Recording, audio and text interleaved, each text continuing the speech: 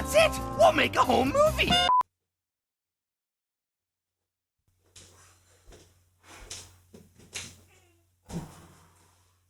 It's not working. There's no decor in this room. I tried putting some up and it didn't work out, so sorry. Welcome, though, to the latest episode of, uh-oh. Is that a man with a microphone?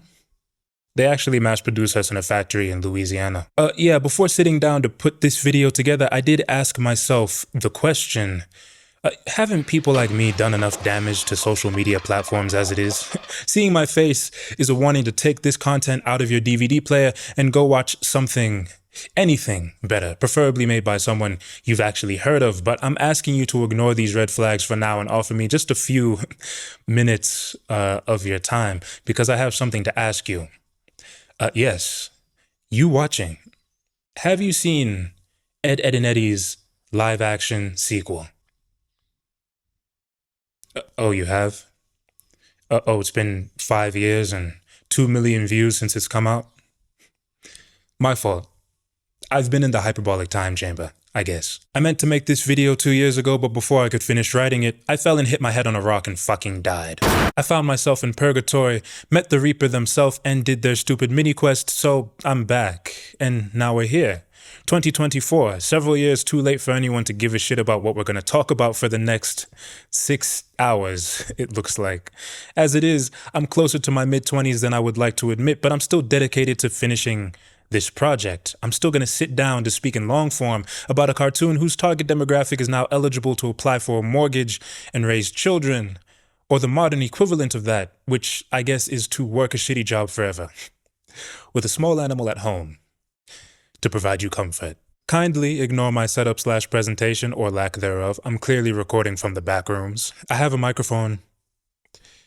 That's all I own. They found out that Ed and Eddy stopped playing on the TV, and everybody's wilding now. Ed and Eddy been canceled for years, yo. That's why I'm confused. Yo, Ed and Eddy has been off the air for some time now. Why is everyone just now?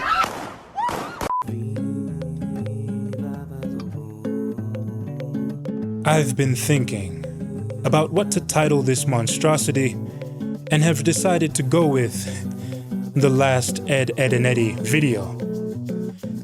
Not actually, but in spirit, because over the next several hours, I'm going to spend every frame trying to earn that title.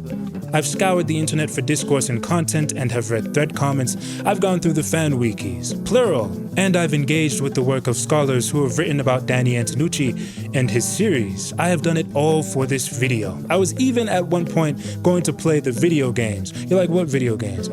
Yeah, exactly. When you need brains, Double D can make things go. And in a pinch, he can pull out his trusty slingshot. That's not happening anymore. It feels like discourse about Ed, and Eddy is dead and ran through in that order, to the point where I used to think that there wasn't much left to say about it. But as I continued to do my research, it became more and more apparent that this was not true. And it also became apparent that I had to be the one, the little nobody who could. I was going to be the one to say pretty much everything that was left to say about this beautiful series. I was going to be the one to make the last Ed, and Eddy video. You know, I've seen the YouTubers talk about the Ed Boys and their show.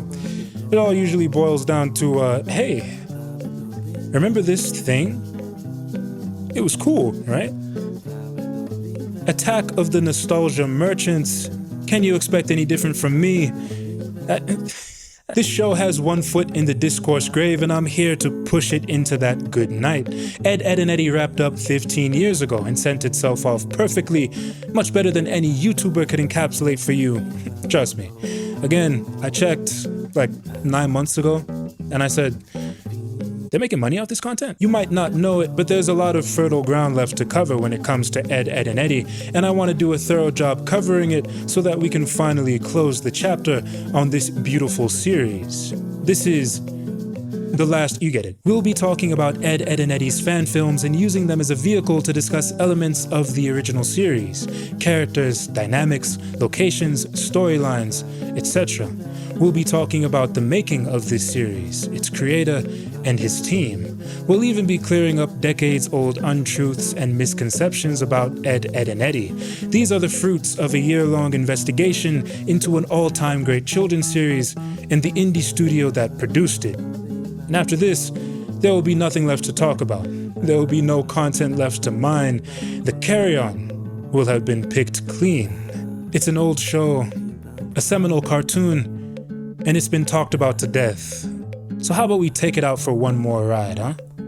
Oh yeah, one more thing before we get started. Let me just say, I know what you're thinking. Who the fuck is this guy? Understandable. Let me introduce myself. Hi.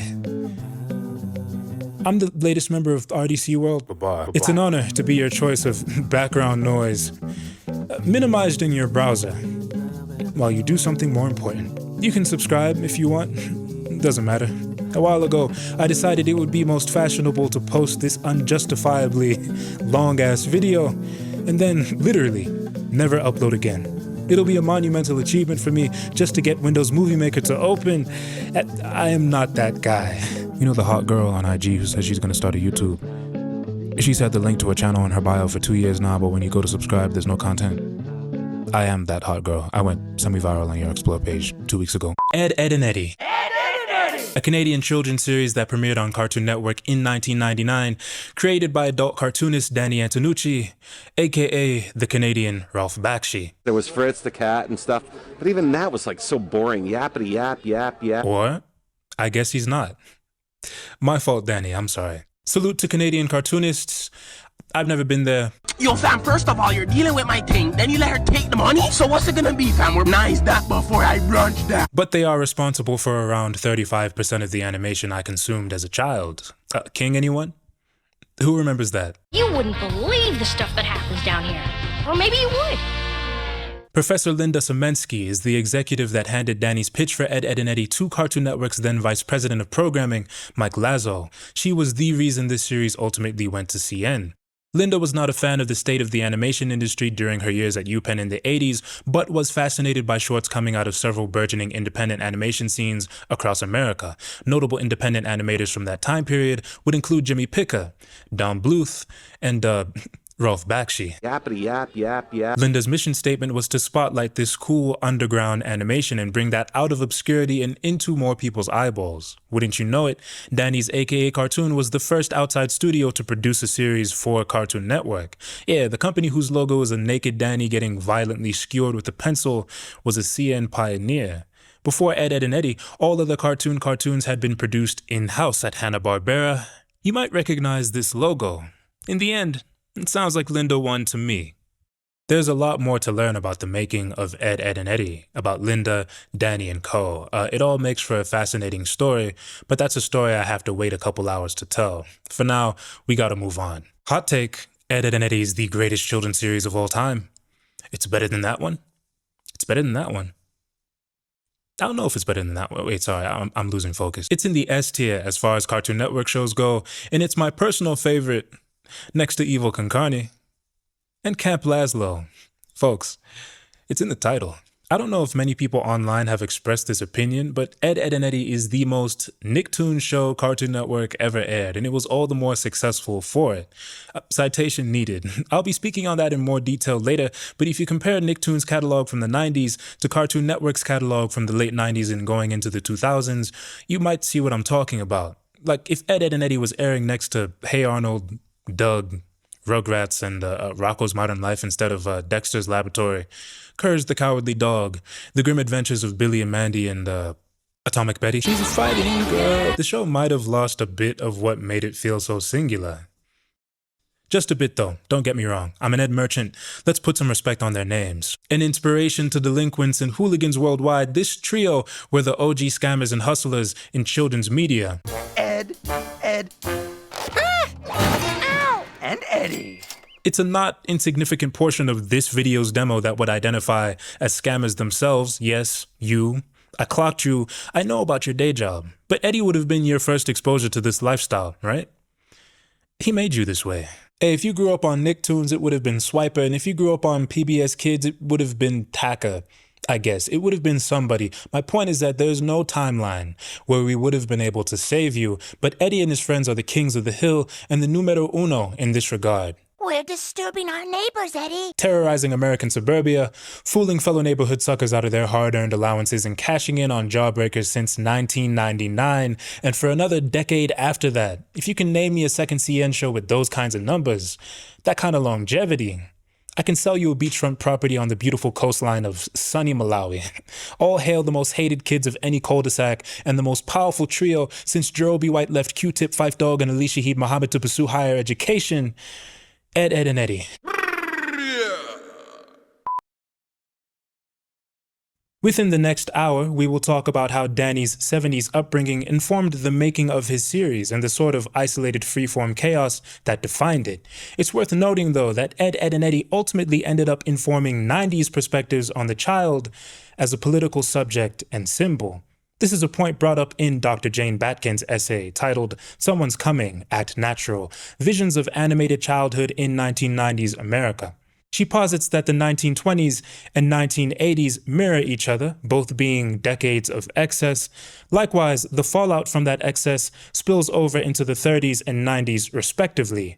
The 1930s and 1990s also each presided over a golden age in animation, and one of the archetypal stars of that second golden age, an archetype that helped to define the 90s, was the dysfunctional and othered child. Think of Beavis and Butthead and Cartman from South Park. Cartoon Network's earliest original programming was also centered around these types of children. Dexter was othered by his genius. The Powerpuff Girls were othered because of their extraordinary powers, but for these protagonists, their social status was low on the list of things to care about. Dexter had robots to build and a sister to thwart, and the Powerpuff Girls had Hellspawn to slay. Ed, and Eddy is a series about outcasts as well, but it actually did, quote, tap into the complicated and real social circles of children in suburbia by dissecting who was in and who was most definitely not, and why, and in doing so subverted the anxieties of parents as the United States fast approached the turn of the century. Ah, the artichoke thickens. Are those the better check your wallet Ed boys? Where? Oh, great. The Ed boys are seen as undesirables by the in-group. They're cursed to the margins of their neighborhood, and they care. Almost every episode of the series is about them either cursing back or trying to infiltrate the group, and almost every episode ends with our trio driving the wedge between them and their neighbors even deeper. If you were the parent of a child in the 90s, then that decade might have been one of paranoia for you, as you were made increasingly aware of just how vulnerable your child was. Cults in Waco, bombings in Oklahoma, cops making life hell, austerity, and the digital epoch leading to the, quote, disappearance or adultification of the child. Much to bite your fingernails about. Batkin notes that Ed, and Eddy, quote, taps into the disconnection of time and the dysfunction of the family unit. The children of the cul-de-sac are home alone, trapped in the loop of an endless summer during who knows what decade, with no parental figures in sight. It's the most vulnerable a child could be in 1999, surely, but the kids of Peach Creek didn't care. Quote, regardless of parental absence during the long, hot summers, the neighborhood kids are only intent on being entertained, launching money-making schemes, and deciding who belonged and who did not. Right? There were in-group Olympic qualifiers to worry about. There was jawbreaker candy to finesse. There were pockets that needed fleecing. 10 hours of hard work, and for what? To fleece the masses. Checks in the mail, Ed. All of this taking place in a world where parental figures could not impose their will or laws onto children because those figures functionally did not exist. It's a bit of a subversive statement, right? The Eds weren't vulnerable children navigating unprecedented times. Ed, and Eddy's block was violent, but, you know, like Bugs Bunny violent. Casual slapstick. Didn't change the fact that these Ed boys were big steppers, world creators, movers and shakers who were mostly only concerned with small but real and universal interpersonal conflicts between them and the kids who lived 6 feet away from them. The three kings of the periphery. Children of the 90s watched the Eds pull a variety of stunts trying to sneak into a party that they weren't invited to and said, collectively, real shit. Hello, goodbye. Hello, goodbye. Rolf! I love this series. I love this IP. Is that the right term? And being in love with an IP will have you doing all sorts of cool and crazy things. I can't relate to a number of fan hobbies myself, like the desire to cosplay, shoot a fan film, go to DreamCon, or maybe that one. But I do think it's dope, truly, to take something that you love and remix it, placing yourself in that context and making that thing you love your own. We'll be looking at a number of Ed, and Eddy related fan works, all films, across the length of this video, and we'll be talking about the different approaches these works take towards remixing the parent property.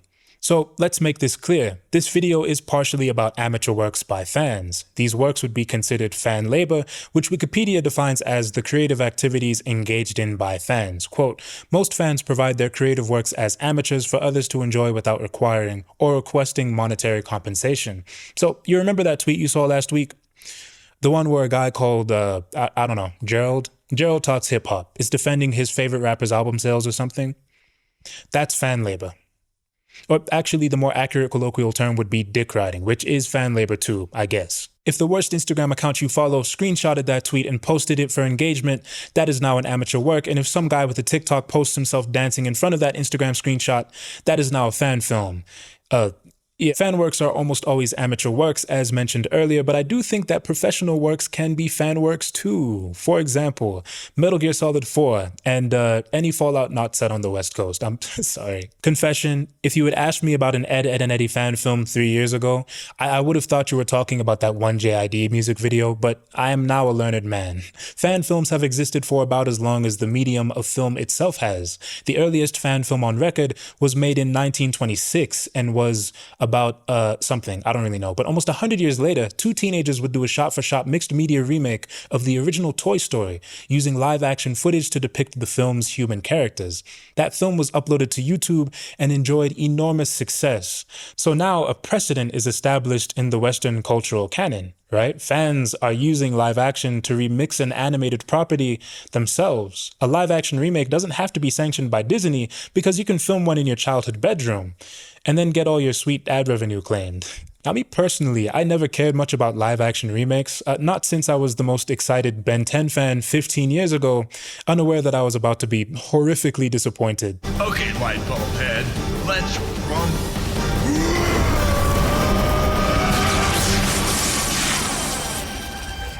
Yeah, shouts out to Ben 10 Rat. A world-destroying picture. I sat waiting for its TV premiere with bated breath, and after suffering through it, the allure of the live-action remake was shattered, that desire was buried, and the thought never crossed my mind again. Animated characters are already real enough as they are, after all. The most real they'll ever be, in fact. And you can get a good approximation in live action, sure, but that's still not really Timmy Turner. You know? This guy's a PDF file, by the way, like a real one. How does a 23-year-old man still manage to stay in the 5th grade all these years? Questionable casting, I guess, in retrospect. Anyway, these live-action endeavors aren't usually worthwhile, in my opinion. They can be enjoyable as novelties, but they usually have to sacrifice a lot of the magic that made the original work pop in the first place. Oops. In Ben 10's case, they didn't even need a live-action movie. It turns out that they were perfectly capable of tarnishing that franchise's legacy without one, which has got to be worth a platinum trophy or something. Let me make this clear, right? We'll be looking at live-action and animated fan films, but I wanted to touch on the former here because I used to think that a live-action adaptation of Ed, and Eddy wouldn't work. Sure, the most batshit Cartoon Network series of the 2000s was actually just about kids causing havoc in the most iconic cul-de-sac in fiction. The Eds are making off with their neighbors' quarters and washing the ill-gotten gains at their local candy store. That is the entire premise of the series. You wouldn't think that you would need any bells and whistles to provide a satisfactory live-action experience. But so much of Ed, and Eddy's magic is in the animation. It's in the edgy art style, the exaggerated expressions, the timing. Danny Antonucci is an old-school cartoonist. He'd agree with me. He'd never want to see his series made into live-action schlock. But this fan film we're about to look at is somehow so much more than schlock. It is poorly assembled, a bit dull and hard to recommend if you have absolutely no interest in the source material, but these quirks all end up working to the film's advantage. This film manages to capture something about Ed, and Eddy that I haven't seen any other fan work capture. That something is related to the fact that this amateur work was produced by high schoolers. children. Danny himself reached out to the once kids who made this film to let them know that it had made its way to him. You know how rare an acknowledgement from Danny is? That man is drawing 24/7 in a bat cave with no internet, probably. But he felt the need to reach out to these particular fans and congratulate them for their hard work. I don't think he did that just because the film was put together by secondary schoolers who were clearly big fans of his. I think there's more to it than that. What is an ad? What are you? What am I? Ed's. Hey, Tim. Hey, you want a big one? You want a big one? This is Ed, Eddy, Ed with 2 Ds. What do you guys do? Mostly we hang out in the treehouse. Yeah, and eat jawbreakers. We always wanted to make a fan film of something, and then this was our last chance, you know? And we didn't let this opportunity get away from us, you know? So, like, this is our heart and soul in this movie. This is Another Day, Another Ed, produced by Loon Lagoon and written and directed by Preston Cornelius, who plays Eddy in the film. He was in high school at the time. The name Another Day, Another Ed references the saying, another day, another dollar. I know I'm preaching to the choir, but bear with me. Most episodes of Ed, Edd and Eddy reference an idiom in their title, except they'll replace a word in that idiom with the name of our favorite cartoon oaf. The episode name, Out with the Old, In with the Ed, is taken from Out with the Old, In with the New.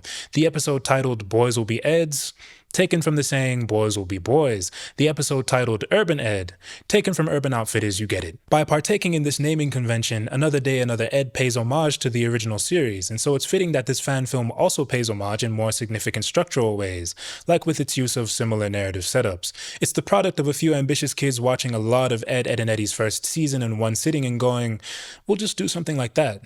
It is Loon Lagoon's retelling of the Ed Boys' story via live action, and so it becomes a snapshot of almost everything the average fan would remember about Ed, Edd and Eddy.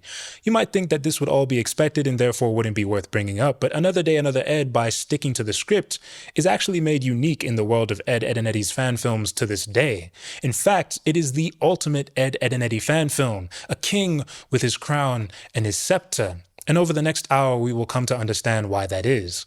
We will also be taking multiple detours to talk about characters and canon, so if you're unfamiliar with the series or want to jog your memory, this is the segment for you. And if you just want to hear me rattle off the plot points of some forgotten fan film that came out years ago, then no you don't. Babar is a reaction channel now. Yeah, this video has a bit of everything. Let's check out Another Day, Another Ed. What the fuck? What the fuck? That was crazy. No, I'm just kidding. They didn't use that audio. The boys did their thing with this intro though. They did. I had fun. You know how hard it is to find a green screen? This is an indicator of the kind of effort these kids are going to put into the next half hour.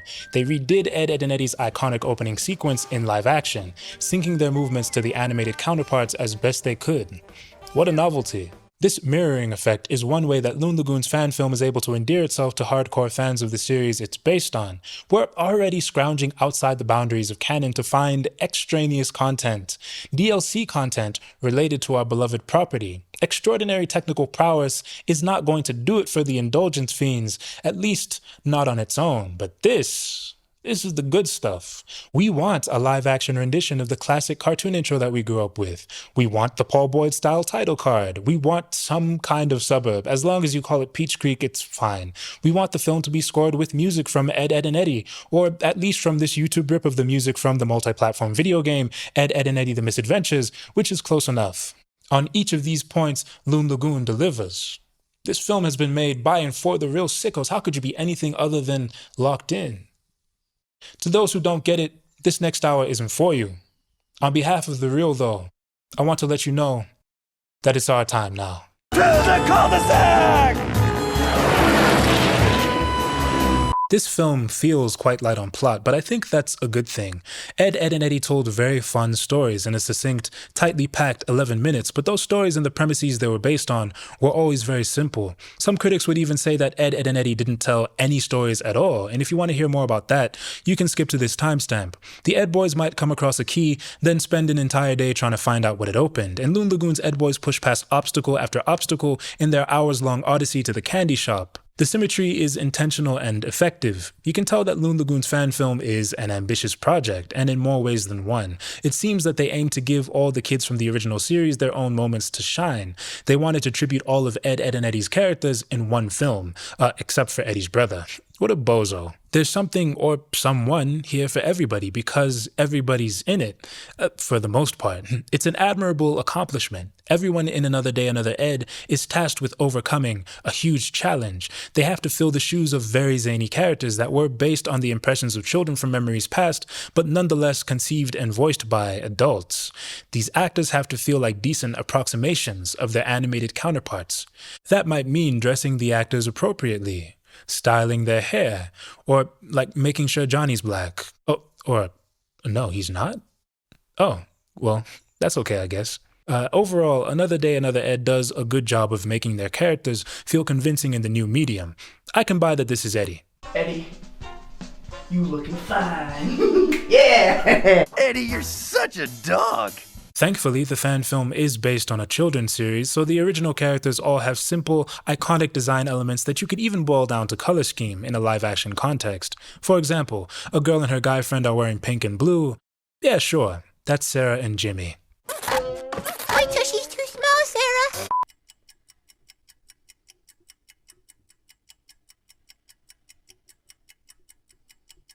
We're at ground zero with the Ed boys as they prepare to take on the day. The fan film eases its way into being a typical Ed, and Eddy story by about 2/3 of the way in, but usually we'd start an episode with the Eds together and already in the midst of some kind of action. The moment you've been waiting for, it's the Flying Eduardo Brothers! Things would then go haywire, setting the stage for whatever story we were actually going to see in the episode. Fortunate for us, they didn't ask for a refund, Eddy. Like they'd get it. We'll need it in order to pay a repairman to fix his teeter-totter. Double D! You're a genius! Everything breaks sooner or later, and we can fix it! For a token fee, of course. However, this is a 30-minute live-action movie. It's a smart choice to reintroduce the Eds to us in this new context from what feels like the absolute beginning of the narrative. By the time the story really starts, we're already used to them. Plus, there's an inherent novelty in the live-action aspect as it is. You might be paying attention to how these characters are styled, how they move and speak, and comparing it to what you remember from the original show. It's nice to have these moments unobstructed by distracting action or story, and vice versa, in my opinion. Starting us off with Double D is important. The first character we see in the original series is Double D. Ed, and Eddy opens on his bedroom. Remember, Another Day, Another Ed works to endear itself to its audience through mimicry. This mirroring effect also acts as a reset button, signaling to the viewer that they're about to embark on a new kind of journey, familiarities aside. We're literally starting from the beginning again. It's a remix. So Eddy's monologuing in the mirror like this is Raging Bull. Ed snores the day away while Nosferatu flickers on his TV. That feels like something he'd be watching. Look at all these videotapes! What's with this guy? It's all fun character stuff that we get to see in the opening 5 minutes. I'm reminded of this scene from Ed, and Eddy's first episode, The Untouchables, where the Eds are running through a gate. I see engagement farmers post this clip on Twitter all the time, so I'm sure you've seen it. Eddy, the scamming opportunist, circumvents the gate. Double D, the law-abiding, principled goody two-shoes, opens and shuts the gate. And Ed, the aloof boy who lives in his own world, creates a path that no one would have otherwise thought possible. Simple, brilliant characterization. The show's intro offers another example. Here's another one.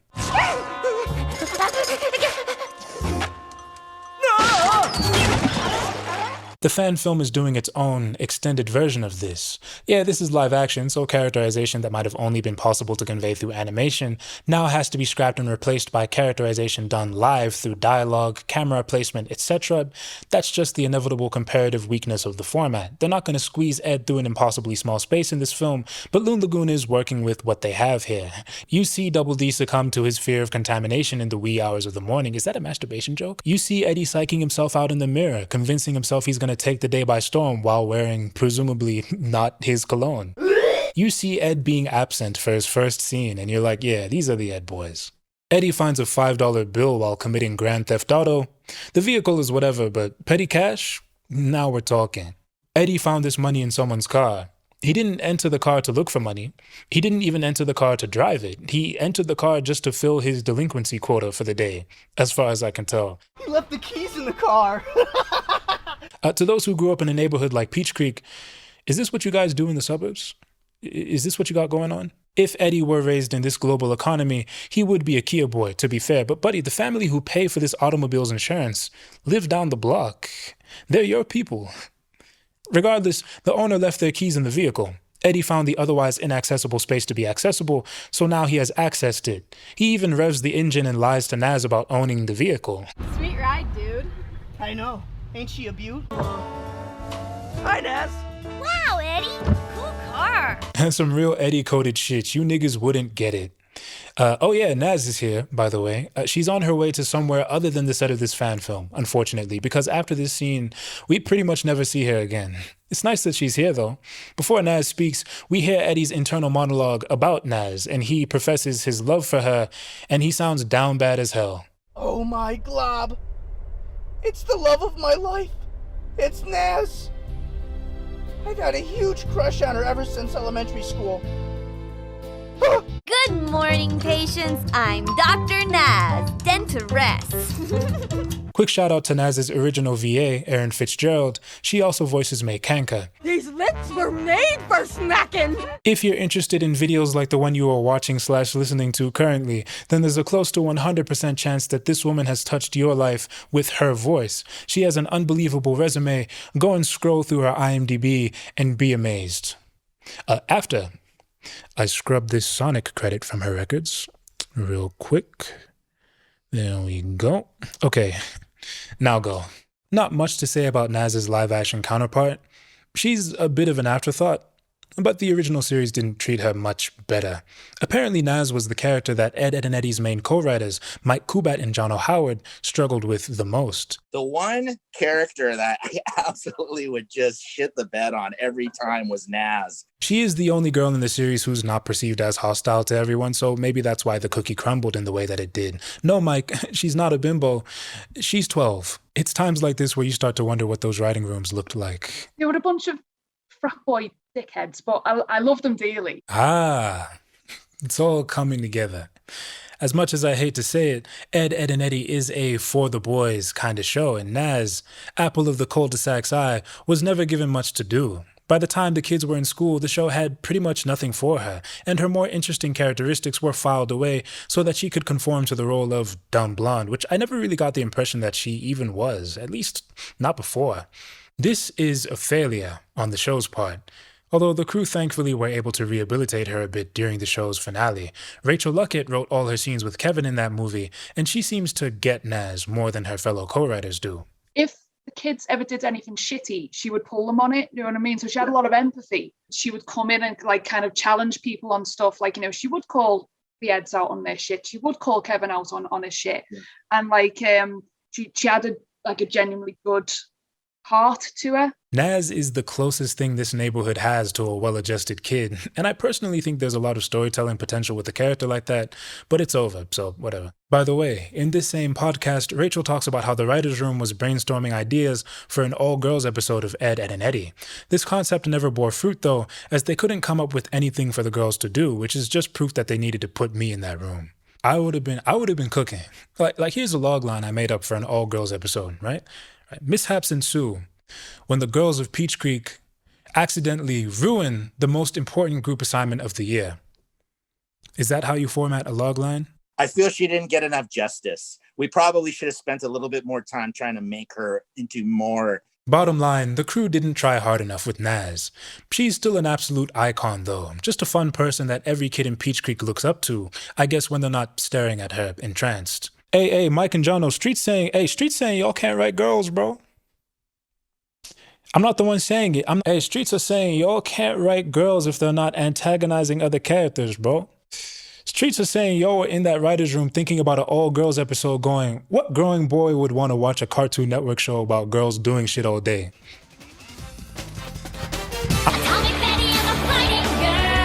I'm ribbing Mike and Jono because they wrote on Atomic Betty too. Actually, you can go on Mike Kubat's website and read real scripts he wrote for that series, so check his page out if that moves you.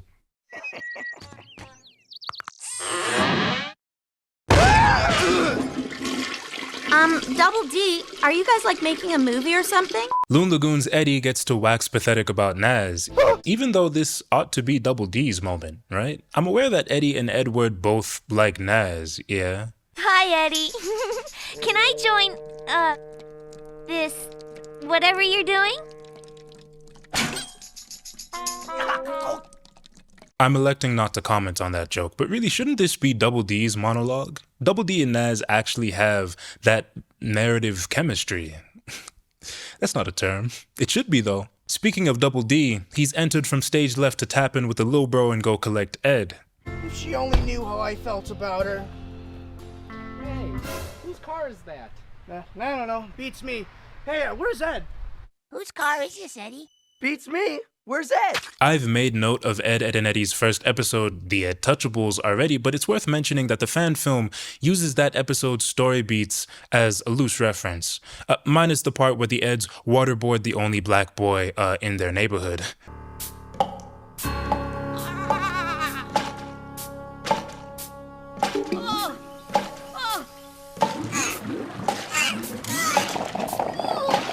Peach Creek is a sundown town.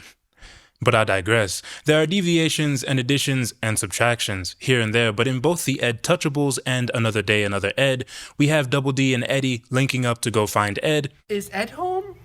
Hold on. Then having to deal with Sarah and ultimately making their way to the candy shop.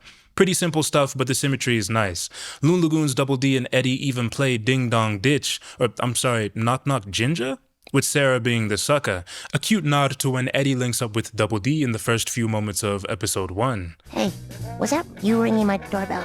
The fan work is set in the Eds' last year of high school, so Eddy's just been doing this for years with various neighbors, and it's likely everybody knows it's him. Maybe that's why the cul-de-sac still hates his guts. What do you losers want? Although that's interesting. We'll see evidence of this later, but the Eds are actually treated with hostility by a few characters in Another Day, Another Ed, even though that shouldn't be the case in a sequel to Ed, Ed, and Eddy, right?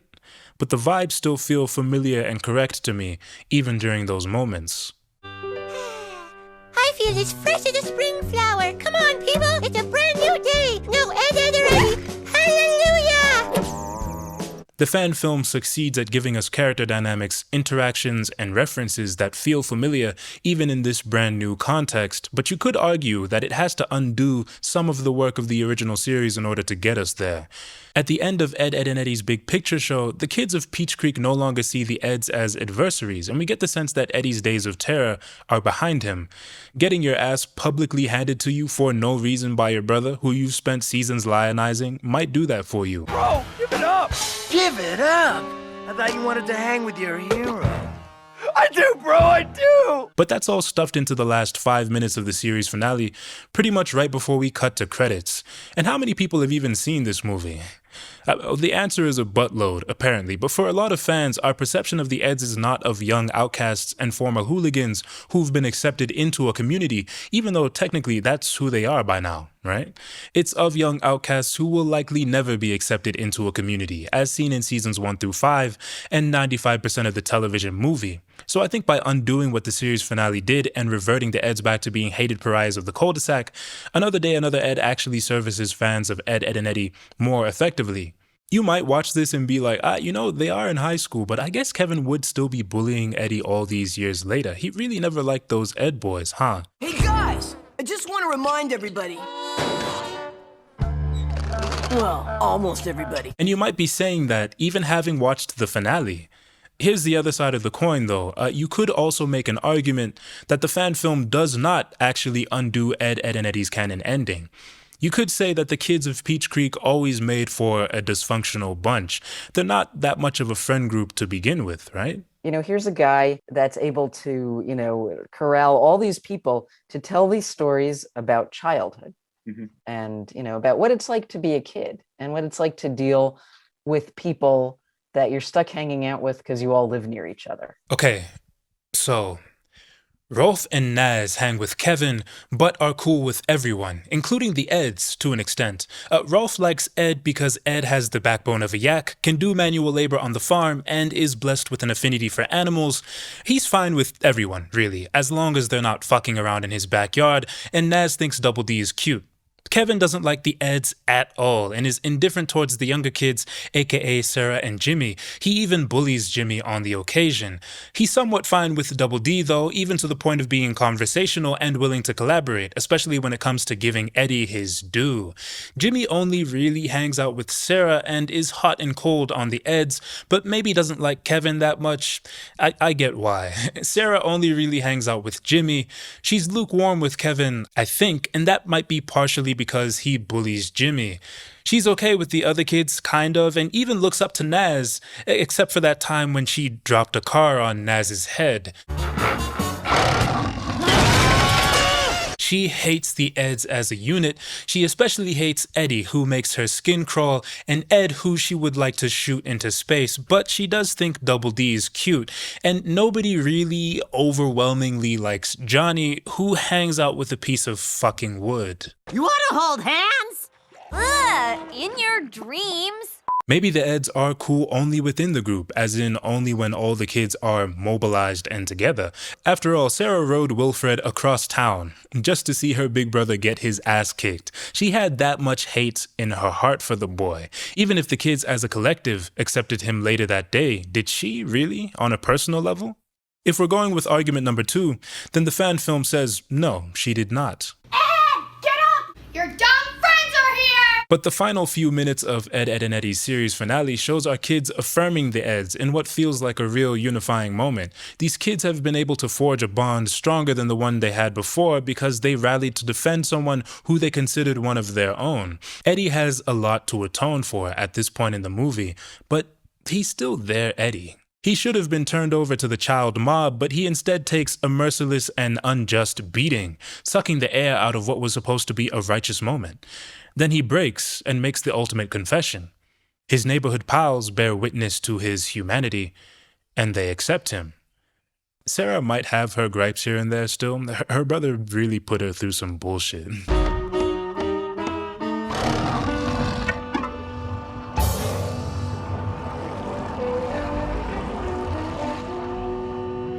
But I would like to think that, in canon, the children have been able to work out all their differences in the end. Of course, this is a fan film, so all this talk of canon can be thrown out the window. Let's watch Ed run up this provocatively lit staircase. Ed? Yeah, Eddy? As much as I really love the smell of your stinky pits, can you let go of my head now? I'm so glad to see you, my little buddy. Ed, as much as I love the stench of your armpit, let me go. It's here that I'm noticing they put Ed in the unibrow. Eddy wows the boys with his $5 bill and lies about where he got it. He says his grandmother gave it to him. Eddy doesn't really need to explain how he came into all this wealth, though. His friends don't even ask him where he found the $5. Eddy just volunteers the lie, which, yeah, reads to me as something Eddy would do. What are you gonna spend it on? You know, I was just thinking we could take a stroll down to the candy store so we could get some Jawbreakers! For the sake of the story, though, he lies about this now so that he can fess up to the boys later in a tense scene. We'll get to it. For now, the boys hightail it to the candy store. Victory's in their sights. A lot of shows work this way, so you end up doing these things called walk cycles, and it's just pencil drawings, animated, of the characters doing different walks. And it was important for me to capture. You should watch and see if you can notice that, because all the characters move differently. If we're talking about hightailing it, we gotta go on this detour. a.k.a. Cartoon spent a lot of time ensuring that their characters' personalities translated through their movements and physical behaviors, as well as the dialogue. From walking to runs, to stopping and turning around. The crew were very serious about this. Ed, Edd and Eddy is a show where certain characters blink in their own unique way. The Eds have been given the most iconic moveset, as is fitting. You see them running around the cul-de-sac once, and you never forget what that looks like. They have so much personality and communicate so much while in motion.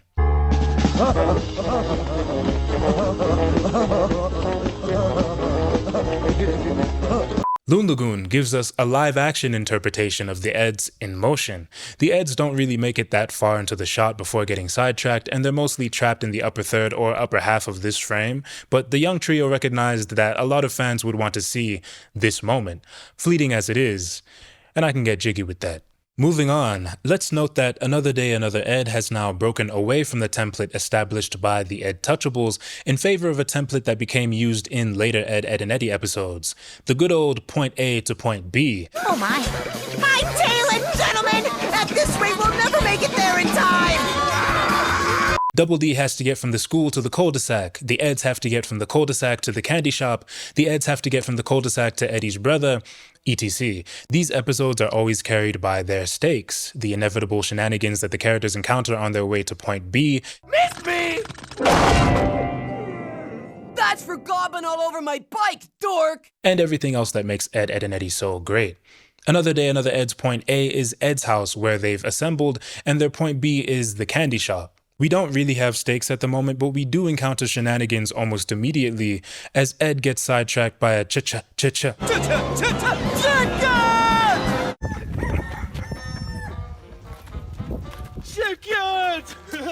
I love chicken! Hey, Blockhead! We have to get us some jawbreakers! As you might imagine, Ed's little detour is leading us to an encounter with Rolf, the god himself. Chicken! Oh, hello there, Ed boys. Would you like to join me for lunch? Yeah, right. Hello, Ed boys. Would you like to join me for lunch? Yeah, right. Rolf offers the Ed boys lunch. He's so sweet. Who on this cul-de-sac could boast of a fiber more moral, a character more upstanding, and one-liners more prescient than that of our humble son of a shepherd? There's a reason this vaguely European weirdo is Danny's favorite character. All he does is make merry with Nana and toil away on this strange foreign land, and then you cause minor issues on his farm and he beats you to within an inch of your life with a giant fish. He's on the red meat diet, so any proclivity for anger stems from him being severely backed up. Who's up for a dog? Yeah. Huh? Your puny wieners are no match for Rolf's hunger. How long's this cook for? Forgive the boy, but in a neighborhood where everyone has problems with someone else, Rolf remains steadfastly upright and earnest to a fault. For the most part, he refuses to let American suburbia break him like it has broken most of his neighbors. He is a friend to all, as he knows what it's like to be cast adrift in a foreign land. He knows the pain of loneliness. But Rolf has made something of himself in the land of opportunity. He's found his people. He struggles with certain customs. He has a tough go at it in school, but he's acknowledged not just by his neighbors and peers, but by fans of Ed, and Eddy. Poll after poll shows us that he's the most popular character in the series. And he deserves that, even if he never did deliver a good 65 to 70% of the greatest one-liners in the history of children's television. The fan film itself acknowledges that it's better off with him in it. Can I have a bite of your sandwich, Rolf? Anchovy paste. 1952. A fine year. Hail to the anchovy. Rolf respects the stench. Loon Lagoon's Ed here is getting a bit too curious about Rolf's bird, so Rolf runs off to discipline the foolhardy Ed boy with a shoe. It's better than a fish. He tells the Eds to buzz off. They comply. Unbeknownst to them, their luck is about to run completely dry as Kevin makes his appearance, stumbling upon the boys on his way to fuck knows where. Where's Kevin ever going? It's Kevin! Oh no! Kevin is about to bully this trio, provide us with our stakes for Act 3, and leave $5 richer, never to be seen again. All that in 1 minute of screen time. That could be edited down to 30 seconds if you cut out all the time it takes for him to bike up to the camera. Simply put, he's the god of this making problems shit. Good day, class. Our subject for today is Kevin. Kevin is a young man filled with contradictions. Kevin. All belong baller, jawbreaker journeyman, two-wheeler gearhead, and Hall of Fame fumbler of middle school girls, Kevin. That's what I think of your stupid bike! I just don't get her, man. I'll lay it out for you. Kev is the group's de facto authority figure. He's its voice, even its connective tissue at times. It's often his own, sometimes justified paranoia that drives the other kids towards one another, the in-group, and away from the Eds, the out-group. Cool things are always happening at Kev's house, and if you're invited, you'll want to be there, even if the event's not your cup of tea, because everyone else is going to be there. Were it not for him being a complete dickhead, Kevin would have almost too many redeeming qualities for a show like this. He's generous, he wants people to come together, and he has really simple and endearing motivations. He wants to take care of his bicycle, woo the girl next door, and hang out with his immigrant friend. This would put him in the top single-digit percentile of suburbanite spawn. Kathleen Barr is an incredible voice actress, and I don't expect anyone, much less kids doing this as a labor of love, to play Kevin like she does. Yeah, you do Kevin, yeah, right. No, dude, I totally do. However, I am a bit disappointed that Loon Lagoon's Kevin says dork here, like it's just another word. Where you dorks going? That's literally his word. Kevin wields that word like it's Excalibur. Basinga? No, sorry, that's a worse reference. Like the Omnitrix. Nobody in the pantheon of entertainment has been able to make that word their own in the way Kevin has. Thanks for dorking up an otherwise dull day. Eddy just talks in dorkinese. If it wasn't for you, I'd be swimming in Jawbreakers right now. I have no idea what you're dorking about. Oh, you know what I'm dorking about. Moby Dork is mine! Nice catch it! Dork! Dork, dork! Dork and dorky dork! Man, that felt good. Nice jacket.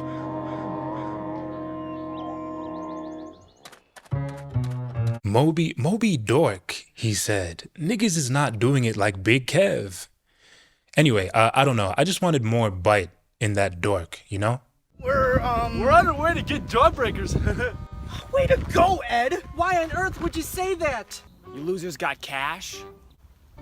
No, Eddy has $5 he got from his grandma. You've got to be kidding me, Ed! Seriously?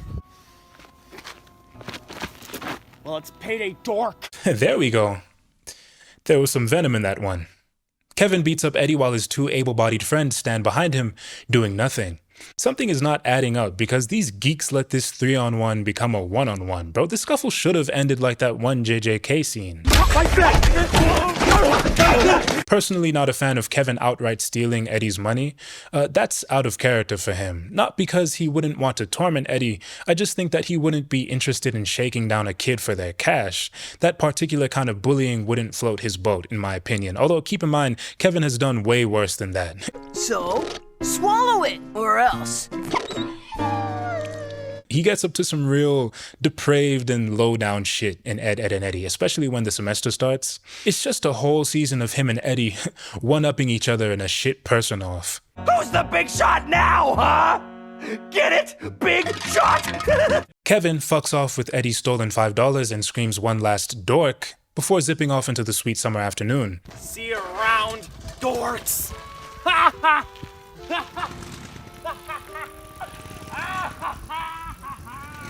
His dad's got a nice gig over at the Jawbreaker factory, and he's never wanted for cash, but sometimes it's not about want. Sometimes it's about hatred. Kevin's returning from whence he came, so I guess whatever objective he was headed towards originally has been rendered irrelevant due to his acquisition of $5. Like I said, the god of this shit. Thanks a lot, Ed. What? What did I do? Eddy's mad at Ed for not picking up on the right cues and giving Kevin too many deets, but he should be upset with both his friends. You're telling me Double D couldn't even muster a collar-tugging "excuse me, Kevin," while his friend was coughing up the contraband? Alright. And Double D is upset at Ed too. The audacity. Fuck out of here, Edward. Everyone is upset because their candy shop plan didn't work out. Ed's having a fun time though. Alright boys, let's be serious, right? It's 3 of you and 1 of Kevin. Stop this moping, go find him, and get your lick back. That's how we supposed to be. Y'all ain't trying to get no money though. Eddy's trying to pick a quarter off the ground, but it's stuck.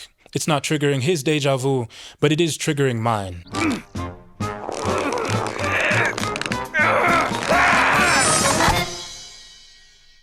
Keep this moment in mind, by the way. I can't believe it. We were so close to finally getting Jawbreakers.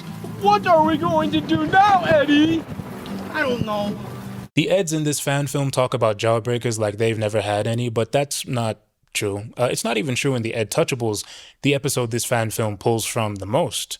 What is true, though, is that we as fans haven't really gotten to indulge in them enjoying those Jawbreakers. There's always a gag or unfortunate circumstance or lack of screen time that gets in the way of us seeing the Eds revel in total victory, and that's why it feels like they never actually reach that pot of gold at the end of the caramelized rainbow.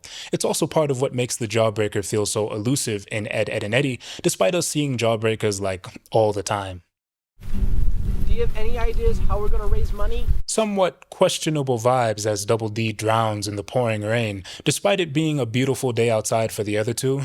The channel Awesome Color Grade makes a good effort, but ultimately cannot conceal that perfect summer sky. Okay, so we get there, and Steve was like at work or something. He was running late. So we were already there, and so I'm just like, we'll just shoot Ryan stuff, you know? This is Ryan. So I start filming Double D stuff, and then it starts raining. Like, it starts pouring.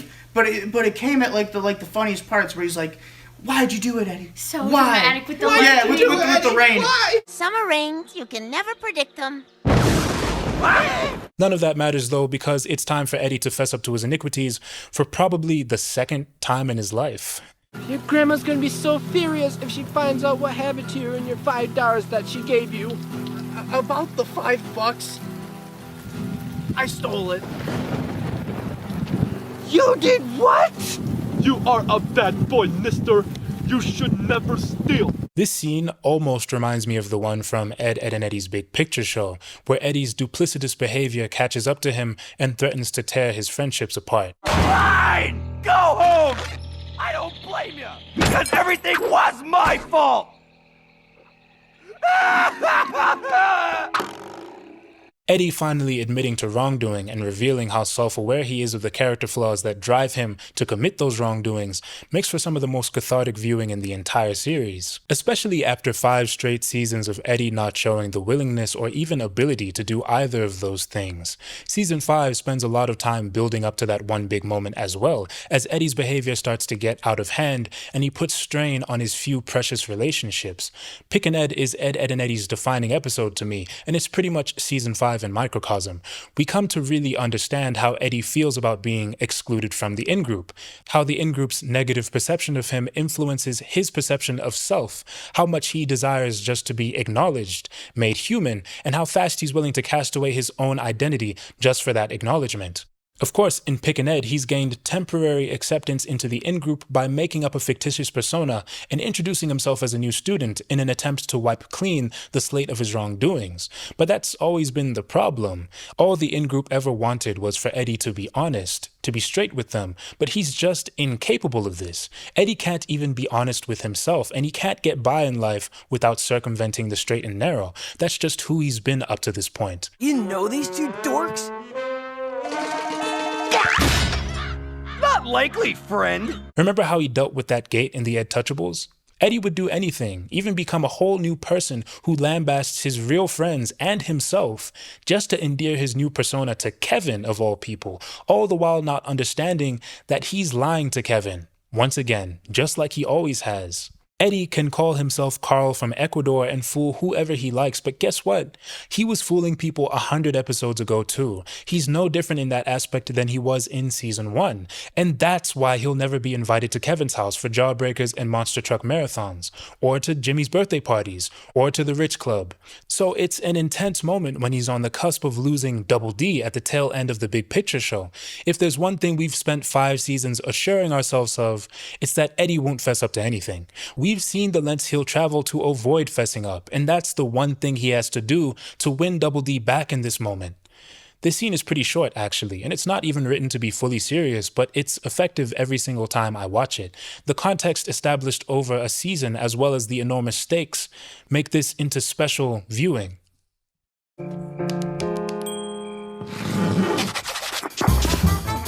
rocks. Another Day, Another Ed doesn't have anywhere close to the amount of advantages Ed, Edd, and Eddy does, especially in terms of screen time. We have 30 minutes in total to work with and a laundry list of important objectives to complete. Low on that list is making the lie that Eddy tells about this $5 bill he stole really mean something. Fessing up to anyone is almost out of the question for Eddy, so this is a moment, no matter how you write it. It is a moment that has arrived a bit too late, though. Kevin has already absconded with the Jawbreaker Fund, about an hour past the point where a confession would be warranted. Because Double D and Eddy weren't unknowingly complicit in stealing the money, and because they didn't benefit from the money in any way, and because the trio doesn't have a way to access or return that money, no one has skin in the game anymore. About the $5, I stole it. You did what? Nothing is really riding on Eddy's confession this time. He's only coming clean because things didn't work out and he has a guilty conscience. You could reason that his friends wouldn't go to the candy shop with him if they knew that money wasn't his, but they weren't curious about where he scored the $5. They were just excited to nurse their sugar addictions. Whoa. My grandma gave it to me for my birthday. Cool. That was very nice of her, Eddy. Eddy lied on his grandmother out of compulsion, and he told that lie to his friends because he's a liar. He hasn't grown at all, and that's neither here nor there, but I do think his friends should have had questions for him when he busted out the $5, especially Double D, who saw Eddy jump out of a car that didn't belong to him. Loon Lagoon's Double D is a passive agent. He really doesn't have that much input or presence in the narrative at all. Edward is the Wozniak of the trio, right? He takes Eddy's big ideas and gives them form, makes them manifest, but he's also the moral compass and agent of righteousness. He brings some balance to the trio's chaotic alignment and tries to suppress Eddy's most craven impulses. Loon Lagoon's version of the character doesn't serve either purpose. I think leaning on Double D's sense of duty would have given him more to do and also would have added weight to Eddy's confession. Just having him be suspicious about Eddy's story and pressuring him to fess up would have done Double D narrative wonders, but I'm no script doctor. Then why did you do it? Why did you do it, Eddy? I did it because I saw the opportunity. I just wanted to finally get us some Jawbreakers. We work so hard, but we always fail. I knew how bad you guys wanted them. I just wanted to make it up to you both. I appreciate your honesty, Eddy, but you shouldn't steal. We are listening to Eddy give his motivation for walking the wrong path. Seems like he wanted to right a wrong from the original series. The Eds didn't actually always fail to procure Jawbreakers, but as mentioned before, it does sort of feel like they did, and so it feels like Eddy is justified in the phrasing. It reaffirms his connection with his friends as well. That's a rarity for Eddy, and he's so direct here. Outright saying that he intended to do a good thing for his pals is huge. It's maybe the most endearing moment in a film that's been designed from the ground up to endear. It's evidence that the trio's relationship has only deepened since we last saw them on our television screens. We could get into whether or not Eddy's confession would be more poignant if he didn't elect to tell that lie in the first place, but we should move on because Double D is still getting rained on. Who was it this time? Just Jonny. Our trio is trying to think of new ways to make up the money they've lost when Jonny interjects. He's played by Loon Lagoon's camera op, I'm pretty sure, so shouts out to him for pulling double duty. We'll shoo the elephant out of the room while we still can. Jonny's not black. Say, what's wrong with you guys? Now, if you're a fan of Ed, Edd, and Eddy and also of the dark skin persuasion, but also if you're not, hit that subscribe button, kinfolk. But you probably didn't know that there are actually fans of this show who don't think Jonny's black. I actually didn't know that until I started writing this script. It was always just my innocent assumption. What's that? Plague says take a hiker, we'll call the cops. To be clear, I think it's fine that Jonny's not black in this film. It's funny. Like, who? Oh, that's Jonny. But it's fine. This was clearly much more of an access problem and much less of a we don't want to cast a black Jonny problem. Now, the filmmakers who made Another Day, Another Ed do think that Jonny's black. I know this because, well, we'll get to that. But back to my black cartoon fans, right? It's likely that you, like me, had no idea that this was a controversial topic in the Ed, Ed and Eddy fandom, or maybe you did, but... I'm sorry he's not dribbling a basketball or wearing J's. Honestly, what more proof do you guys need?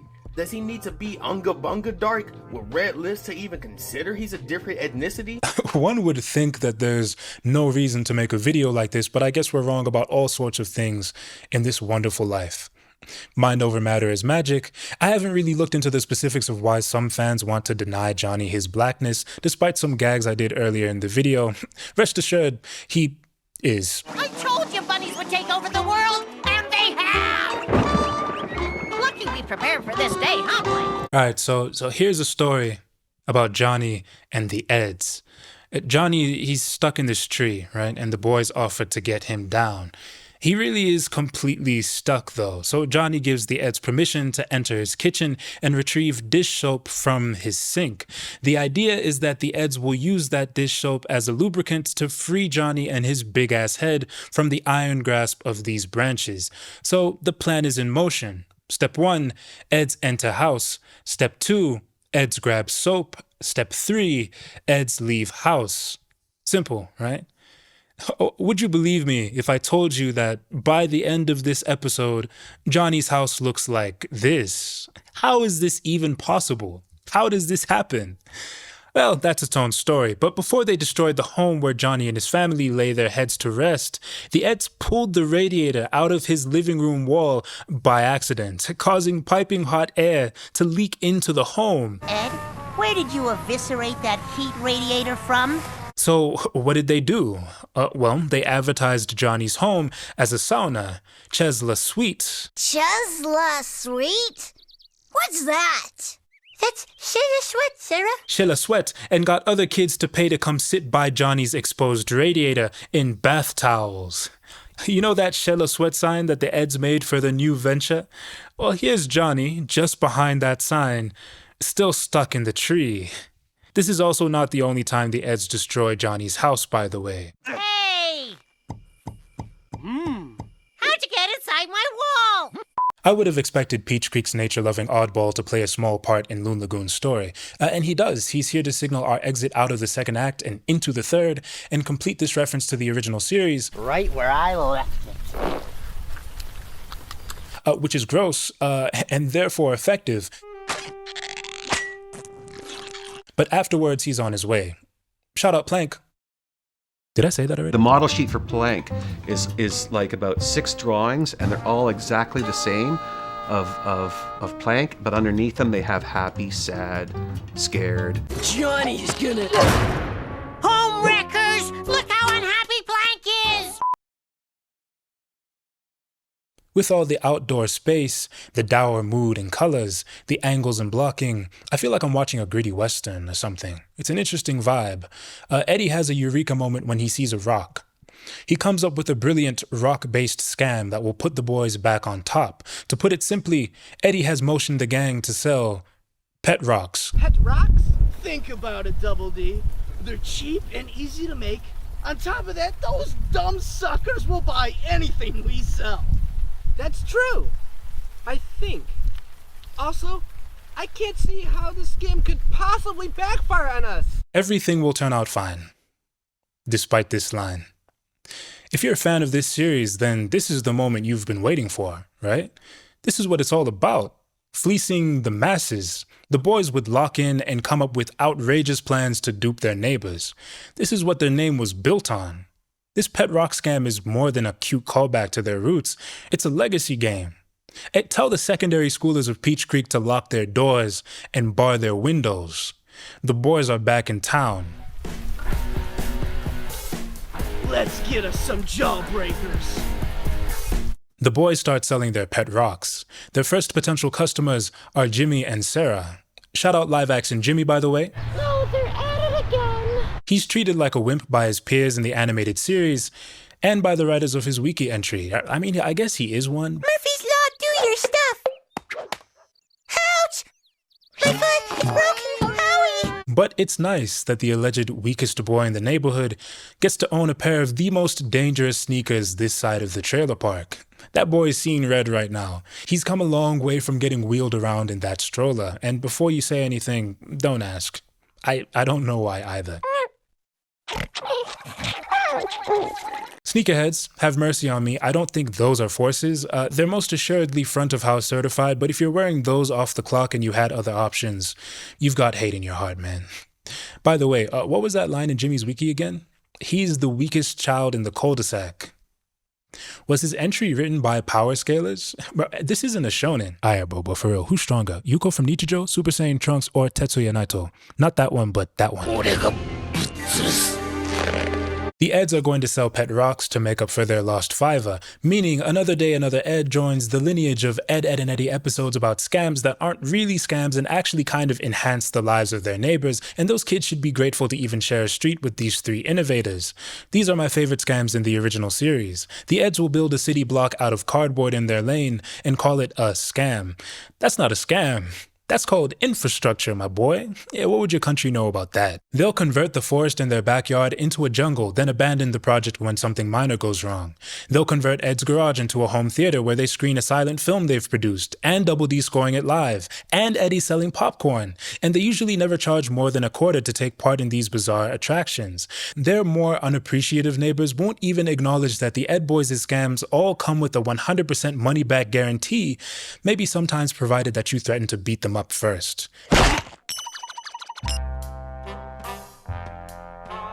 When the Eds aren't ruining their neighbors' lives, they're hustling backwards and coming up with wacky ideas that should bankrupt them, all for a measly handful of quarters. Quarters they surely don't even need. You could tell these kids aren't ever breaking even, and yet they generate scam after scam, episode after episode. As a kid, I watched Eddy pull out a baguette and Chinese food to bait Kevin into giving him 25 cents. Meanwhile, I was thinking, Chinese food? Damn, the suburbs got everything. The Eds don't spin childhood ideas into wonders of the world just because they aspire to wealth. Although, you know, Eddy is a bit different. We're gonna be rich! They do what they do because they're just about it.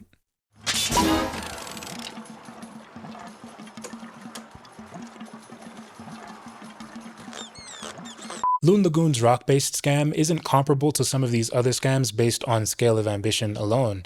How could it, given that we're constrained by the live-action format? What these scams do share in common is neighborliness. Yeah, neighborliness, a quality that eludes the Eds for most of the series. The Eds aren't ruining anyone's day by selling pet rocks. Nobody has to lose in order for the Eds to make their $5 back.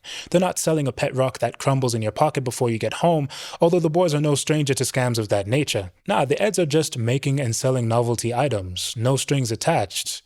This time. They're skimping by using bubblegum instead of superglue to paste the rock's eyes on, but if it's gum from Jonny's plug, I think those eyes will remain set for a very long time. I can't see how this scam could possibly backfire on us. The reason Double D says this is actually because they're not selling pastries with bowling pins in them, selling imaginary friends to kids who might need a real one. At Ed's friend store, your new friend is carefully chosen. Crashing a makeshift bus with all of their classmates in it, or wiping a small section of their neighborhood off the map with an explosion, or whatever they did here. The boys are just selling pet rocks. If someone doesn't want them, they can elect not to buy them. A foolproof idea. Oh, it's foolproof because it's as innocent as putting up a lemonade stand. By comparison, Eddy's antics in the original show make him eligible for a RICO case. Selling pet rocks, though, is the perfect scheme for our live-action Ed boys. It's easy to plan for and shoot, and is right up their alley anyway, juvenile as it is. It feels like a scam that we'd open an episode of Ed, and Eddy's first season with. Plus, it's a feel-good moment to have the boys hustling again like they never lost a step. Yeah, the kingpins of illicit suburban activity have been out of the game for a few years, but they're about to take their rightful places on the throne for one last job. We were flying the sails at half-mast just a few minutes ago, but Eddy, a.k.a. Mr. Bounce Back, has come through in the 11th hour. Jimmy, it's good to see that you finally got your braces removed. Jimmy seems to think that Double D is shading him with that line, so I guess he never forgot about the boys who put him in that headgear in the first place. Pet rocks? How much? Sarah is skeptical of Eddy's new venture, as would be expected, but Jimmy wants to buy a pet rock, so she caves and follows suit. And that's it. This operation turns out to be a complete success with no caveats, which is almost disarming, isn't it? Things don't work out for the Eds. They try, they overextend, they fail. That's the story of their life. In canon, the fan film chooses to subvert this narrative because it loves its characters. Another Day, Another Ed is an Ed, Edd, and Eddy story, but it asks, what if things turned out okay? Just this once. So Eddy manages to get through a conversation with Nazz. Sarah doesn't beat the boys up for playing tricks on her. Kevin steals Eddy's money, yeah, but the Ed boys are about to make all of it back with no conditions or collateral, and Eddy was able to verbally reaffirm his relationships with his friends. They didn't even really scold him for being a kleptomaniac. Everything worked out this time. Way too easily, yeah, but that's what fan works are all about, surely. This one. From now on, I'm calling you Rocky. Let's go play Captain Melonhead. You can be the bad guy, Rocky. Johnny running off to play Captain Melonhead hits a lot less hard when a non-black actor is performing the role, and I mean that in a good way. Obviously, I don't know what Danny had those boys cooking in the studio.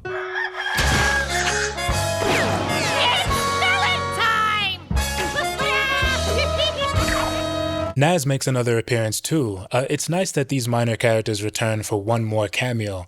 Although seeing Nazz and Sockhead in the same place makes me laugh, Eddy totally stole what should have been Double D's moment with Nazz. In fact, Double D was in the area at the time of this conversation. But even when he and Nazz are in the same shot, we get no reaction from him.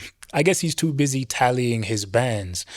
Nazz leaves. Double D looks directly into my soul, then starts counting his money. And we actually end up with more cash on hand than we started with, so we completed the main mission and the hidden side mission. I want to take a victory lap as much as the next guy, but this is starting to bug me a bit. The Eds escaping the scene of the crime scot-free is not sitting right. Something has to happen here, because it's the Ed boys. Something always happens here. In the fan film's case, they've got access to a handful of problematic sisters who are ready, willing, and able to make something happen. We are finally gonna taste the jawbreaker at last!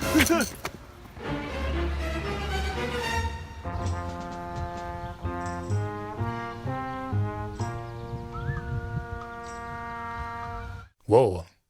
Maybe this is a Western. Enter the Kankers! Kankers! Every man for himself!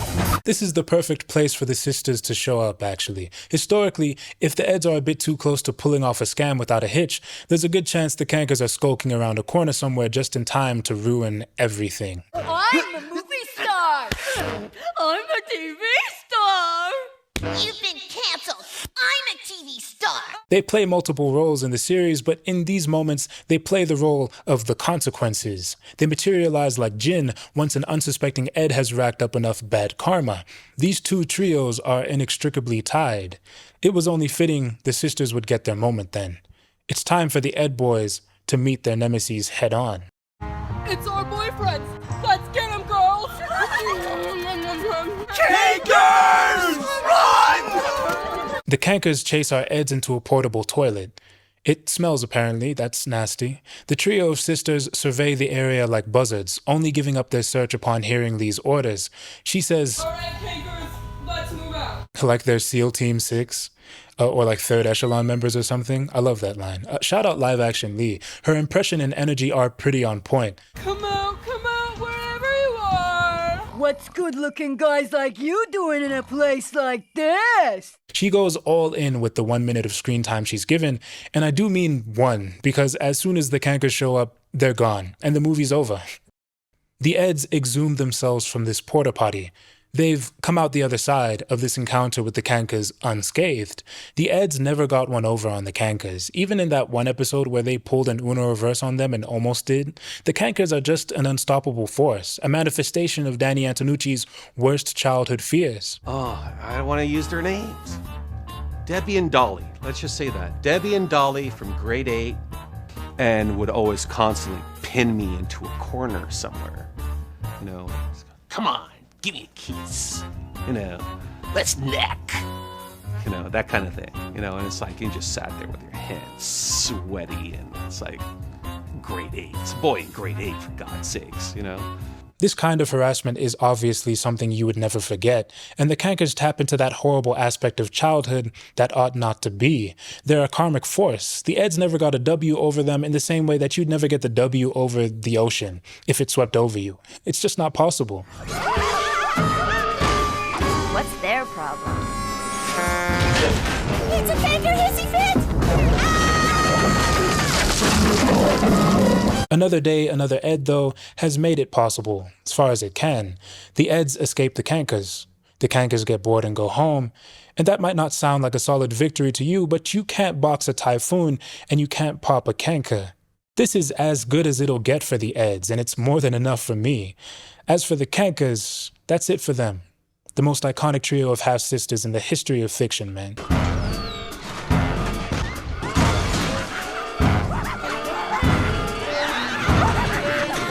Our boys get their jawbreakers. Again, we've seen the Eds eat jawbreakers in the past, but usually not without something going wrong, or the situation being a moral quagmire, or the episode cutting to something more important.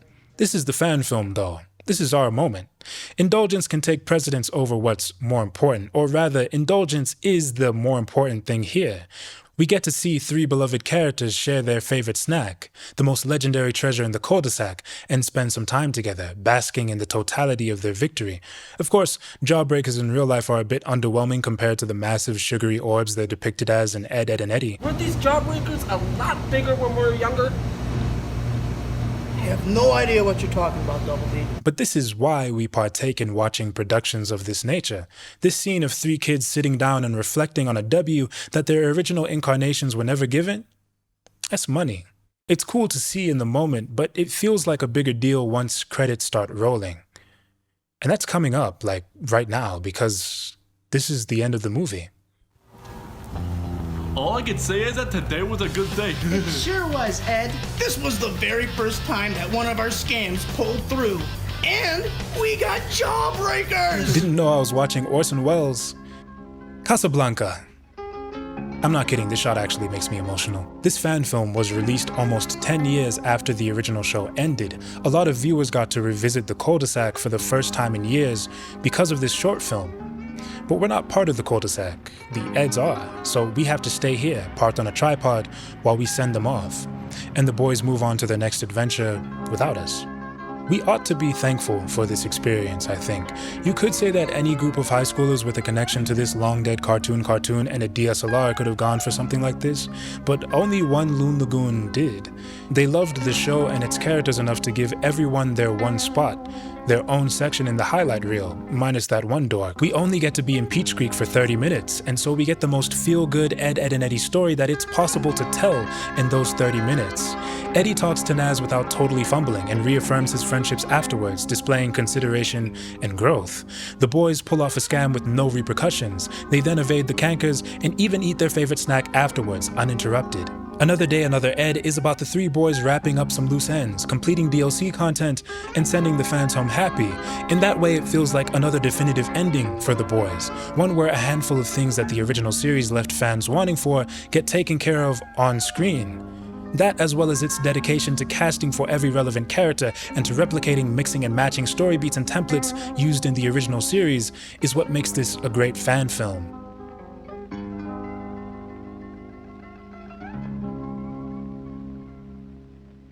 This is our heart and soul in this movie. Especially, we loved Ed and Eddy, and which made it all but more easier to the banking, you know. What makes this the ultimate Ed, Edd, and Eddy fan film to me is something very simple. It's the supreme youthfulness this film captures. That's what Ed, Edd, and Eddy is, after all. It's a snapshot of suburban childhood.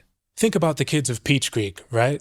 They hang out with each other even if they don't love certain people in their group, and they do it because of proximity, pretty much, because they have no choice but to see each other. Your whole childhood is, you hanging out with people that maybe aren't the best for you.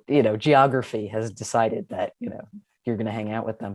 And he captures that feeling of, difficult people that you're stuck hanging out with really well. They fight a lot about petty things and bully each other. They treat each other with immense kindness. They say bad things about the others in hushed tones. They stand together for what they feel is right. They drop cars on each other's heads, and they mentor each other. This is part of youth, a specific kind of youth birthed from a specific set of circumstances, but it's youth, right? Youth is mired in contradictions, and the Ed boys leverage some of these contradictions to their benefit. For example, the cul-de-sac kids don't like the Eds very much, but they'll participate in the Eds' 1000th scam despite being burned 999 other times because of proximity. They have to interact with the Eds and will inevitably fall prey to their scheming because the Eds are part of the neighborhood. Plus, it's another endless summer. What else is there to do? But you know what? Sometimes the Eds actually create marvels. Oases that shine like a beacon, piercing through the scattered wasteland of suburbia. And their occasional sparks of genius almost make that one time where they destroy the only home you've ever known worth it. Right, Jonny? What? About that youthful brilliance, though. About that absurd childlike ambition. Aren't those qualities prerequisites for making a lengthy Ed, and Eddy fan film while still in secondary school? The Eds themselves would do something like this. In fact, they did do something like this, and they held a screening in Ed's garage, and Eddy charged the kids $0.25 for popcorn. Ed, that's it! We'll make a whole movie! The quarters were the point, but they also never have been because the Eds just like getting in their bag. If they want to go for something, they'll go big, and they don't even need jawbreakers as a motivator. They'll go big purely to amuse themselves and their neighbors during that endless summer vacation, even if their neighbors have no or fleeting respect for whatever amazing things the boys pull off. These are inventive kids with a whole lot of time seeking any kind of outlet to create magic, because it's the middle of summer. Again, it's the imagination of kids trying to get something when they don't have it accessibly available to them. You know, it's like a thing of that, hey man, wouldn't it be really, really cool to drive a race car? Well, you don't have a race car, so you end up building a go-kart. Another Day, Another Ed is made with that spirit. The Loon Lagoon boys took a camera and whoever they had around them and made the most grand thing they possibly could, probably just because they had the time and passion, and you can pick up on that energy when watching it. How is what they did any different than the Ed boys using scrap from the junkyard and that popcorn machine from earlier to build a rocket car, or opening a school for kung fu and promoting it by doing this shadow clone jutsu thing, which is just a smokescreen created by mirrors? Another Day, Another Ed resonates in a sort of primal way because the Loon Lagoon boys are pulling directly from the children's summer playbook in a way that you just can't if you're not a kid. By doing so, they boil the essence of what Ed, and Eddy is down into what this shit was always really about. That's why I brought up the 70s. Like, I really feel like a lot of this stuff is childhood in the 70s. Yeah. And that is kind of what it was like, is that your parents would go, okay, you've had breakfast, get out of the house. Yeah. I'll yell when it's dinner. And that's what you did. Yeah, the only time you kind of had control of the television was Saturday morning. That was the golden kids time. The rest of the time, you're just out there looking for things to do and getting into trouble. The Eds didn't write the children's summer playbook, but they are diligent students of it and an eternal influence on it. The set of circumstances that led the Ed boys to dump fake snow in their neighborhood and charge for sled rides are the same ones that led the Loon Lagoon boys, who grew up watching that episode, to film a 30-minute live-action epic about those characters. Why did both parties do these things? Well, what else is there to do? It's the inevitable spark of innovation that comes with the time afforded by 104 days of summer vacation and being really young and idealistic. And that's what Ed, and Eddy, the trio, are all about. It's a beautiful day. Come on, Eddy, let's do something. I believe that Danny saw this film and reached out to these young fans personally because they had captured something. They, in an intrinsic way, got the simple thing that so many people fail to get about Ed, and Eddy. Loon Lagoon released this film in the summer of 2017 and netted 2 million views. I hope Another Day, Another Ed made them a jar full of quarters. It wasn't a scam, but it was a treat. As far as Ed, and Eddy fan films go, this one is the numero uno to this very day. It probably always will be. And that's part of what makes it so sad that this journey has to end. If Another Day, Another Ed were an episode of the original series, we'd all have another episode to watch, right? There wouldn't be that much to think about. But this film is a special one if you're a hardcore fan of the series. It's an amateur work, yes, but it's also a rare live-action gem, a work that bears its own distinct identity, separate from Danny's cartoon. And Ed, and Eddy wrapped up 15 years ago. Now that the film has ended, it really starts to hit you. This is it. Again. Nah, I'm just kidding.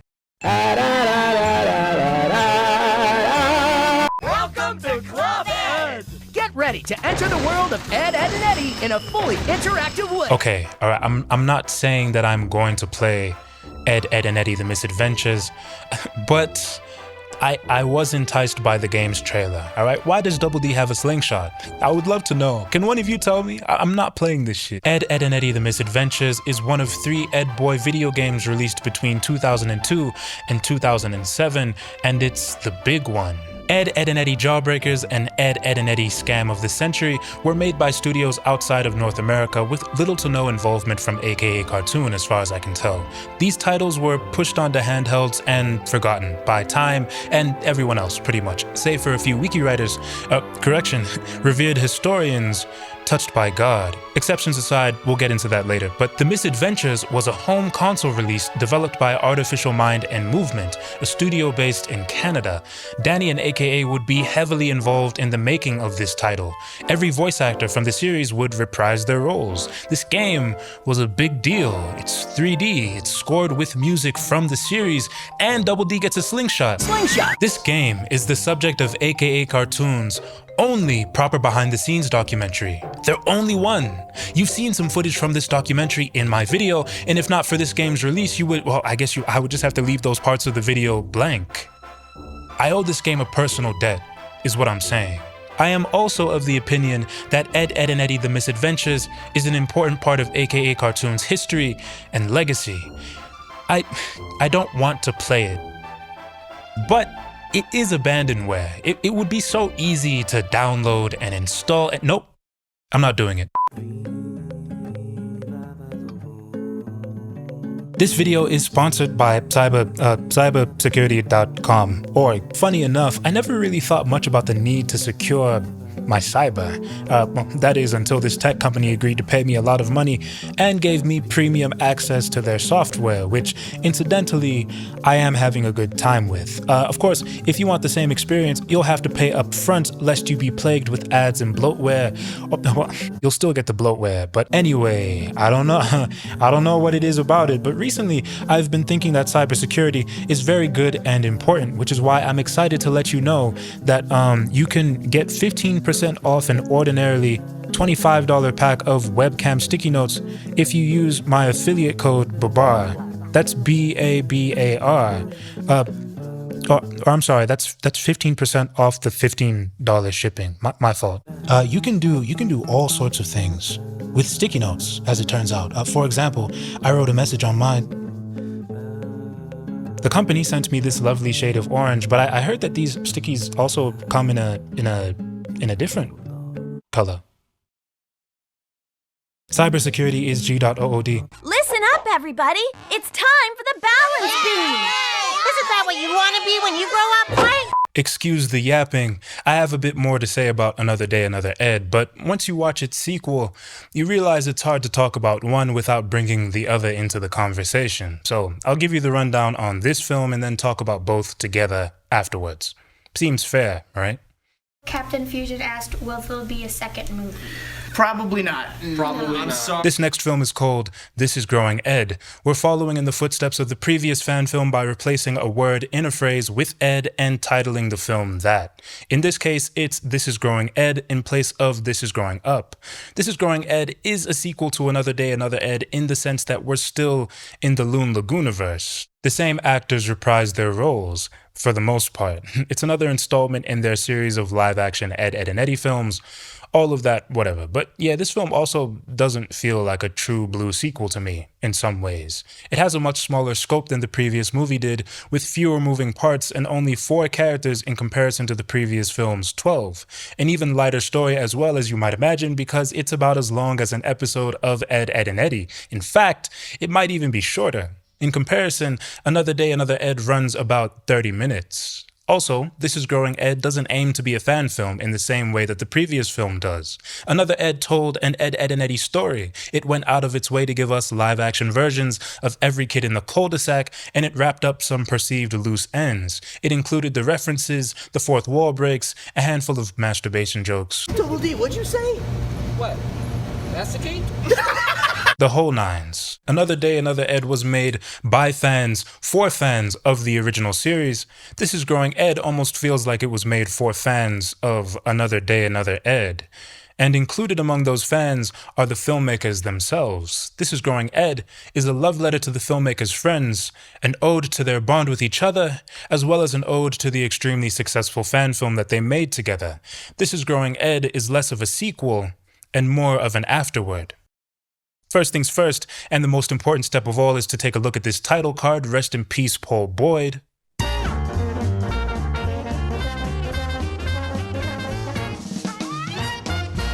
Adult themes, huh? I'm tired of these fucking scams not working. Fuck all these cul-de-sac kids. The Eds are going to be shooting this shit over some beers, it looks like. The previous fan film was released during the summer of 2017, and This Is Growing Ed was uploaded 2 years later. Loon Lagoon's first fan film is set during the Eds' last year of high school because the kids at Loon Lagoon were in their last year of high school. The sequel takes place during the Ed Boys' college years because their actors are also college-aged. By the time of This Is Growing Ed, the Ed Boys' circumstances map onto the real-life circumstances of their respective actors almost one-to-one, to the point where you might watch this film and ask, does this need to be about Ed, and Eddy at all? We will see. Here's a Where Are They Now update. Eddy stayed in Peach Creek, Double D's gone off to a fancy schmancy university and is on break, and Ed is returning from the Navy.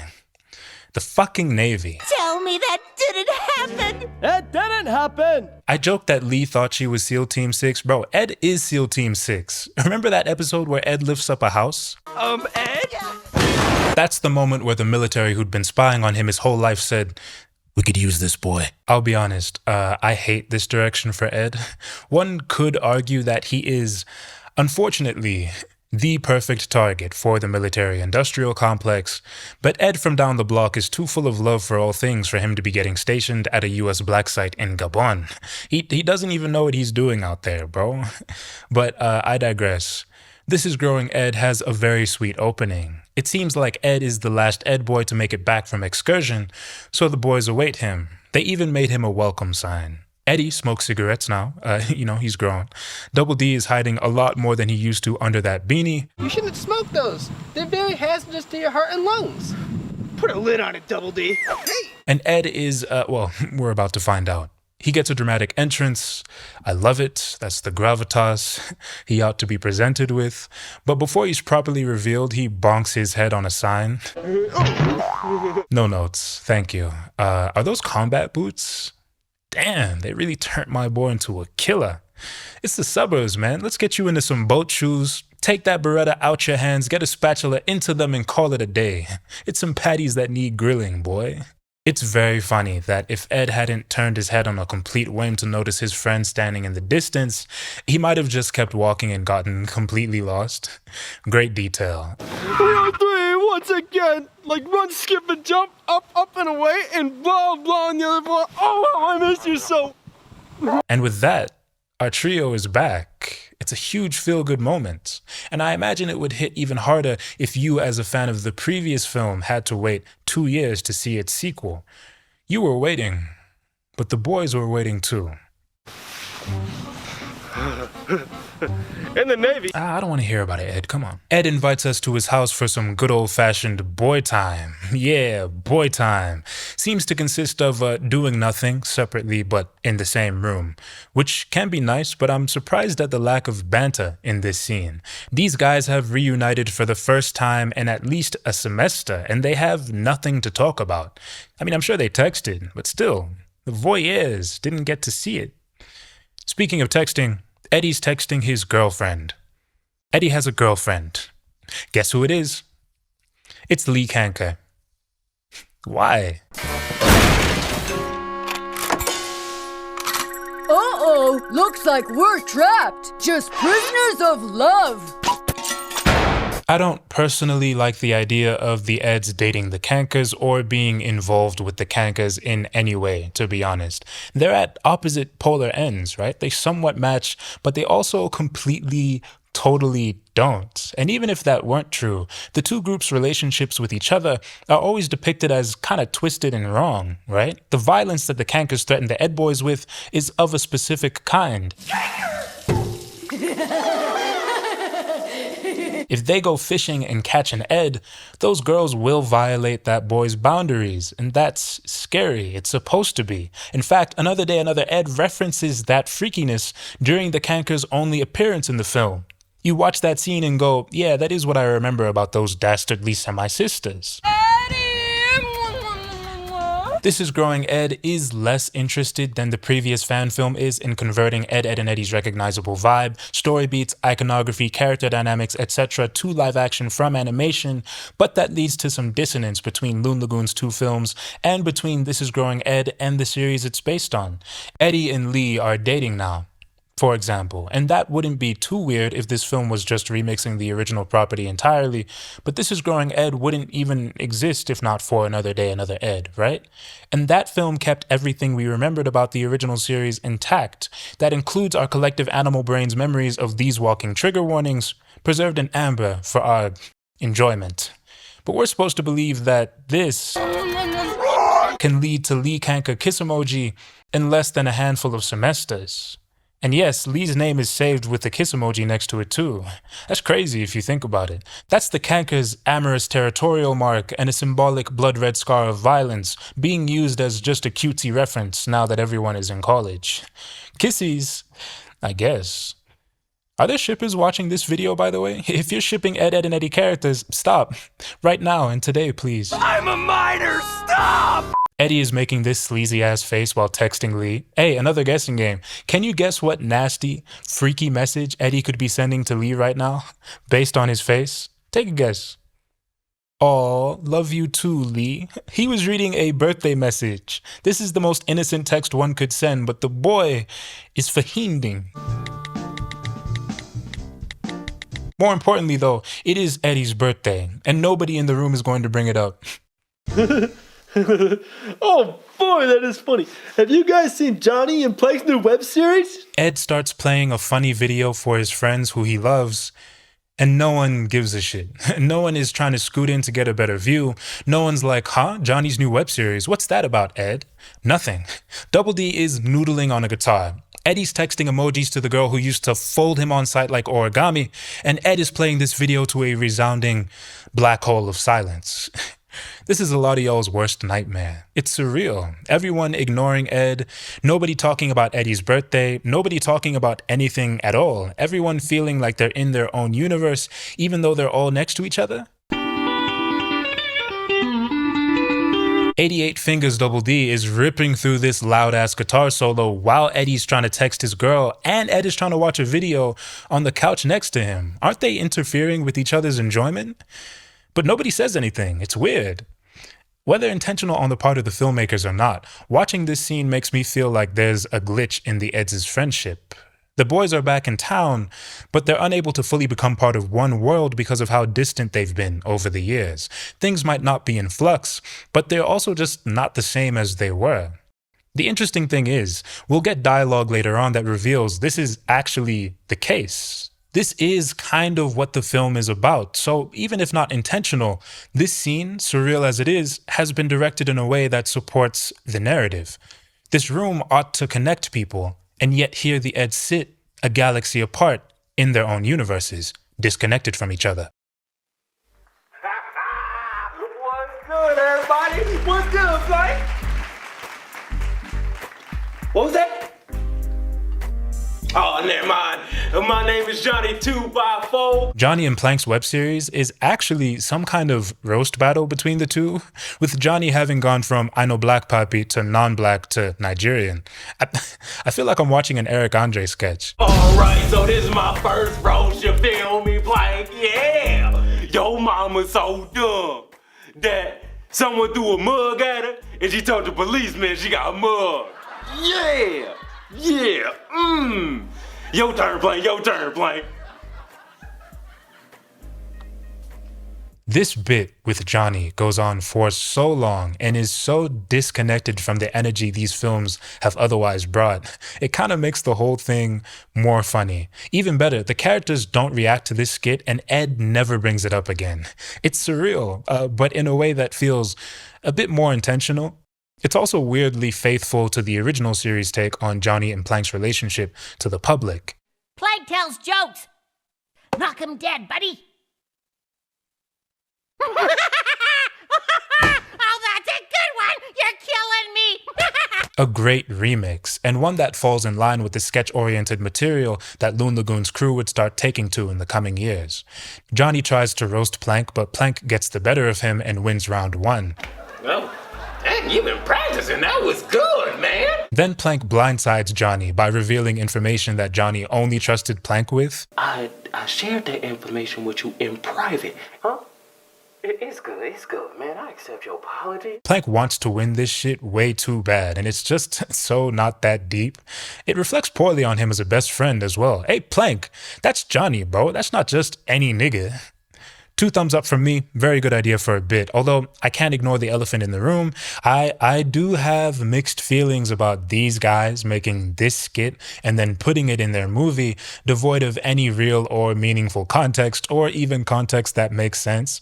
Part of what's supposed to make this skit funny is that we're meant to contrast this take on Jonny with David Paul Grove's take on Jonny from the original series and go, this is like if Jonny was from, like, not the cul-de-sac, if you're picking up what I'm putting down. But it is a smart and entertaining bit. Certainly in isolation, it works at multiple levels and plays into our expectations of certain character dynamics while remixing the context effectively. And it's so funny that Ed has been faithfully keeping up with every episode of Jonny's web series from his bunker in Seychelles. Double D's shredding this guitar, and he's playing it through an amplifier so that everyone in the neighborhood can hear him. A cute nod to his baffling mastery of the pedal steel guitar, an instrument that he just had no business playing. Sockhead puts the axe to rest, and Eddy shows no evidence that he is aware of his friend's presence or his immediate surroundings. He is melting into his phone. I cannot imagine what he could be telling that girl. So, Ed, when are you going back? Those weeks. 2 weeks? That's it? I keep my bro monobrow for 2 weeks? That's lame, man. In 2 weeks, Ed's going back to the Navy. And a week after that, Double D goes back to his fancy schmancy university. Meanwhile, I'm stuck here in Peach Creek washing cars. We should be doing something with this precious time. You know, Eddy, I think you're onto something. What happened to the shenanigans that we know and love you for? Time away from your friends has done you a disservice. Luckily, this is still Eddy, and Eddy is the man with a plan. Who's the man with the plan? Eddy! He suggests the trio break out some beers and go on a romp through the cul-de-sac. I can get behind this. 2 things though. Eddy reminds everyone that they're all 21, but Eddy turned 21 today. It's his birthday. Loosen up! For crying out loud, we're all 21 years old. I wish Loon Lagoon changed his message from Lee Kanker to something less specific or non-birthday related. I don't know. I just feel bad that the only person who cares to acknowledge his born day is me and his girlfriend. Probably the person he spent the most time with since his friends left. Eddy won't even bring up his birthday to his friends in person. And that sucks. So happy 21, Eddy, from the bottom of my heart. And from all 3 of my friends who account for the total number of views on this video, provided that they make it this far, which I doubt. Eddy and his unaddressed 21st might just be the victims of circumstance. It's possible that This Is Growing Ed was once a more ambitious film. It's also possible that numerous plot threads had to be left unexplored and writhing on the cutting room floor by filmmakers pressed for time. I have no doubt that Loon Lagoon had a short window of opportunity with which to make this movie possible. That had to be extremely stressful, but a lack of time would explain the smaller scope, the less focused and much shorter story, the disconnected Jonny skit, the fact that there's only like 5 scenes max before the film cuts to 2 weeks later and ends. It would explain things like Double D not making a bigger deal out of drinking alcohol for the first time. That should be a huge revelatory moment for him, but he just begrudgingly goes along with Eddy's whims while cautioning everyone to drink responsibly. We've never been intoxicated before. We don't know our limits. Speak for yourself. We should pace ourselves, that's all I'm implicating. There are a number of interesting ideas in This Is Growing Ed that could shine if they were fleshed out more, but this is just how the cookie crumbles sometimes.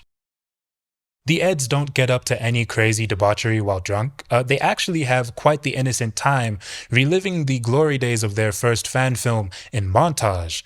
Drunkenness and montage go hand in hand, so it's a great creative choice. The Ding Dong Ditch scene is a reference to the Ed Touchables that we touched on earlier, but it really is more of a callback to that scene from Loon Lagoon's previous movie. We're just remixing the context with the help of a few Budweisers. Instead of getting to see Ed, Ed, and Eddy at the club or something, just doing the Eds but as adults, we're seeing them relive moments from their childhood, from Loon Lagoon's childhood. Sarah catches Ed red-handed, so the fun has to move to the playground. And it's good that there are no kids in sight. I don't know about drinking in a place like this. But keep in mind, there is a playground in Ed, Ed, and Eddy, but it does not resemble this playground at all. Loon Lagoon's chosen playground feels like a unique locale in the Ed, Ed, and Eddyverse, even though it is supposed to be this playground from the original series. This location isn't nostalgic to me because of its connection to the original show. It's nostalgic for me because I watched Another Day, Another Ed. It's nostalgic for the filmmakers and actors who made that movie. This montage and this film as a whole are for them. Next scene opens with Fishbowl 2 playing on the TV. I wrote a thing about Fishbowl 2, but that will come later in the video. It'll probably sound like it's my first time referencing it. Please mind your business. We're a handful of minutes into this film and it finally feels like we're starting to kick things into gear, but there's like 2 minutes left, so it's too bad, I guess. Everyone's drunk and slurring their words, sharing in mirth, and having the type of endearing conversations you might have with your friends while in such a state. You two are my brothers. Oh, Double D. I mean it. You two are family. Me personally, I'm saying that shit sober, but I assume most of you don't have hashtag real friends. Don't feel any type of way if you can't relate.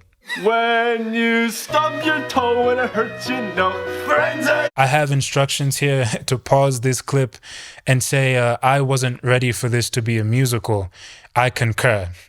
The Ed Boys sing through Friends Are There to Help You, a song Danny Antonucci wrote for all the cul-de-sac kids to sing in the original series. It plays twice there, first at the end of season 3, Let's hold hands, Brother Kevin, and sing an ode of joy to friendship. And then during the big finale. The Ed Boys are made members of the in-group through the communal singing of this song, and so it does mean the world to them, but This Is Growing Ed uses Friends Are There to Help You to reaffirm the Eds' relationship as a trio specifically.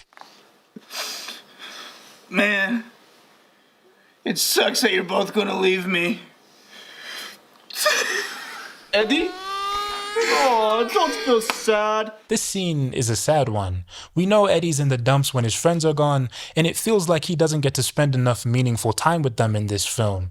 That feeling is exacerbated by This Is Growing Ed's short runtime. Reality is we've just not been able to have our fill of fun with the Eds. That time has passed by so quickly for them, the characters as well as the actors, and for us, all of a sudden, it's 2 weeks later. Friends are there to help you. We don't even get a hint as to what happened in those 2 weeks. The little we did see was a bit uneventful, but the movie cutting to 2 weeks later makes it seem like the Eds failed to spend any of that time together in a substantial way, in a way they'd remember. It's as if not a frame of what occurred over those 2 weeks was worth documenting. Those handful of minutes we saw of them locked into their devices at Ed's house, followed by a drunken, nostalgic montage where they return to their old stomping grounds. Those were the highlights of their time spent with each other. I'm gonna miss you, Ed. You're gonna make a great scene man. Hey, Double D, what'd you say? No, Eddy. Goodbye, Ed. Farewell. See you next year, Mono Bro.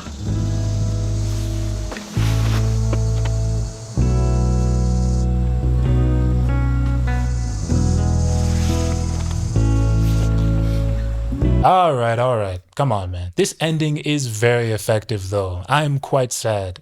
Ed parting ways with his brothers before walking off and fading to nothing destroys me. And the fist bump to Eddy's shoulder before Double D walks off? I don't like this. It's great. Eddy and Double D aren't even going to hang out after this. Double D just goes home. Not even. He walks off in the direction of his home before disappearing too. Another Ed's ending was effective, partially because the Eds were moving on to new adventures without us. In the meanwhile, we had to leave the cul-de-sac and return to the real world like Dragon Tales. Dragon Tales, Dragon Tales. Oh, hey, it's Marie Kanker. I mean, we... And I love it! We made the little baby cry! Growing Ed, by comparison, ends with our characters heading in different directions, then disappearing. The Eds are growing up, yeah, but not just because they're spilling Budweiser all over their local grade school's jungle gym in a drunken stupor. Now they have more responsibilities now, things to chase, girlfriends, degrees, military ranks. It's natural to drift from some of your childhood friends as real life starts to get in the way, isn't it? That's growing up. What happens when these suburban kids come of age and have to seek the wider world? Ultimately, the Eds still love each other, but they have to part ways here. They can cosplay as kids for a bit, sure. They can run around their old neighborhood, maybe shoot a fan film, but they can't actually be kids forever. So off they are to their own universes again. Off they are to another semester. This Is Growing Ed feels like it was put together in a hurry, almost like there wouldn't be another opportunity to see it through to completion. The suspicion of mine actually serves the ending in like a meta way. The Ed boys have to part ways because they're growing up. Real life is starting to get in the way of their ability to spend time with each other unobstructed. Likewise, the actors and filmmakers probably couldn't make another Loon Lagoon fan film if they wanted to because circumstances just wouldn't allow for it. Real life wouldn't allow for it. We have our future schooling and careers. Yep, we have separate paths, man. Yeah. A letter from writer-director Preston Cornelius can be found at the end of This Is Growing Ed's sparse credits. He writes, Stephen Ryan, I am thankful for our great friendship and happy to have you two in my life. I wish we could be together more, but we are on our own journeys. Glad we finally got around to this sequel. Art imitates life, but the boys at Loon Lagoon were able to pull through one more time. I'm glad for them too. I appreciate both of their films for different reasons. Another Day, Another Ed feels pure. It's an Ed, and Eddy story through and through, mixing and matching references, story beats, and templates from its parent series to form a 30-minute epic. We even get a scam, sort of. Another Ed is huge and sprawling with all these characters getting to have their little moments, all the Eds getting to have their little victories, and all the fans getting to go home a little happier. A live-action adaptation of Ed, and Eddy would never work, not in a million years, but this crew found the one way to get away with it, which was to be audacious suburban kids making a fan film in the midst of an endless summer vacation, to make the most ambitious thing they could just because. Loon Lagoon managed to capture something fundamental about childhood and therefore about Ed, and Eddy by embodying what the trio was always about. This Is Growing Ed isn't an Ed, and Eddy story, but it is a story that the now adults of Loon Lagoon needed to tell. Growing Ed deconstructs the Eds' uncertain future. These childhood friends start to pick up on the cracks that are forming in their relationship, and that damage isn't fatal, but it is likely permanent. Growing Ed reflects on where Loon Lagoon are in their lives, but it's also a victory lap. We revisit locations and redo bits from the previous fan film, and then it all ends in a way that makes it feel like there really can't be another one of these adventures. This has to be the last one. Growing Ed leans on Loon Lagoon's real-life circumstances in a way that the previous film does not. I mean, think about what we just watched and reread Preston's letter to his friends. The dots connected themselves. Ed's actor really did join the Navy. The Loon Lagoon trio really did have to reckon with their individual paths diverging. Their meta-story is Growing Ed's story. When I was gone, all I had to worry about was coming home. Just to see you. Double D and I will always be right here. Loon Lagoon released Another Day, Another Ed in the summer of 2017 and netted 2 million views. 2 years later, they revisited their most important fan film, a film that served as a snapshot of their bond with one another in order to tell a story about that bond. Growing Ed isn't an Ed, and Eddy story, but it had to be an Ed, and Eddy fan film. It couldn't have been anything else. The crew hasn't uploaded in a while, but they'd been focusing on skits most recently. I would recommend checking out their YouTube channel if you're into that kind of content. Shouts out to Preston, Steve, and Ryan. I appreciate these films quite a bit. Also, shouts out to you watching, whoever you are. I have the utmost gratitude for you if you're still with me. Thank you. We have a lot more to talk about. I haven't even gotten to Danny Antonucci, the big man himself yet, and I've wanted to, so he will be coming up in a bit. I'm feeling good about what we're doing right now. I'm pumped up. So, what's next?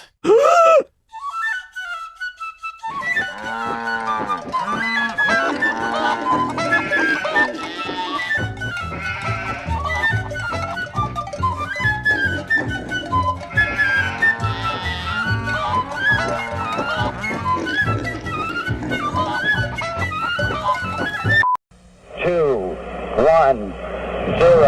All engine running.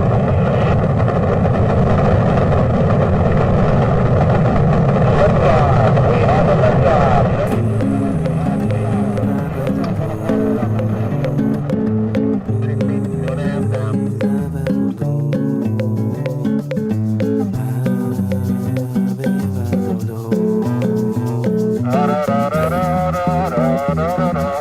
The weather where I live has been crazy. I have like 10 minutes to record this segment before it rains. Pray for me. You find yourself captured by the internet's latest whelming personality, Babar the elephant. Babar. You're not captured by my indulgent feature-length presentation. No, you're literally captured. I've trapped you in my boardroom where we look at analytics and map out trends for the next year. Hey, what's my CPM if I get 100 views on this video, do you think? Huh? I should aim lower? Alright, I said I was never going to upload to this page again, but that's not really true. This project has robbed me of all my free time. It's maybe the sole cause of my chronic exhaustion, but I'm actually enjoying what I'm doing here. Maybe it's Stockholm Syndrome. Aside from this, I know you might be feeling that growing, disgusting parasocial bond between us.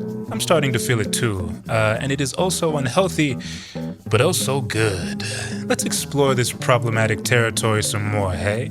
I'm excited to announce to you that I have launched an Indiegogo, and I'm so I mean a Patreon. I have one, and I would like you to join me, because I have a monster under my bed, and it will eat me if you don't. So help me out here, you know? Hey, this is real life. Shout out Growing Ed.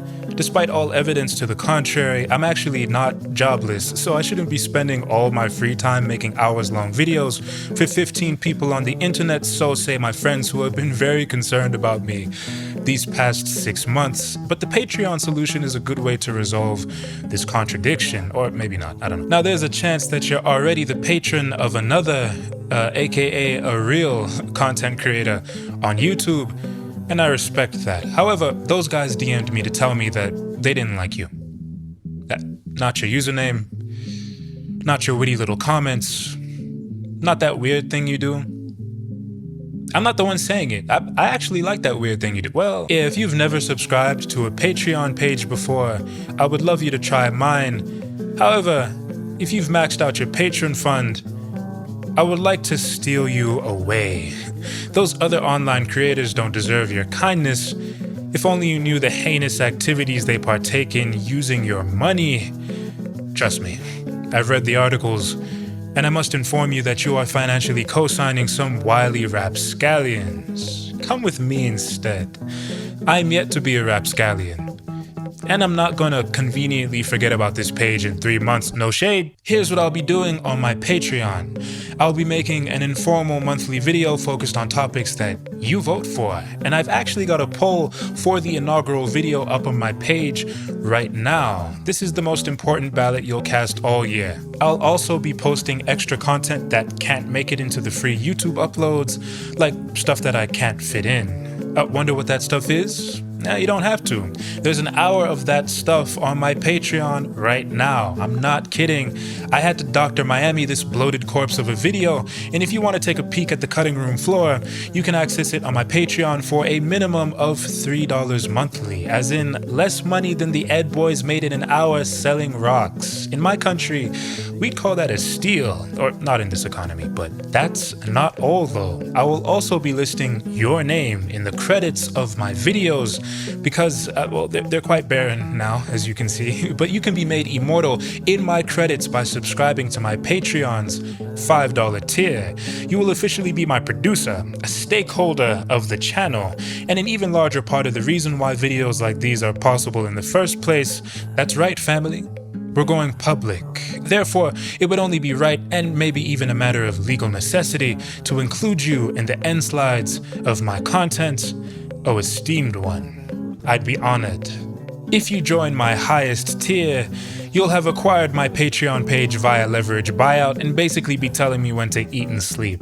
Transfer all that debt to my tab, friend, and while I'm working it off, you can help make decisions about what I'm going to be talking about next. Have you ever wanted to run your own private equity firm? Because this would be nothing like that. Am I allowed to advertise a Patreon page with only one YouTube upload? I don't know. But listen, before you pledge money, let me give you an idea of where Babar is headed, because some viewers might have gotten the impression that I'm an Eddy YouTuber or a fan film YouTuber. I am not any of those things. I don't even know if I am a YouTuber. But our next video will be about Web 1 and Flash games. Anyone with a phone line could play these games, and if you had a cousin who was too stingy with their Xbox controller, this might have been all you had. The video after that will be about squiggle vision, an animation technique patented by Tom Snyder. We'll actually be learning a bit about this technique and comparing it to Danny Antonucci's boiling line technique later on in this video, so stay tuned. Last of these announcements is that I want to do a stream on this channel in the coming weeks. Probably not a good idea given my non-existent setup and remote location, but that'll surely make this whole thing even more fun, he says. I'll be shooting from the hip, answering any questions you might have about Ed, and Eddy, myself, or whatever else. I'll be collecting some information from my new videos, playing some Flash games, etc. I'm speaking so confidently about something I've never done before, but whatever. I wanted to make this all public information beforehand so that you'd have a better idea of whether or not my flavor of content is for you. But hey, I'm still pretty happy if I can keep you around for free. I'm not much of a poster, but I made some snazzy new social media pages. Please follow me so I don't look crazy. If you're still watching this video, I appreciate it real big. If you share it with a friend who might want to see it, that would mean the world to me. If you like and subscribe and hit the notification bell, you'd be tugging on my heartstrings. And if you've decided to become a patron of mine, you humble me. I won't be able to do this without you. I'm at your service. So friends, we've begun a journey together, and I feel it is oh so special. Onward then, till we finish it. Babar. Is funded in part by contributions from viewers like you. Thank you. Testimonials are already coming in from some of our newest patrons. Let's roll a sample of them. Me encanta la página de Babar. Me estoy divirtiendo mucho. Free to her. Hey bro, what's good? How you doing? Hey, what's up, bro? How are you? Yo, I'm good. Yo, have you joined my Patreon yet? Nah, I don't think so. What's that? Bro, what are you talking about? Yo, go to patreon.com/BabarIRL, right? You pay a monthly fee, you get exclusive. I think I'm getting another call. Wait, what the fuck? Wait. Yeah, Babar. He's cool, you know. He's fun. Haha. Hey, bro. Have you joined my Patreon yet? Who's Patreon? My Patreon. What's that? No, bro. You know what it is. What are you talking about, though? My Patreon, the one I've been telling you about. Yeah, Jay, I don't even know what that is. No, what do you know? You go. Okay, you go to patreon.com, right? /BabarIRL. You pay monthly to get. What? Who is this? Bro, what the fuck? Now I know. And knowing is half the battle. G.I. Joe! Nah, wait, listen, hold on. I have to come out before this next segment and address the people, face the music. Because I was going to lock this away behind my Patreon and offer the keys to you, my new clients. But I ultimately decided that I had to crack open Pandora's box and make this one public for the world to see. The forbidden segment. I never found an appropriate spot to air this content, so I'm just gonna place it here.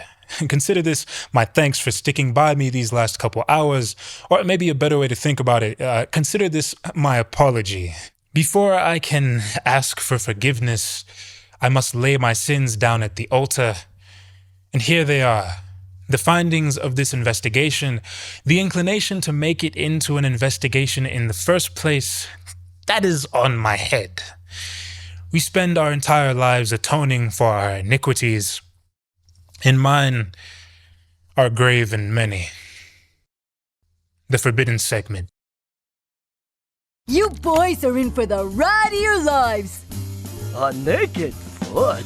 I'm too young and handsome. Ready, girls? You wouldn't dare. Don't even think of... Have mercy! No!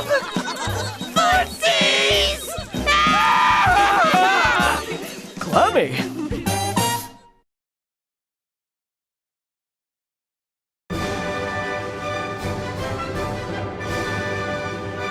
Whatever, we're gonna put this segment here because I wanted something extra to go here. Not like this, but what are you gonna do sometimes, you know? This is our collective punishment. What we're about to get into is not that fun. Actually, it would be more accurate to say that it would be strange to have too much fun with this segment. You all know about the feet. The foot is an anatomical structure found in many vertebrates. It is the terminal portion of a limb which bears weight and allows locomotion. The human foot contains 26 bones and 33 joints, one of those joints actually being the ankle.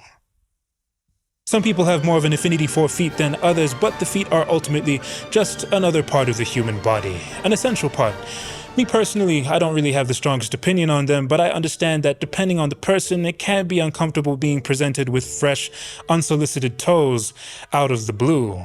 Your mileage may vary when it comes to that kind of thing, but I digress. It is important to mind the feet that keep you company, and please don't send the feet unless the receiving party is consenting, or if they're paying you. With that being said, the feet stuff in Ed, Ed, and Eddy can be weird, but it's not Dan Schneider, thank God. You know, Eddie, Mother and Father before bed would usually massage my feet.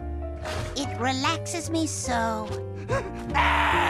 With the feet in Ed, Ed, and Eddy, you're not given leeway to be unsure about what you're supposed to be feeling. It is explicitly weird in a simple, childlike way that the show's target demographic would find humorous, and nothing more, unlike take your pick of Schneider's oeuvre. It helps that these are cartoon toes. If ever they're highlighted, they're drawn to evoke the feeling of looking at nasty toes, and not drawn to be evocative of real ones. Literally, everyone has 3 toes instead of 5, alright? We know what we're dealing with here.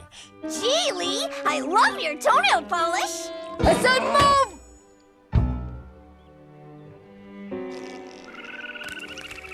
Ed, Ed, and Eddy's use of the feet is, I don't want to say tasteful. The series is quite irreverent in general, but nothing here is outright offensive. Or again, your mileage may vary. Are you keeping score, Jonny? The Sows have yet to win at this game. Amateurs, I tell you! I don't get it either, Plank. Still not Dan Schneider, though. To be clear, the feet in Ed, Ed, and Eddy are highlighted on the rare occasion. You wouldn't think it was so rare based on the amount of video I've subjected you to, but to be fair, I am playing everything I remember to clip across several hours of television, right? So let's encapsulate this, right? Like other instances of gross out humor in Ed, Ed, and Eddy, the feet are a gag. Uses of the feet are just other examples of odd kid things that would register as amusing to that demographic. I don't personally perceive it to be any deeper than that. And yeah, the footsie scene is slightly crazy by modern television standards, but remember, for Danny Antonucci, the Kankers are a perversion. Have we got plans for you? Footsies is merely an extension of the trauma these Kankers have already made the Eds so familiar with. This foot pillory is supposed to be reminiscent of archaic torture. Footsies is a cartoonishly bad thing. It's weird, it's played for laughs, and it's not Dan Schneider. But that won't stop some folks from making it Dan Schneider. You feel me? Man, this scene always did hit different. It was definitely a weird fantasy of mine ever since I watched it, possibly the very beginning of the fetish thing. Although I didn't even know what that meant back then. What did this show do to the kids, man? I don't think we'll truly ever know the impact. To be fair to this commenter, if it wasn't this scene, it would be another scene from another show, probably one of Daniel's. I feel you, bro. I saw this scene when I was 7 to 9 years old, and I think that scene activated a foot fetish in my brain. I felt a sexual energy flow through my body before I even knew what that meant. Nigga had a foot fetish at 9? I am quite partial to feet, Kevin. I honestly wish I was the Eds in this situation, especially Double D, who got the hottest Kankers sister girl in Cartoon Network history. I'm not even gonna lie though, LOL. Emmanuel? Harris? What the fuck? If you're wondering how, maybe I should say why, I came across this YouTube upload of the footsie scene, today's your lucky day because I've got to clear my name, bro. Right, I looked up Marie Kanker laugh on YouTube because I was trying to find a clip to match Wheezy's laugh, if you remember that Dragon Tales bit from a while back. And I love it. We made the little baby cry. Just to hammer home that these characters were voiced by the same person, and to appear like a good content creator who was showing their work. My mistake. Now I understand why niggas on here don't do that. I found what I needed by watching some other video that gave me the creeps. It was a compilation of every scene with Marie in it, but all the shots were zoomed in on her and the camera felt leering in the comments. I don't know. I didn't like it didn't pass my vibe check. You know, I just didn't like the energy in the room. You know, sue me. So I found a moment that I recognized and thought would work and promptly evacuated from the premises.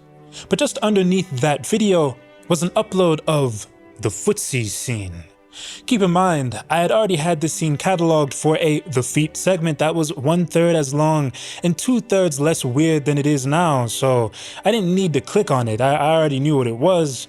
But, I don't know, 50,000 views, really? I guess I just needed total confirmation of what I already assumed I'd find in that absolute dumpster fire of a comment section. And this rabbit hole, unfortunately, it gets deeper because I found one more thing. And this is the bombshell. Right, so I was poking around the footsies upload with my crack team of internet sleuths, gathering data, synthesizing information, and I was getting, we'll say weird vibes from this profile picture. I had an odd inclination about the uploader of this video, call it a hunch, call it a preconceived notion, whatever it was, it led to a simple investigation, a cursory probe, if you will. And I unearthed the motherlode. Hundreds of different animations, including many kids' cartoons. In fact, mostly kids' cartoons, highlighting different characters' little cartoon feet if they ever make an appearance. I had innocently come across the definitive cartoon miners' feet repository, EGADS.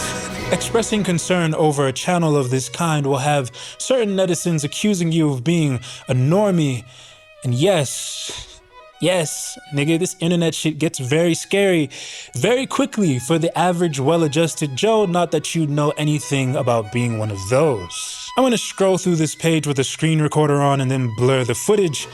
Here we have an archive dedicated to the feet of cartoon children with no toenails and probably fewer than 5 toes, drawn by artists who likely had nothing but good intentions. It's just not possible to make this sexual. You would think. And it's that twisted context that forces me to blur these images. Hey, Shakir, maybe this is not a sexual thing for you, Shakir. Maybe this is just some abnormal fixation of yours. If so, it's a fixation I'd suggest you take offline, but come on. Look at the people you're servicing here. This should be the 8th wonder of the dark web, but it's on youtube.com, baby. Put that VPN to rest, hombre. Your Tor browser is no good here. There's plenty of content you'll find to your liking if you're under federal investigation. Shakir Reed, I don't know who you are, but you are going straight to hell in a V12. And something, I don't know what, I don't know about the ethics of your channel, bro, but something must surely be done about it. It and you, pal. It and you and your hard drive.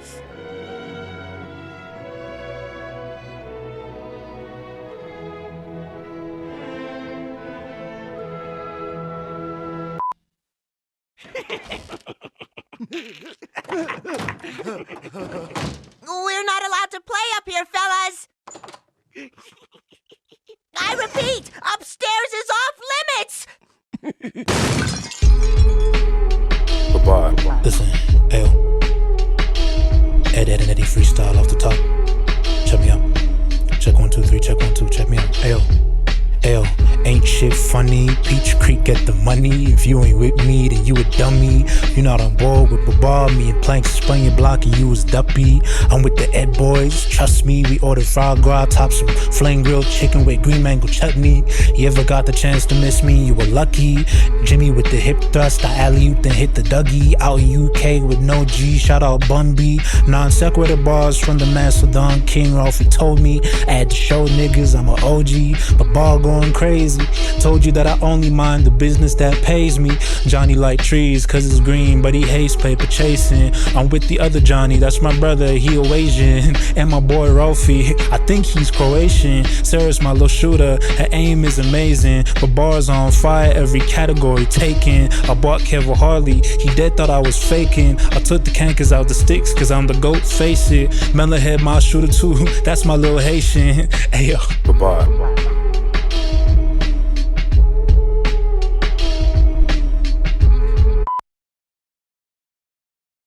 It's me, Danny Antonucci, guy who came up with Eddy and Eddy, and you're watching Babar. This is Danny Antonucci. You know, Canadian Rolf Bakshi. Yappity yap, yap, yap. Well, I apologize, Danny. And you know what? I don't love Fritz the Cat either. I'm taking a course in African studies at school. I had no idea you people were so civilized. But the comparison between you and Bakshi is interesting, in my opinion. In my opinion, hey, I don't have smoke for anybody. Certainly not Danny. So Danny, you'll have to take it up with this commenter who made the Bakshi comparison under one of your interviews. I didn't say shit, speak with him. But I'm remixing it, right? Rolf Bakshi is the New York Danny Antonucci. Think about it. Both these men are the children of immigrants who relocated to the Americas, Italy to Toronto in the case of Danny, and Palestine to New York City in the case of Bakshi. Both these men were frustrated by, you could say, dominant Western cultural narratives about animation, and used their work to say, no, animation isn't kid stuff, it's artful and it's for everyone, even adults. And funny enough, they both have a weird, well-regarded children's series under their belt too. Bakshi helmed a revival of Mighty Mouse in the 80s. Rolf and Danny were fierce independents and visionaries, navigating the animation industry during unfavorable time periods for animators. They made strides to control their creative output, and they had to. Their cartoons were just that odd, that subversive. In her essay, The Revival of the Studio-Era Cartoon in the 1990s, Linda Semensky cites Rolf Bakshi as an example of an artist who was trying to, quote, recreate the golden age of cartoons, and we all know how Danny feels about that era. This golden age was a time period where auteur cartoonists operating at a mainstream level had the most amount of control over their craft. A time period where the Hollywood studio system was producing incredible theatrical shorts, and a time period that influenced the likes of Bakshi, Antonucci, and name your favorite animator. Anyway, Rolf and Danny would remain independent. Rolf Bakshi would take a rated X film about an anthropomorphic white boy crashing out and getting a black neighborhood firebombed and spin it into the biggest independent success story in animation history, and Danny would found a.k.a. Cartoon, where he'd adhere to the Hollywood studio system and wrap up production on one of the highest rated children's series of all time about 15 years later. Quite a few similarities between the two artists here, and that's before we get into their actual art and how they both used their upbringings to paint, in an idiosyncratic way, their world and the people who populated their world, right? Think about Bakshi's unfiltered depiction of Brooklyn in the 60s and his tendency to animate over real conversations, over real life. Chuck, the bus only cost $17 to New York. I say maybe $17 in 2 weeks.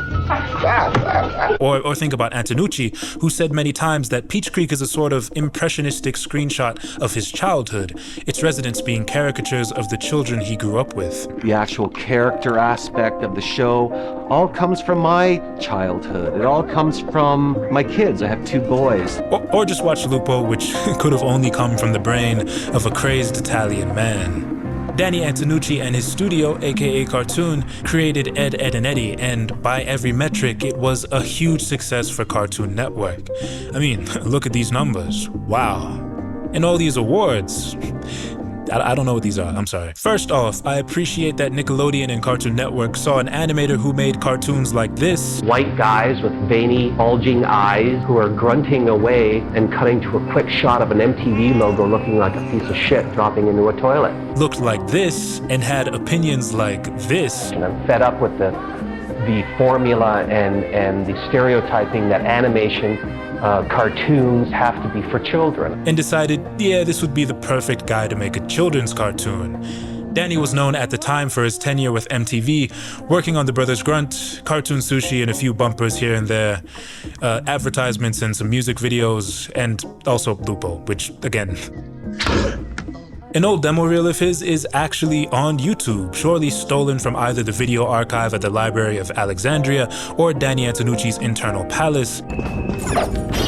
Uploader, who are you? Where did you find this shit?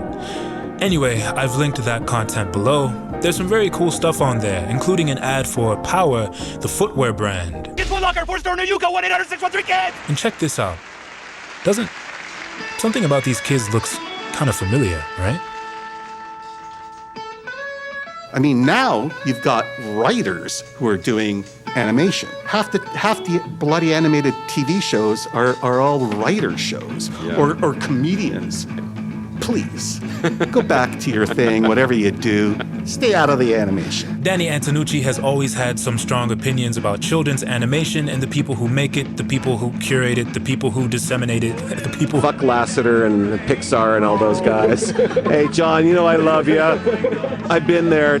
You didn't complain when I slipped it in. It was fine. So it's like... Is he saying he fucked John Lasseter? Danny was born in the late 50s and so didn't grow up during the golden age of animation that he so famously reveres. He ideally might have spent his childhood propped in front of a silver screen, playing through the very best of Hollywood short-form experiments, but he had missed his optimal window by a generation. The time for brilliant and experimental theatrical shorts was over. 7-function, remote control, color television. So beautiful, it enhances any decor. This was the era of television, an era where certain cost-saving measures in animation were becoming more commonplace. It wasn't all bad all the time, though. Linda, in her essay, shouts out Jay Ward of Rocky and Bullwinkle fame and credits his studio with shoring up their dialogue as a way to keep their shows interesting, despite the less interesting TV animation, which is a cool trade-off, but this is also probably how we got those writer shows that Danny hates. On the other side of the coin was Hanna-Barbera, whose strategy apparently was just to produce a high enough quantity of cheap, syndicated programming to skate by. Regardless, the industry wasn't trending in a positive direction. Quote, at the same time, humor in cartoons went from funny, gag-driven and/or character-driven shorts made for theaters to formulaic shorts made for an audience that executives believed would watch any cartoons. Kid stuff, in other words. Now, think about a hard-ass, old-school cartoonist like Danny, who's coming up in an industry where dialogue-heavy, painfully static-looking animations are becoming the norm, especially as we enter the 70s, and he was working on Hanna-Barbera tunes in an era when people would have generally associated animation, that animation, with, of course, only kids. And Disney, who he hates. Of course a guy like that is gonna wind up fucking John Lasseter, is gonna wind up creating his own studio, saying never again to working on children's television, and embarking on a personal mission to destroy digital and bring us all back to the golden age, the promised land of animation. I always tried to stay within the adult mindset of animation. At that time, there wasn't a lot of it around. And I still look at all the quote-unquote golden era of animation, be it the Warner Brothers, Tex Avery's, the MGMs, all of those, that they are all originally made for adult theaters. I was always kind of into that world. Danny went from Hanna-Barbera to International Rocket Ship Limited in Vancouver, where he'd work on short films and commercials. International Rocket Ship financed Lupo. That film was screened at Spike and Mike's Festival of Animation in 1987. A lot of eyes were on Danny. Danny had a film, Lupo the Butcher. It ran in one of the traveling shows of animation shorts. And so I had seen it. In 1994, he'd found a.k.a. cartoon. Nickelodeon started phoning me up to these two fellows from there who were doing developing for them, and they wanted me to do a kids show for them. I kept hanging the phone up on them and saying, no, F you, I don't do kid stuff. In this interview with Electric Playground, Danny talks about having hoes calling his motherfucking phone. He talks about being rung up monthly by developers at Nickelodeon who really wanted him to do a kid show for them.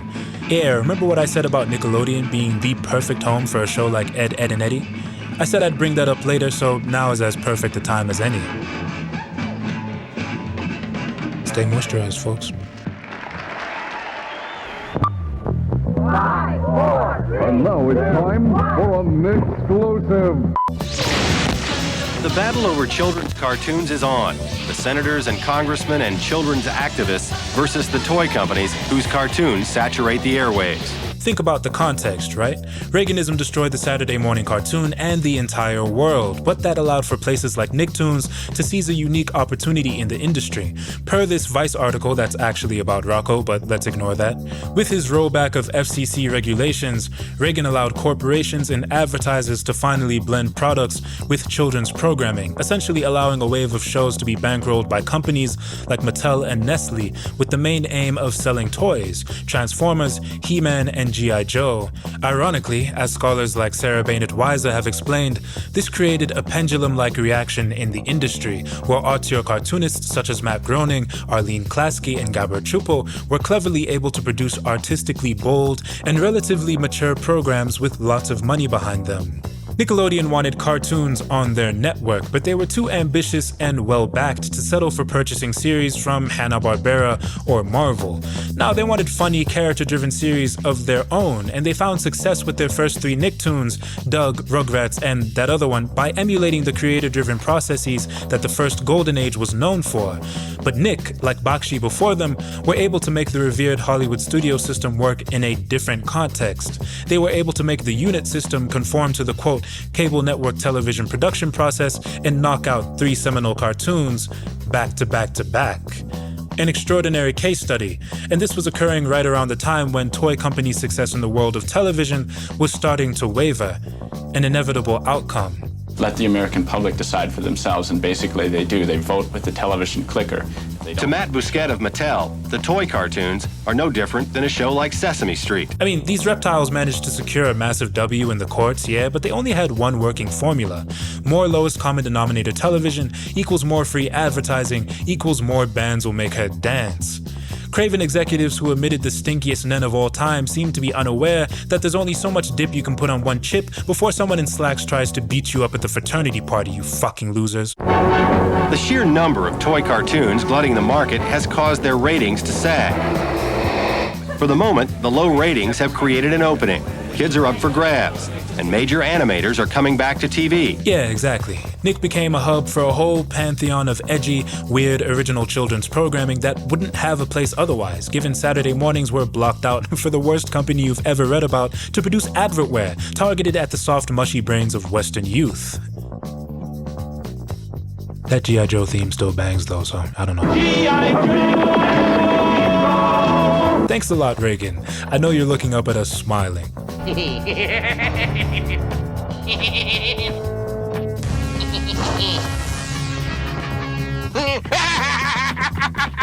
So, if you wanted to know why Linda thought animation in the 80s absolutely sucked, there's part of an answer for you. And where was she working before moving to CN? Oh, that's right, Nick. It all tracks, doesn't it? All hail early Nicktoons, a countercultural haven for the millennial youngster. Yeah, fuck Mattel.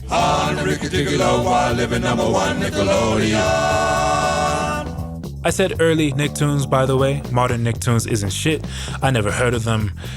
Nick really never was shit, to be honest, but auteurs like Arlene Klasky and Gabor Chuppo, Joe Murray and Craig Bartlett were able to give their odd subversive ideas and visions a home, a place in this world, and a proper production budget without the pressure to push products onto the adolescents of tomorrow. Good to see you learn the value of $1, son. But think about those names for a second.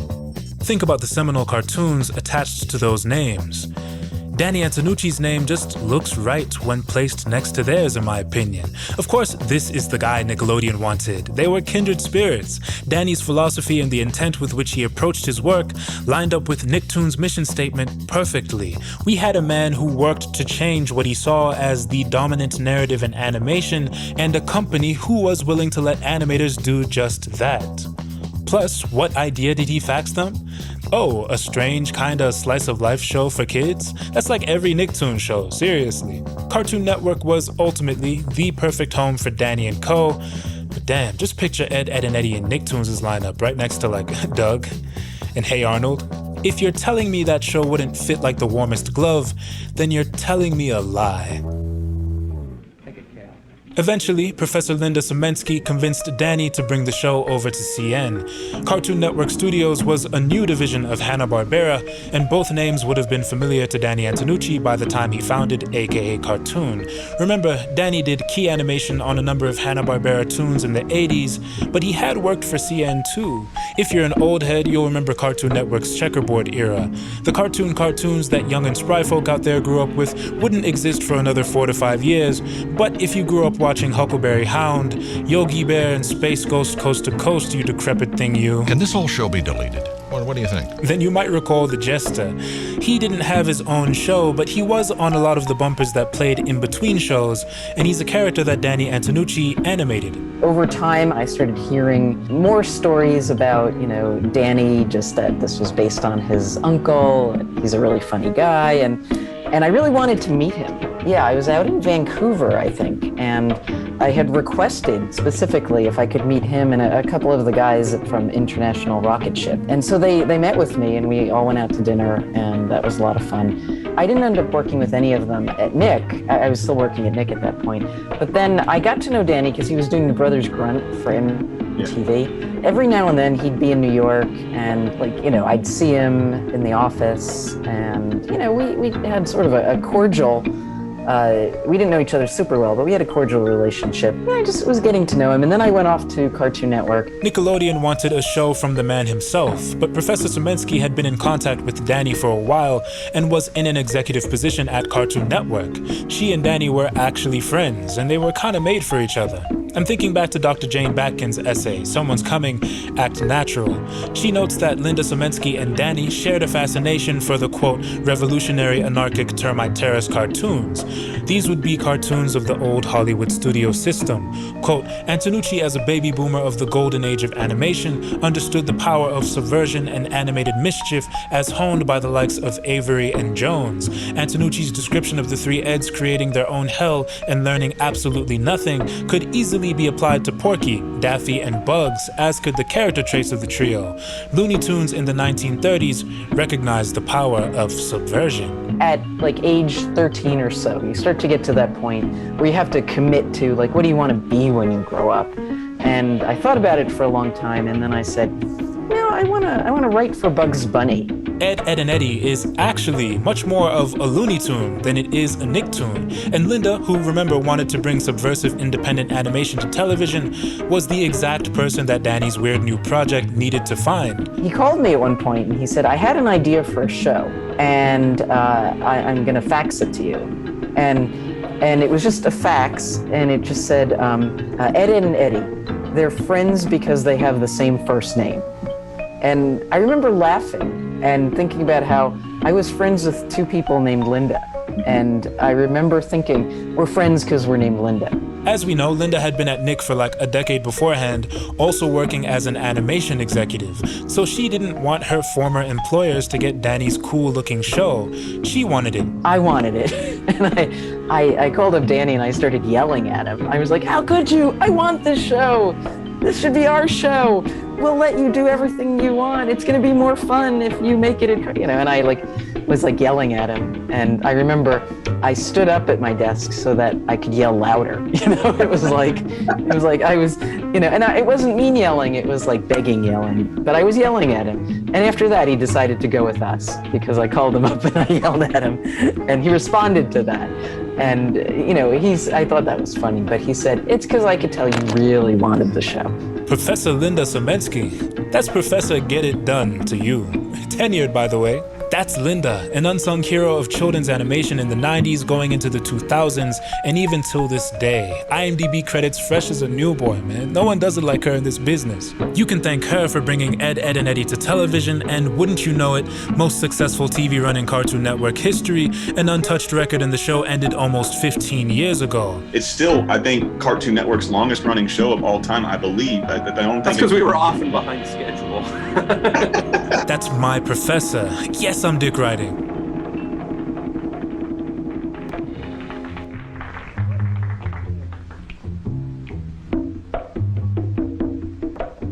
From day one of production, Danny was as locked in as it is possible to get. He was not fucking around, and there's so much trivia in Ed, Edd and Eddy supplemental materials to prove it. Danny's nuts, and you're probably gonna hear that a lot. He's such a perfectionist that you just know that no matter what kind of a day it is, he's gonna get exactly what he needs for the cartoon. He's like a dad and a best friend and an enemy all in one session, you know, because he won't move on if he doesn't hear the line right in his head. Nigga was running around like Stanley Kubrick. Wouldn't catch me dead in that kind of work environment, but I get Danny being about his particulars. This series was his baby. Literally, sometimes only his baby, and not even CN's. And what an opportune time to have a dialogue about Playboy Ted Turner's Cartoon Network, if that's even its real name.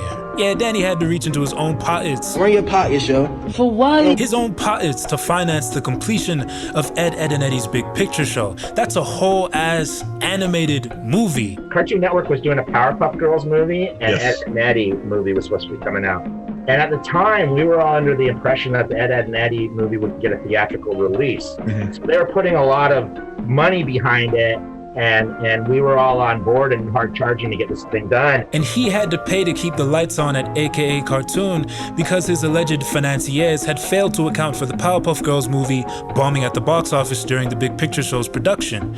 Well, it did. Things got so bad that CN told Mike Kubat he was officially off the movie as a writer because they couldn't afford him.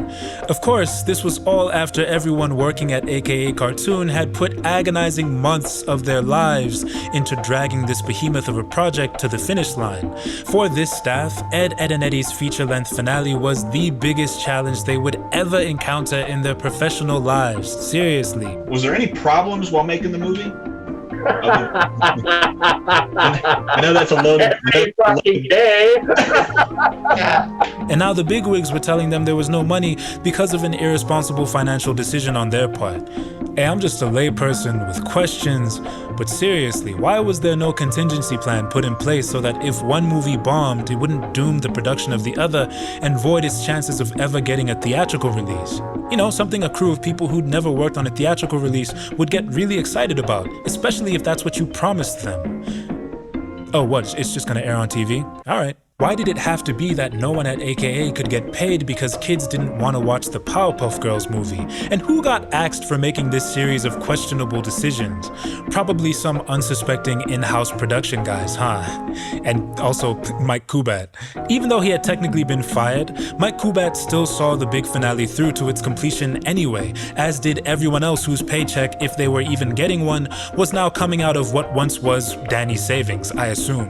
Powerpuff Girls not doing too great kind of set the tone for our expectations of what we could do, where the film, the kind of reach it would have, but it wasn't going to change the fact that we were going to make a film. That was, we'd set our course to do that. So, you know, finances, like, you know, I went right into my overdraft because I wasn't making any money in the last like 4 months of working there and stuff. And of course they did. Of course they put in more grueling hours on top of the grueling hours they had already put in just to put this film behind them. What else were they gonna do?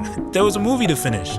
And it's not like the studio had ever been cashing in blank checks from Cartoon Network in the past. Nah, working at a.k.a. Cartoon was an extraordinary creative opportunity. If you could take the pressure, a profitable opportunity, it was not, really. Not unless you were a pigeon who liked eating crumbs. They're called pigeons, and pigeons have lots of cash. You know what the funniest part of this story is, though? It wasn't even the first time Danny had to finance Ed, Edd and Eddy by himself. He had to do it for season 4 too. This wasn't the first time where Danny had to put his hand in his own pocket and keep that studio going. He had to do that in season 4, and these guys will tell you, like, you know, so it wasn't new territory to him. What was going on in the animation industry, bro? Broke ass niggas couldn't even give Tony Sampson a meager raise and pushed him out of the industry entirely because they didn't have the pockets. My fault, OG. No wonder CN functionally doesn't exist anymore. They were running a cash-starved chop shop even when they were producing the best cartoons they'd ever produce. Even when they were broadcasting Ed, Edd and Eddy into 30 million homes. Nasty work. Actually, it's because of corporate restructuring by way of capitalism, which the studio would have little control over, but I had to get my joke off. Chill on me. What do you think you're about? Quack, quack! Hey, you're gonna hurt somebody! This ain't a cartoon! Thinking positive thoughts though, Ed, Edd and Eddy was Danny's baby. That was a good thing too sometimes. Listen to any clip of him talking about what should be throwaway details about trivial things about his baby, and you'll see how much thought and care he nurtured it with. I love this anecdote Danny has about why every kid in the cul-de-sac has got a different colored tongue. It's one of the many small details that add so much flavor to the show. No tongue embedded, or pun intended. My son, Marlo, he had come into, I was working on a board, and he had come in with a bunch of his buddies. And they were all sitting there, and they had all finished eating candy, and they were trying to talk to me about the show and stuff. And they all had different colored tongues from eating all the different colored candies. And I thought, hey, that's very cool. It's a total kid thing. So I thought I'd put that in the show. It's not like the cul-de-sac kids are always eating candy and that's why their tongues are different colors. It is, but it's also that seeing a green tongue is reminiscent of a period in someone's life when they might have had an oddly colored tongue from eating candy. Like Antonucci says, it's a total kid thing. It's a subliminal detail that helps put you into that headspace. And that's Ed, Edd and Eddy's whole thing. Ed, Edd and Eddy is the explosion that is youth pinned down and captured inside of a ceiling urn with a very powerful funjutsu released in frantic bursts whenever an episode needs producing. The show actually feels like it can't sit still, and that's because it's literally not. A lot of parents didn't like the boiling line, the outline of the Eds, because it was called a boiling line because it was an irregular ink line because it was hand inked, right, on each cell. So we get a piece of drawing paper, throw it over top, ink out, we trace out the character, take it off, get another piece of paper, trace it off again, put that down, get another piece of paper, trace off that same drawing again. And what would happen is that when it animated, the lines would wobble. Yeah. And some people didn't like this. The boiling lines are my favorite thing. Even when I was a kid, it was a simple or simpler pleasure at the time. I couldn't even tell you why I was drawn to the style. I just loved the look. Danny is a huge proponent of using human error as a tool to create animation. It's impossible to trace over a drawing and produce a one-to-one copy of it, and that's why Ed, Edd and Eddy's strenuous inking process produces this shimmering effect. It's an artistic way of exploiting a natural human limitation. No wonder a.k.a. Cartoon's tagline is animation by mistake. Of course, it's very easy to draw the line between Danny's boiling technique and Tom Snyder's patented squiggle vision technique. These two techniques are fairly similar, even in terms of how they produce the final image. Danny would hate that I said any of this because Tom Snyder's technique is done in a computer with the images composited in Avid, but you get me. Squiggle vision is an extreme cost and time-saving measure. It condenses the 18 months of work a traditionally animated short might require down into about 10 weeks. Producing a dynamic image without actually having to animate much of anything is the whole point. Dr. Kat's Professional Therapist is an all-time great television show, but if the vision wasn't squiggling, it'd just be an iTunes podcast timed to a PowerPoint presentation. I don't mean that in a bad way. Ed, Edd and Eddy's boiling lines are the opposite of a cost and time-saving measure, but the technique serves the show in a really special way because it's been made for children. Danny wanted it because he felt that kids have tons of energy, you know what I mean, and they can't sit still. Yeah. And he he wanted that sense of contained, like energy of kid. It's a total kid thing, right? It's only our cast of characters that boil in this way. The backgrounds remain static. That's the case in a show like Dr. Katz or Science Court as well, but because Ed, Edd, and Eddy is already so dynamic, it feels like our cast are practically bursting through the television screen whenever we see them. The show is shifting and morphing, even at points of stillness, as long as there is life on screen. Ed, Edd, and Eddy is an antsy kid. It is the chaotic energy of pre-adolescence itself made manifest. a.k.a. Cartoon produced a show that was hard to look away from, irresistible for millions of children who could parse the chaos and resonate with what they were seeing and hearing. It was a sanctuary for them and a gross nightmare to anyone who just didn't get it. My mother would catch me watching Ed, Edd, and Eddy and remark on what she perceived as the show's ugliness. She'd ask why I couldn't just watch Sagwa.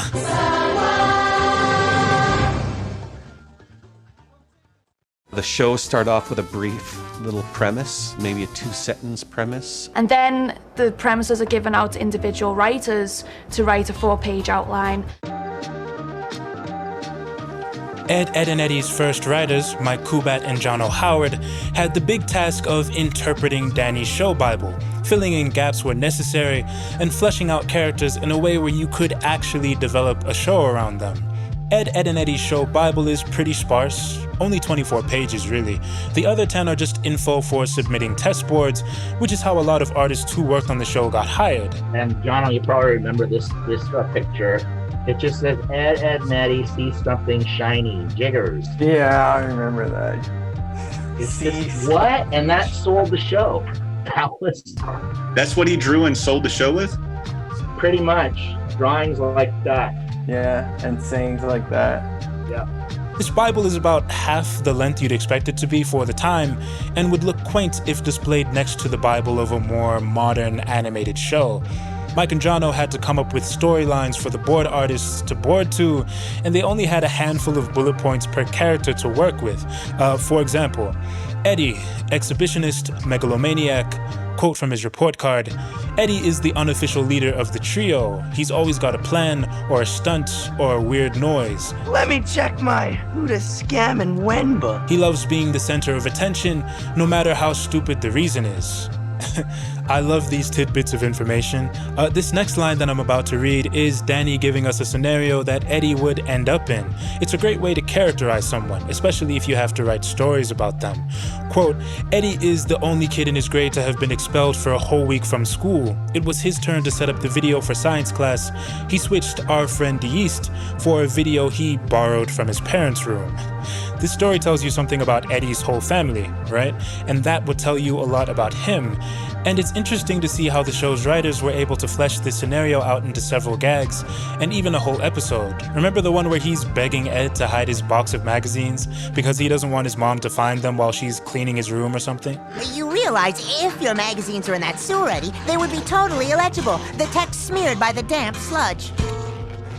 It's the pictures I'm worried about! Speaking of his mom, the show Bible characterizes her as oblivious and characterizes Eddy's dad as a guy who's worried that his son is gay. Keep in mind, there are no parents in the show, really. Eddy's mom and dad both have cameos, but they're not a real presence. Danny didn't want parents to ever be in the show. It was always a hard no. So Eddy's parents are characterized here, not in case the writers have to introduce them to us in later seasons, but because their perspectives inform Eddy's character. It's great to read through these entries, but Ed's is actually my favorite one by a distance because his starts with attention deficiency syndrome. That's like one sentence. The next sentence, he has trouble, ... The next sentence, he can't, and that's it. Okay, he draws all day in class. Like, those are literally what we were working with. If you fancy yourself to be a writer and you're watching this video right now, then let me first apologize for the quality of my prose, but you might have found these character bios to be a little inspiring. This job couldn't be so difficult. After all, there's so many places you could take a character who you only know 10 details about. One of them being, Double D hasn't been allowed to take gym ever since the dodgeball incident. Eddy, it's gym class all over again! Mike and Jono had a tough go at it though, because they could only color within the lines for the most part. And they couldn't even always see the lines they were coloring inside of. The only person who could was the guy who set the boundaries, was Danny. All of a sudden you read a line like, he can't, and it's a bit of a problem, because Danny's actually looking for something quite specific. Seasons 1 and season 2, there was a lot of times where you would write something and then Danny would say, Double D wouldn't do that. And you would say, he wouldn't? And you would be like, no, he would never do that. And I think you're trying to read someone's brain, like you're trying to literally read someone's mind with very little information, and he's making you figure out what he would do. You might read Ed's bio and assume there are plenty of directions you could take his character in, but there are actually not. Now when you get past the Eds and read about the other cul-de-sac kids, things get a little scarier. Like, here's Kevin's entry, right? He is cynical and sarcastic. He thinks he knows the routine. That's because he watches 60 Minutes. What? The biggest challenge of all was being thrown into this fire with virtually no professional experience, because that was most of a.k.a. cartoon. Just fresh faces trying to figure out what Danny wanted while navigating an uncharted environment. And the writers had it relatively easy, even. Getting an outline greenlit could be a miserable process, sometimes requiring 7 to 8 complete rewrites if the idea wasn't original enough or the content wasn't funny enough, and sometimes you wouldn't even know why Danny hated your story, he just would. One time I handed in an episode outline and the only note I got was no. Basically, Danny just took his famous red pencil, crossed each page and just wrote no. This is the worst outline I ever worked on. It's called Boys Will Be Eds. And I don't know if you can see that. It says D- on it. This is probably my 3rd or 4th draft. And there's like stuff, it's like shredded. It says lacks humor, too flat. Where's the crush? Dio, stinky. Poop Dio. Like Dio's dialogue, right?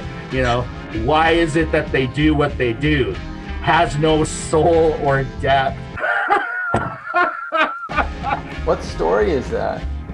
It's the one where all the guys have a crush on Nazz. Oh, remember? right. I did 7 drafts of that, and it got pulled. It got pulled. I didn't even get a credit on it. That's all pretty harrowing, but it's kind of whatever, too, because these guys didn't actually have to take their outlines and board them.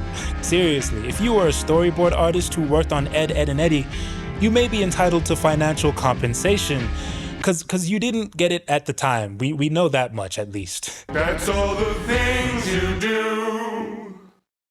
We go from scripts, we go to storyboards, and at the storyboard phase is where everything happens. The interpretation of the script, the spontaneity of what they're happening, the characters doing what they're doing, the interjection of gags, the side threads of things going awry on another level while that premise is still going through. I mean, it's the fun part. Once the outline was handed off to the board artists would do a first pass at their storyboard. We would pin up all the drawings on these big cork boards, and then we would present the whole episode to the studio, everyone in the studio. So you'd walk them through, and it was really nerve-wracking because, you know, you could, as you're going through it, you can see or feel from the people watching what's working and what's not working. And they would literally go walk the whole studio through the storyboard. Mm-hmm. And then at the end of the presentation, everybody would bitch and complain and rip it apart, and they'd have their spirits crushed, right? And there was times where it's just like, no, doesn't work. And then we had 2 weeks to fix it. And they'd take notes, right? You know, like people would say, I lost the plot here at this scene over here. Like, why are they doing this? I don't understand, right? And they'd have to take notes, and then they'd go away and redo the board, right? Mm-hmm. And that process would get repeated until it started getting good. And, you know, I'd been through that many times where where I presented the storyboard and it just bombed. Like, I'm confused. Everyone's like, what? No one's laughing. But it was always really gratifying when you would go through a gag that maybe everyone hadn't seen and everyone would laugh. I can imagine it must be like, to a certain degree, like people do stand-up comedy. Like when you tell a joke and the audience just goes, bah! It makes you feel good and you want to do more. When it doesn't work, you definitely just want to go home. And it was just heartbreaking. Like the highs and the lows at a.k.a. were so high and so low. Like it was just horrifying because he put so much work into it. I pitched him my thumbnails and I finished and I thought, oh, okay, I did a good job. And then I looked at Danny and then he just turned to Scott and looked at him because Scott was in charge of me, basically. He just did this. Super disappointed. And I was like, oh, I guess I didn't do very well.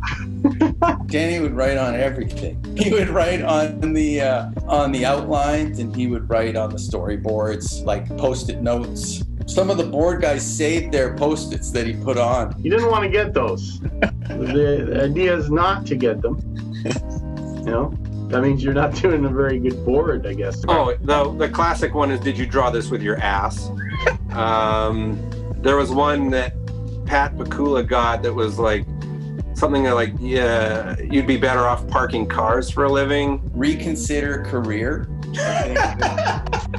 was one Post-it. Another one was quit drawing with your mouth. I just love when it's just like, fuck, exclamation marks. And then the infamous like rethink. And then he would wrap the sticky note around the entire section of pages that needed to be redone. I'm like, oh God. It's like 45 pages of thumbnails. The one we got a lot, you'd get a Post-it around a chunk of board, like a sequence, and it would just say rethink. And that's all you would get. And you'd be like, what's wrong with it? Like, where do I go? Like, it could be, you know, is there anything salvageable here? Is there, like, do I just throw it all away and start again? I'm sure you heard the highs. The highs were high and the lows were low. Hey, let me tell you what Danny said. Let me tell you what Danny said. Danny asked his employees if they'd been drawing their thumbnails with their ass. He would get everybody in the studio to come fry you.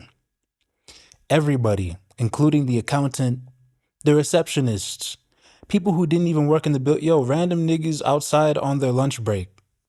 People from the old folks' home. The troll who lived under the Gastown Bridge. Hey, guess what, bro? Danny flew your moms out to Gastown to watch you present your board. And even she said, I don't know if I can get behind this. The entire studio and more were there to fry you like a bird. And you had to just put that chip on your shoulder and carry on, young cowboy. Soldier on. See you in 2 weeks for your next roasting. Linda confirms that this is the exact same system that produced the Termite Terrace cartoons. Of course, Danny implemented that system in his own studio.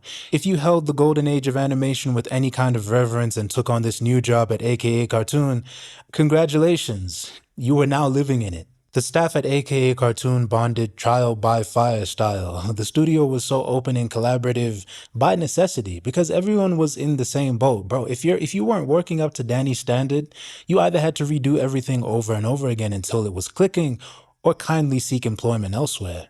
Perhaps something a little more your speed.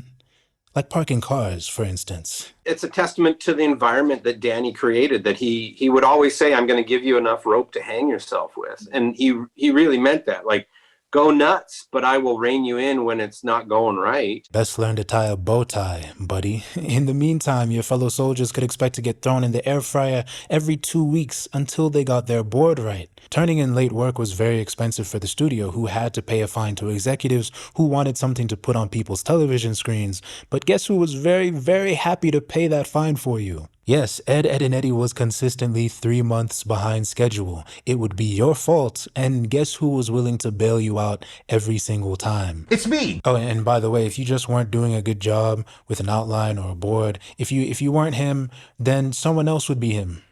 Someone else would do it for you, and they'd get credit. Remember when Mike Kubat had his outline for Boys Will Be Eds pulled and got no credit on the story? Guess what? John O'Howard ended up doing the outline, and he got credit for it. Better luck next time, Mike. I did 7 drafts of that. That's great. Again, for the most part, everyone at a.k.a. Cartoon was working their first industry gig. They were all out of university, green as goose shit, pardon the phrase. But ruthless, scathing critique was the norm at a.k.a. You want to know why so many people couldn't handle the noise?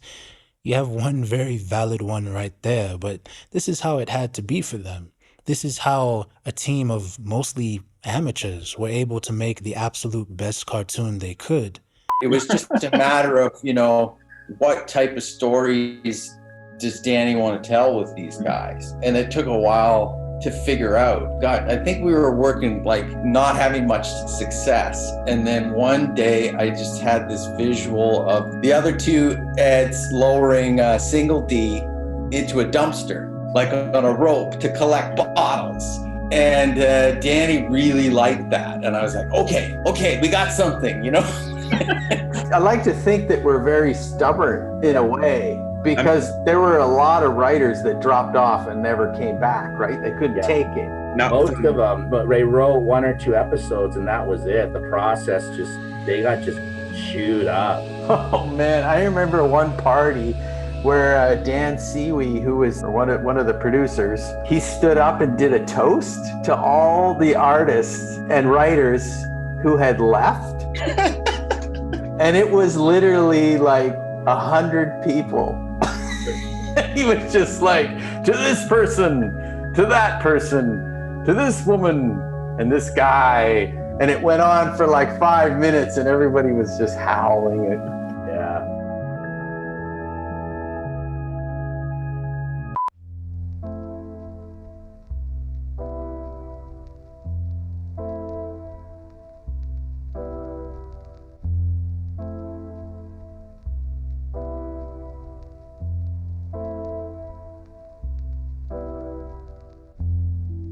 There are so many more details in Ed, Edd and Eddy that are worth remarking on. Small details that you can attribute to Danny Antonucci a reasonable amount of the time. He was so tuned in to every aspect of production. He's credited as a writer on every single episode. And then once the board was final, then Danny would sit with the board and he would write all the dialogue. So all that crazy dialogue that you hear in the Ed shows, that's Danny writing on underneath the board panels, right? There's no part of this process, from writing to boarding to editing, that doesn't have Danny's DNA intertwined with it. That's not the absolute most uncommon thing when it comes to being a showrunner, but it's cool, bro. I don't know. Especially because Ed, Edd and Eddy was a trailblazer in this regard. Before 1999, your cute little indie studio was not getting a Cartoon Network bag and relatively minimal oversight. If you wanted to make Cow and Chicken, you had to be working at Hanna-Barbera. But a.k.a. Cartoon got a fantastic opportunity and treated it like one, making one of the all-time great children's series in the process. Across a decade, 5 seasons, and a movie, Danny fought executives at every turn via email and even in person to keep his show his. He was fierce about maintaining his integrity, his studio's integrity. No one would tell the president of Cartoon Network to go F themselves. You know what I mean? But he would. He would. And that is... He would sit daily. that is... Danny is our window into the world of Ed, Edd and Eddy, because Ed, Edd and Eddy is our window into Danny, right? We see, hear, and experience exactly what he wants us to see, hear, and experience. Ed, Edd and Eddy is the product of an auteur who demanded total creative freedom for himself and the artists who worked for him. And these are demands he's made at every point in his career, even to his detriment. The man just has a principled and uncompromising vision. No need to wonder why we haven't seen a Danny Antonucci cartoona on our television screens since Ed, Edd and Eddy. He literally turned down a Nicktoons bag in favor of more creative leeway. Hey, a Nicktoons show in your catalog is like a 4PF chain in 2019 for cartoonists in the 90s. But Danny said, nah, it's not about the money. It's not. He never gives in. He's like a true artist. He will never sell out.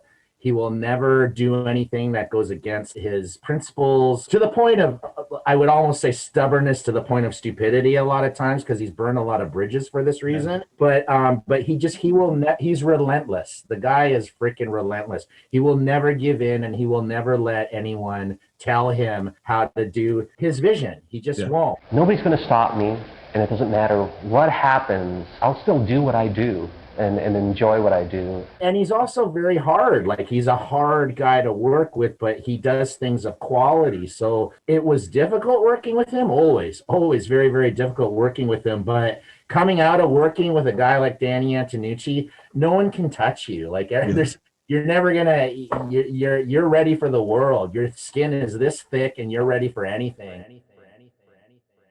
The man has been fairly quiet post Ed, and Eddy, although there's always rumors floating around about what's next for Danny. There was an anonymous fan back in 2011 trying to claim that he was working on a show called Universal Uniters, which caused a stir on the Ed's fandom wiki. The moderators needed this rumor to be substantiated before they could greenlight a Universal Uniters entry. Some guys on this wiki are super plugged in, to the point of literally being friends with Danny on his private Facebook page, so I'm assuming we can point to one of them as the reason why he caught wind of this accusation. Danny shut the rumor down, apparently claiming that while Anon was tripping, he did have a children's series and an adult primetime series in the works. This is all based on comments from a user blog on the fan wiki, so all I have to go on is the testimony of superfans and an old link to Danny's Facebook post, which of course I cannot access. We actually do have tangible evidence that Danny was working on some kind of children's series, although there's no way for me to connect the project to that Facebook post he made. But here's a clip from that children's show. Say hello to Snot Rocket. It is an a.k.a. cartoon pilot that was released, I think, 7 years ago, going off of this Reddit post, which is the oldest link to the cartoon that I could find. Seems like Snot Rocket would have been distributed by Turner, as all original uploads, including the link from that Reddit post I mentioned, have been blocked by them. Turner owns Cartoon Network, so we can put two and two together. Danny's new children's series obviously never materialized, but we'd get news about Netflix picking up Lupo the Butcher during the pandemic year. This new development wasn't widely reported, but if you knew, you know? Unfortunately, this is where the good news or news of any kind ends, because we'd find out in 2022 that Netflix decided not to run with Lupo, to the chagrin of many, probably, but to the surprise of no one, really. It seems they saw the pilot and wanted a.k.a. to tone things down to PG-13, and if we've learned one thing about Danny today, it's that he doesn't compromise for anybody, so you'd imagine that these talks didn't go well. Back to square one then. Now I'm thinking about this interview that Danny did with Gord Wilson, where he reveals that networks had been interested in developing Lupo into a proper series ever since it broke out. Quote, "There's a long history of people trying to do something with it, but it was too extreme to get on the air. Netflix is the latest heir to a rich history of guys who passed on some weird shit Danny was doing after being the ones who approached him in the first place. Fake weird niggas courting a real sicko. Oldest drawing in the coloring book. It would be nice if some well-backed service was willing to pony up and kiss the butcher's ring, but it seems clear that a series about Lupo was destined to never be in the cards. The signs were firmly rooted in place decades ago, unfortunately. Last thing, I want to acknowledge that this screenshot of Danny delivering the bad news isn't mine. It was sourced from Kevin Lodi's Tumblr. Shouts to you, Kevin. We're going to learn a lot more about your work in a minute. Oh yeah, and boo once again to Netflix. Everybody hates you. I wish to God we had filmed documentary style the making of the show, because it would have been such a good documentary. All of you would have been canceled out of your profession. 100%. We would not be able to work in this industry anymore. In the online ecosystem, the people are serviced by two separate yet equally important groups. The content creator who uncovers the rabbit hole, and I was only able to think of one. This is my story.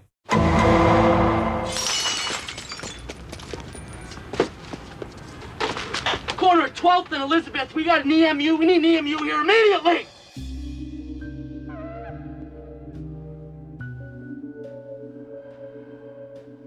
We're in the middle of our fifth inning. You may call me Inspector Babar. I'm here to deal with the criminal element around these parts. Toontown's underbelly is rotten, rife with quack archivists who belong in a jail cell, maybe even below one. I was notified about our victim at approximately 3 a.m. this morning. Government name can't be disclosed at the moment, but certain forum posts would suggest that he went by the moniker Kit Top.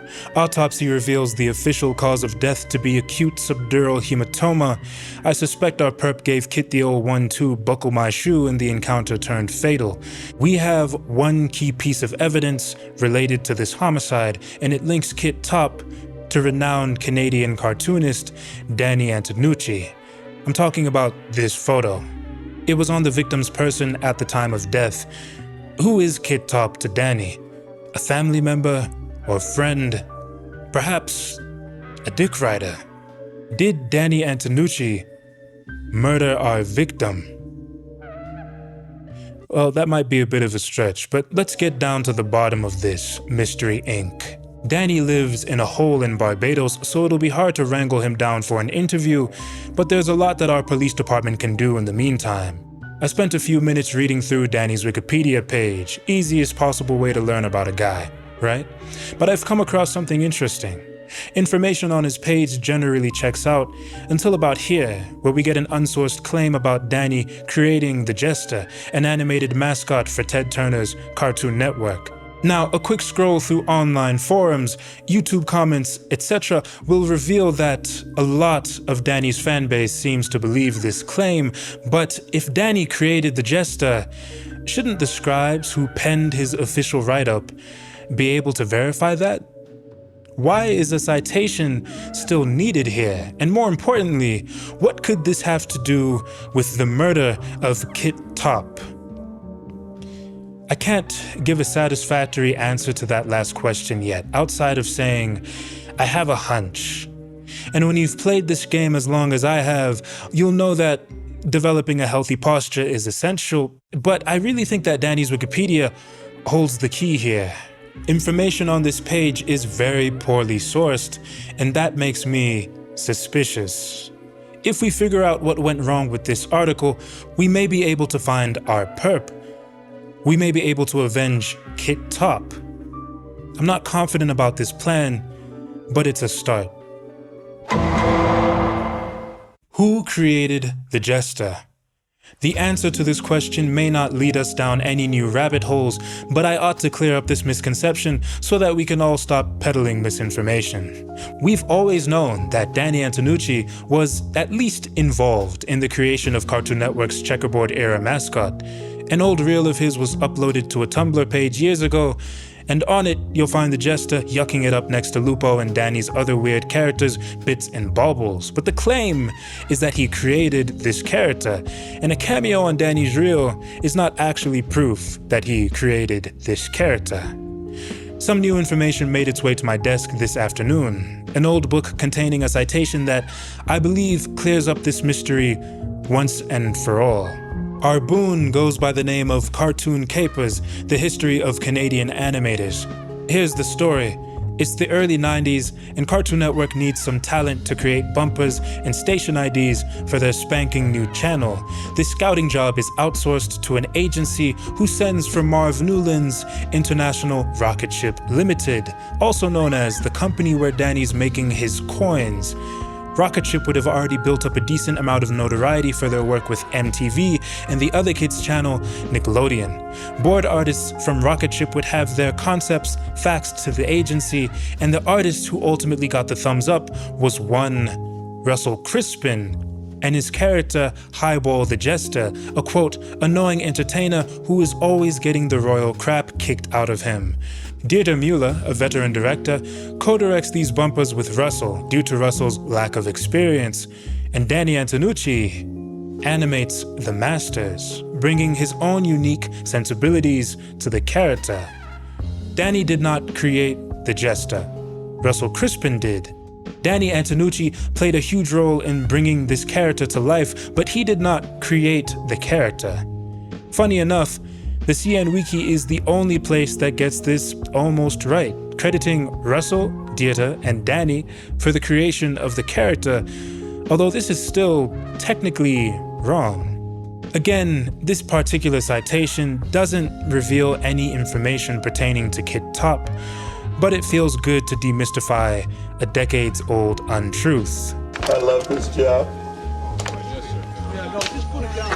Shout out to Regular Capital on Twitter, by the way, for unearthing the proper citation. Your colleagues in the force celebrate you. This is off the record, but the department was pulling its hair out trying to find this lead last year, but it's also like on the second page of Google Books if you search Danny's name, so maybe that's proof that the cops can't do their jobs. There's gotta be something more going on. The Jester debacle was haunting me for good reason. Kit Top's murder is related to this unsourced claim on Danny's Wikipedia page, or rather, it's related to the page's poor source work in general. After dealing with Danny and his Jester, I decided to look into this next section of his article titled Ed, and Eddy. Kit, we are on the path to exposing these criminals and delivering the hammer of justice. Quote, feeling confined to gross and edgy work such as his series The Brothers Grunt, Antonucci decided to produce an animated children's television show again with his company, a.k.a. Cartoon. He resolved, however, to ensure that the series was produced in a way similar to the cartoon styles from the 1940s to the 1970s. I had not come across any of this in my research. Danny, of all artists, felt confined by his edgier adult-oriented work, and based on that, he made the decision to produce an animated children's television show again? Danny said he was dared to come up with an idea for a children's series. Somebody dared me to make a kid's show, you know? And hey, who better to come to than me, right? But according to his page, he made the independent decision to produce a children's show again, as if he'd ever done it before. And these dates, when has he ever brought up these specific dates? The 1940s to 1970s? Well, definitely not in the interview that's being credited here. Keep the name of this citation in mind, by the way. We'll circle back to it later. But Danny has actually said most of this before, sort of, just not in any places that you would find without surfing the Internet Archive or scrolling to the references section of his fandom wiki page. That would be easier, actually. But if you go there, you'll find a link to a.k.a. Cartoon's long-dead unofficial website, animationbymistake.fateback.com. And what's this? Why, only the most important lead we've uncovered so far. a.k.a. Cartoon's unofficial website was overseen and maintained by one Kit Top. I say let's give it a spin, see where it lands. I figure we do a complete bio. Friends, relatives, cellmates. Fine, great. Be my guest.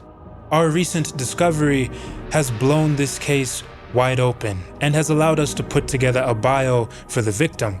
Kit Top was a well-known Ed Boy merchant. He and Zephyr Samba ran Ed, and Eddy's first fan site, edtropolis.com, or the Ed, and Eddy Zone. He also managed a.k.a. Cartoon's unofficial website. These old web pages are a treasure trove of borderline lost information, and the most valuable goodies come in the form of interviews that Kit Top did himself in person with the staff at a.k.a.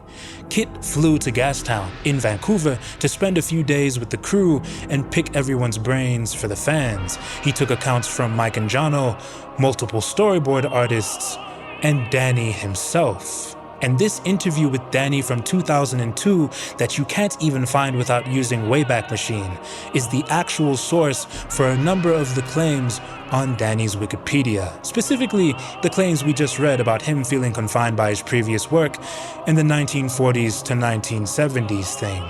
Also have to mention this interview that Danny did in 2000 for now defunct outlet Real West magazine, which is where his Wikipedia gets the idea that he, quote, decided to produce an animated children's television show. I'll note that Danny does seem like he might be giving contradictory accounts about how he ended up producing a kids show. After all, we also have the 2013 interview with Electric Playground, where he claims that Nickelodeon essentially pestered him until he caved and drew the Eds. That sounds like a different story, separate from the dare thing, and separate from the wanting to do something different thing. Or is it separate? Only Danny knows, but the most pressing question pertains to our victim. Why isn't Kit Top's work being honored with a citation on Danny's Wikipedia? Why erase his contributions to the fandom by citing some other interview instead of words that he transcribed right from the horse's mouth? And could this all be related to his murder? Walking this path has revealed too many coincidences for my liking. Sometimes people get beat up just for the hell of it. Sometimes they even get dead. It's a fact of life. It's not always a conspiracy. Revisiting the section of Danny's Wikipedia entry titled Ed, Ed, and Eddy, let's see if we can uncover any more oddities. Quote, Antonucci spent months designing the show before trying to sell it to Nickelodeon. Nickelodeon told him that they would take the show if they also obtained creative control. Antonucci refused to give it and instead took the show to Cartoon Network. A deal was ultimately made for Cartoon Network to commission the show after they agreed to let Antonucci go in his own direction. That bit of text we just read credits one interview. It's called Interview with the Creator. Remember that citation I told you to keep in mind? This interview is a bit of content that Danny did for Ed, Ed, and Eddy's first DVD release. It is widely touted that Nickelodeon wanted creative control, and that was what prompted Danny to go with CN. But this Wikipedia article is the only place that is bold enough to earmark the claim with a citation.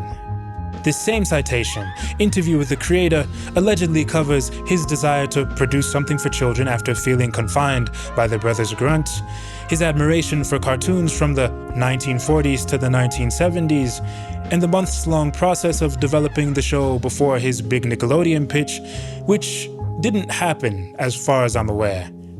And apparently, Danny reveals all this information between 22 seconds and 2 minutes and 34 seconds of this interview. This has to be looked into, right? I thought so too. So I went surfing and found Interview with the Creator. Would you believe me if I told you that nothing we've discussed can be found in that interview between 22 seconds and 2 minutes and 34 seconds? In fact, the interview isn't even 2 minutes and 34 seconds long. So what interview did they mean to cite? In Interview with the Creator, Danny doesn't bring up the Brothers Grunt thing, or the 1940s to the 1970s thing, or the Nickelodeon thing. None of it. And why would he? Why would he reference his weird, nasty MTV show or adult animation on a DVD for children? Why would he let his nuts hang on Nickelodeon and talk about them fumbling the negotiation process on a DVD produced by Warner Brothers?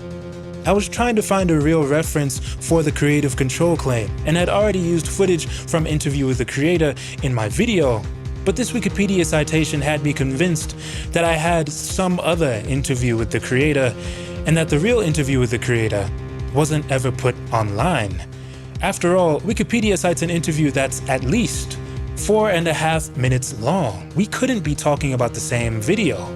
I don't live in America, so Maya, a well-respected uniformed officer and dear friend of mine, good head on her shoulders, helped me obtain a copy of Ed, Ed, and Eddy, the complete Season 1 DVD.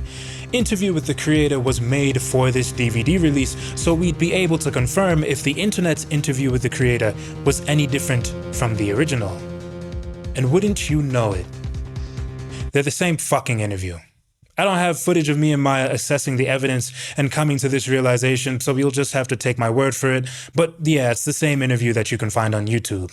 I had it the whole time. Questions beget questions. Who's linking all of these claims about Danny to Interview with the Creator? I'm certain that this vandal and Kit Top's murderer are one and the same. Luckily for us, Wikipedia's revision history leaves a long and permanent paper trail. Danny's entry was brought into the world at the end of 2004, and substantial edits to the page were made by suspect number 1, user Tim1965, in mid-2006. That's the guy. You sure? etched in stone. A good amount of Tim's information comes from Kit Top's interview, and Tim acknowledges this by linking to that content in the external links portion of his edit, presumably so that it can be cited properly later. Tim 1965's 2006 edit is the version of Danny's article that other contributors will be building on for the next 17 years, which is unfortunate because Tim has an odd way of putting things when he's not making things up.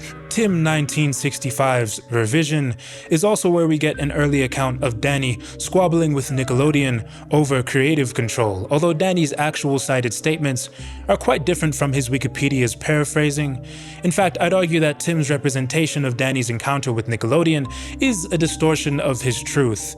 Let me know if I'm wrong, but to my knowledge, his interview with Kit Top is the only documentation we have of him mentioning Nickelodeon and creative control in the same sentence, and Kit Top's fan site has been defunct since sometime after 2009. So fans have used Tim 1965's 2006 revision of Danny's Wikipedia page to spread inaccurate information for like 15 years. The most influential revision in Cartoon Network history. We all know Danny doesn't have internet, so Tim was able to get away with this deed, nary a consequence in sight for the quack archivist. But that's all he is, a quack. A murderer, he is not. You'll notice that a lot of claims in Tim's revision have survived the tumultuous journey across decades. Danny's Wikipedia was last edited in December of 2023 as of time of recording, and yet looky here. Many of Tim's edits have emerged unscathed, the only difference being that a lot of what was going to be credited to Kit Top's interview chatting with Danny Antonucci is now credited to Interview with the Creator, my old foe. Enter suspect number 2, user Tregowith, who would strike Danny's Real West magazine interview from the external links portion of his Wikipedia in June of 2007. From then on, we'd have no citation for Danny feeling, quote, confined to gross and edgy work. Not the murderer, merely a vandal, punishable by a fine and a sentence of up to 10 years, but that's better than a 25 to life. In May of 2012, suspect number 3, user Khan Assassin, would bring sweeping reforms to Danny's page. The most notable change here is the addition of a works cited. And would you look at that? Khan Assassin did not actually add in the section himself, nor did he remove the external links section. For those decisions, we can credit an anonymous witness and suspect number 4, user Stale Cupcakes, an overzealous enthusiast maybe, but certainly not our killer. Suspect number 3, however, is responsible for adding in the page's first in-text citations and pointing them all to the wrong fucking references.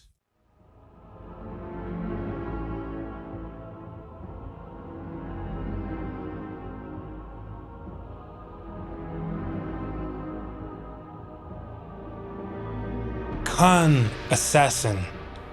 This is our culprit. It was Khan who first used Interview with the Creator to mislead the public.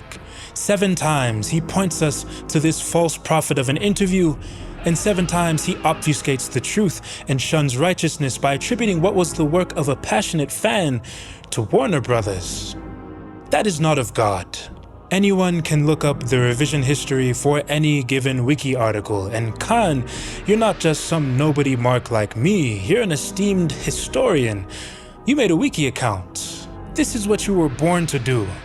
But you couldn't check in with Tim 1965 and browse through his revision to see where he got his info from before crediting all of his paraphrasing to the wrong interview? Or is that why you did it?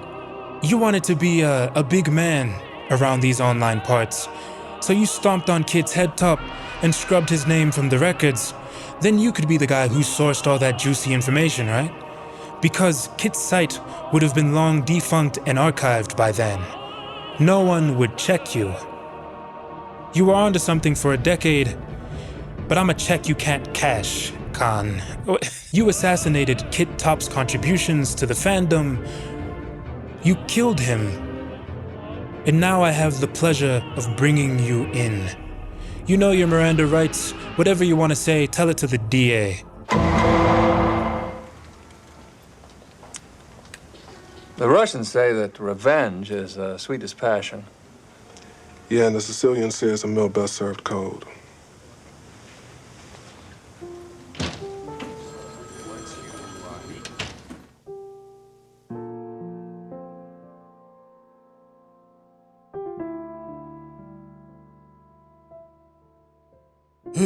The cat's out of the bag and headed into a jail cell. Kit Top's killer has been brought to heel, and the people of Toontown can sleep a little easier tonight. I'd consider this a job well done, but before we break out the whiskey and other civil assets, let's tie up some loose ends, an addendum to the case file. Where's the actual proof that Danny took his ball to CN after being denied creative control by Big Dick Nick? Well, the only first-hand account we have is Linda's, right? I played it for you earlier in the video. I think we were like talking to his lawyer already, and they mentioned that Nickelodeon was also bidding on it. Yeah. And I was like, oh my God, this could go to Nick. And I had just left Nick, so they couldn't have it. I wanted it. Linda knew that Nickelodeon was bidding for Ed, Edd and Eddy. She also would have known that CN offered more creative control than Nick did, because of course she would have. She had spent 10 years working at Nick. And so she used that point as leverage in her conversations with Danny and ultimately secured the deal. Another misconception shattered. It didn't go Nick then CN as the world seems to think. No, Nick and CN were bidding for the same show at the same time. Danny's interview with Kit Top would suggest that he didn't even get very far in his negotiations with Nick in the first place. If anything, a need for creative control was a point he stressed while he was in talks with CN, not Nick. Danny might have spoken about the need for creative control in some lost interview, but it seems more likely that Linda put that idea into his head, and less likely that Nick just bombed during negotiations, even after making it work with a scumbag like John Kricfalusi, a guy who was just as independent as Danny.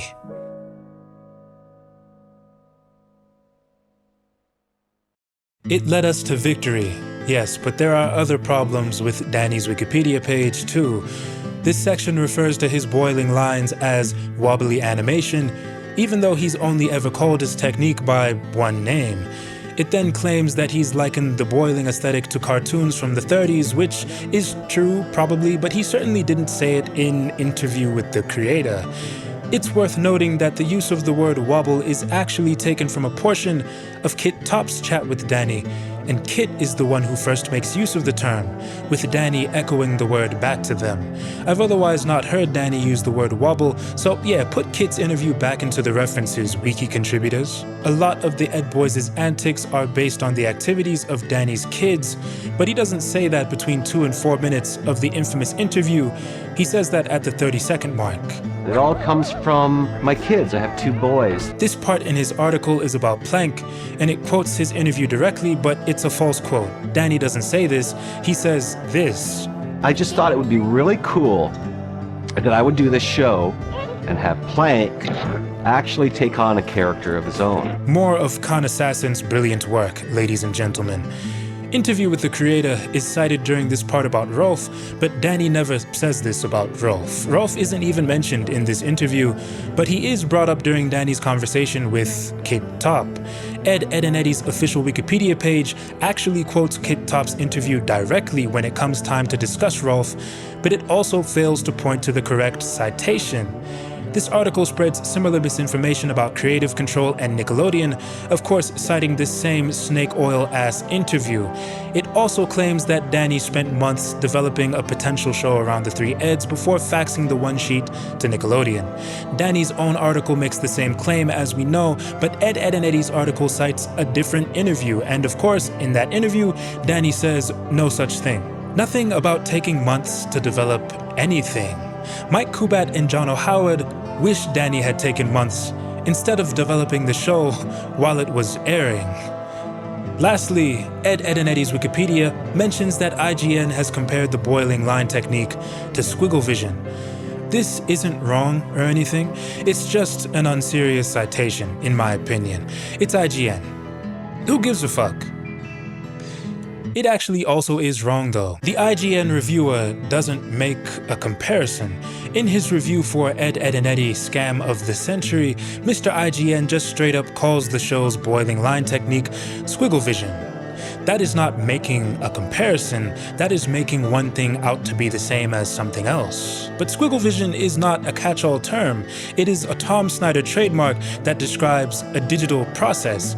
Danny's boiling lines take inspiration from World War era cartoons, pre-digital, so how can you call his technique squiggle vision? Also, squiggle vision is mentioned twice in the IGN review, and it's spelled wrong both times. Why would anyone cite this for any reason? Permission to treat the witness as hostile, Your Honor. Mr. IGN, you put this citation in the article yourself, didn't you? Alright, here's the actual lesson to take away from this segment. If you're gonna cite Wikipedia, be careful, that's all, because the people filling in these entries might care about as little as you do. Also, if you want to read all about Danny in one place, I'd suggest finding his Spanish Wikipedia page and translating that into English. That page rocks for some reason, and it contains a load of helpful primary sources, especially if you can access EBSCOhost. Seriously, I don't know why, but his Spanish page makes his English page look like a complete joke. Shout out to Spanish-speaking Ed, and Eddy fans. Anything else? Yeah, donate to Wikipedia. It's important that a free archive of information this vast is able to carry on with its existence. In my opinion, it's a beautiful resource. Then again, if there was no Wikipedia, a whole host of terrible video essayists, long-form content producers, and modern thought leaders would be out of a job or put to the sword. So maybe don't donate. Somebody blew your boyfriend's brains out with a 38, okay?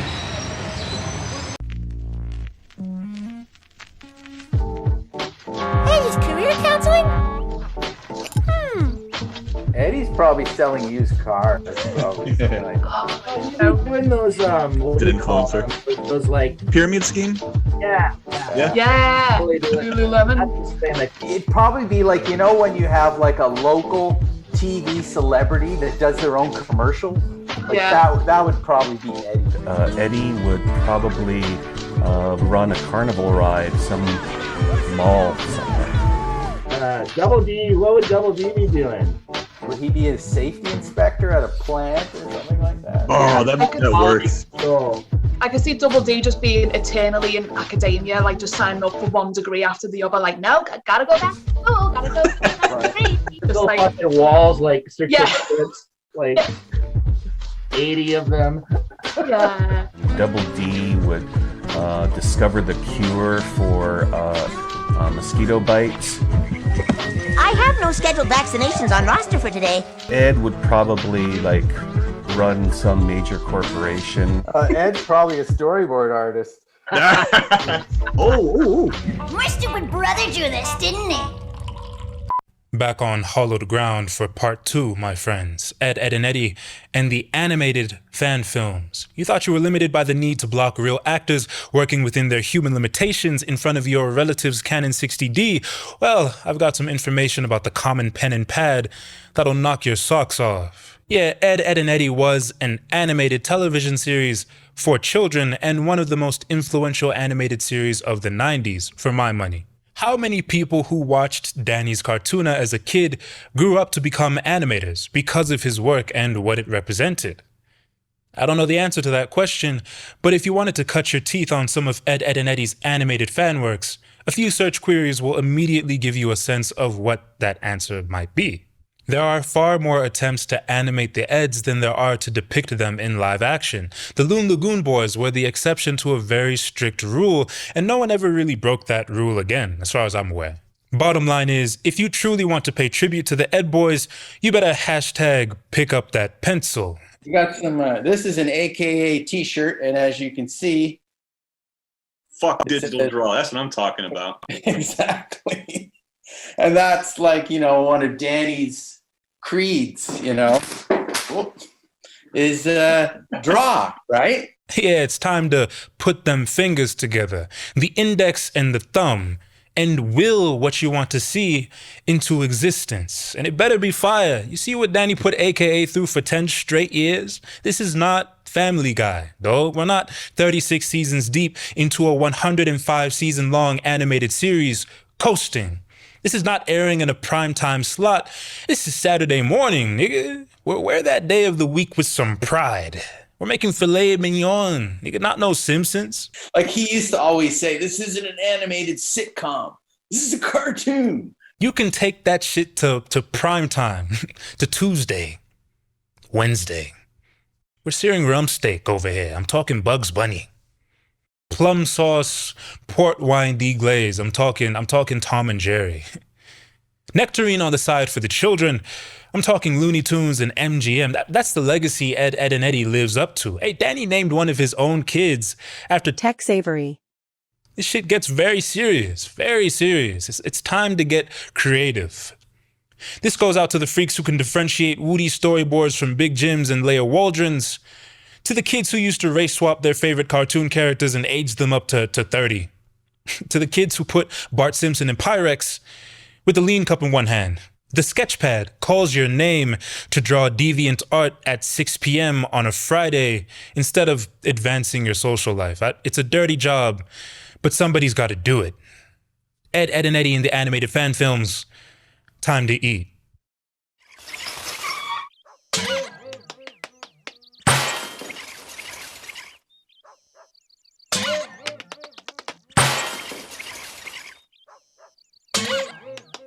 Our main event for today's video is Peach Creek, a web series that serves as an unofficial but direct sequel to Ed, and Eddy.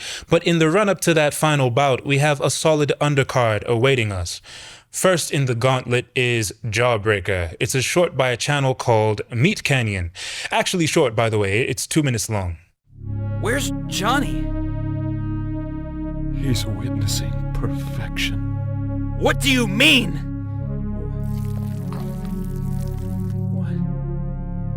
What is that? Okay. I think we're gonna skip this one. I'm scared. What's next? Just for old time's sake, let's play Uncle. Uncle?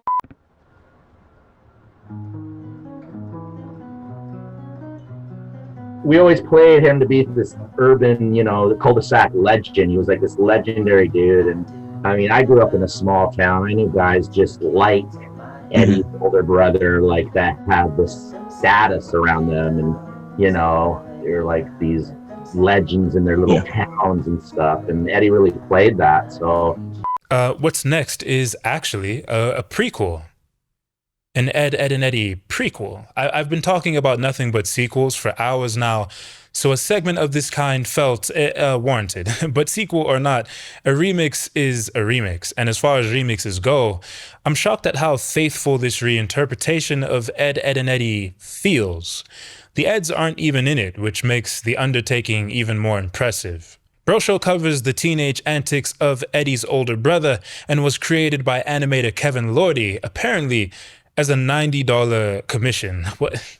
Kevin, hold on. So you took on this 2-year-long project to produce 8 minutes of animated content for $90 American dollars?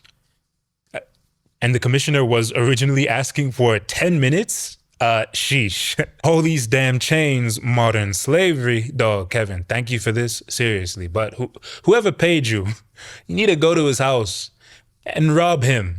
Take everything. That criminal is still roaming the same streets as everyone else for all we know. This is what his eyes looked like as he read the DM where you agreed to enter that slave contract, bro. That's 13 cents a day. It's niggas in maximum security who are netting more than you. Ooh, anyway, Kevin is a huge Ed, and Eddy stan/archivist. He's one of the most well-known Ed, and Eddy meat writers and has a lot of content related to the Eds on his channel, including an extremely rare upload of this one weird CN bit where Ed dates Daphne from Scooby-Doo. Have you seen this? I love Double D. Double D is the best. His constant talking about Double D made me a little uncomfortable. How am I supposed to compete with that? Bro, if Kevin Lordy didn't see fit to preserve this, I actually don't know if there'd be any evidence it existed. It would be referenced on that Mandela Effect Wikipedia page as an example of some pop culture thing that weird nerds from the 2000s collectively fabricated. I saw this on TV in a previous lifetime and never thought about it again until accidentally coming across it on Kevin's channel. There are about 35, maybe 40 pixels total in this video, and someone's gonna have to tell me what that media player is, but I'm happy that this has been archived somewhere.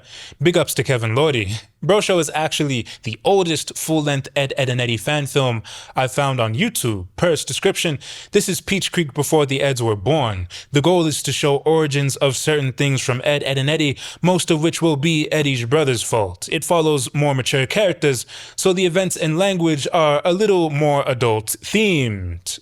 So the film is supplementing the original series lore with its own, filling in gaps and bringing clarity where there once might have only been suggestion. I can dig it. I hope you're all aware that I do not actually condone Bro's character or behavior. Don't act like Bro, kids. Well, we'll let the art speak for itself. This is episode 1, the only episode. It's called Chip Off the Old Bro. We're taking the phrase chip off the old block and replacing a word, but not with Ed because this is a different show. Honey Bunch, I'm pregnant. What? Alright, just for clarity's sake, I'm going to be referring to Eddy's brother as Cheeseball whenever I'm talking about his incarnation from Bro Show, okay? His girlfriend is named Tammy Kanker, and Cheeseball has gotten her pregnant. Let's read that description. It follows more mature characters, so the events and language are a little more adult-themed. All right, Tammy and Cheeseball are both 14 during the events of Bro Show. They're only 2 years older than the Eds were in the original series. Why does this have to be the premise for a prequel to a Cartoon Network show, man? It's whatever. Once again, I am proposing that Ed, and Eddy fan artists in general let the Kankers and the Eds be, but that complaint doesn't apply as much to Bro Show because the Kanker-Ed relationship at least makes sense here, sort of, from like a narrative, cosmological standpoint. Eddy's family and the Kankers have been intertwining and interfering in each other's business for hundreds of years. Eddy and the Kankers are members of the 2 OG families from Peach Creek, and these clans just can't seem to leave each other alone, so it's fitting that they'd be fraternizing and dating too. It's an interesting flip of the dynamic that the Eds and Kankers share in the original series. Tammy Kanker is wonderful. I actually think she's the fan film's most brilliant idea. She inverts what we know about the Kankers, reversing the polarity so that it's now Eddy's brother Cheeseball, who is where we'd otherwise put the Kankers on an alignment chart. And meanwhile, Tammy is a paragon, inhuman in a way that the Kankers, in their original incarnation, were never really allowed to be. Another interesting flip. Cheeseball is our main character, though, not Tammy. In our opening scene, he's defined as a guy who hates his girlfriend and has no redeeming qualities. How did this happen, Tammy? Have you been seeing other guys? No, babe. Because I'll murder him for touching my chick.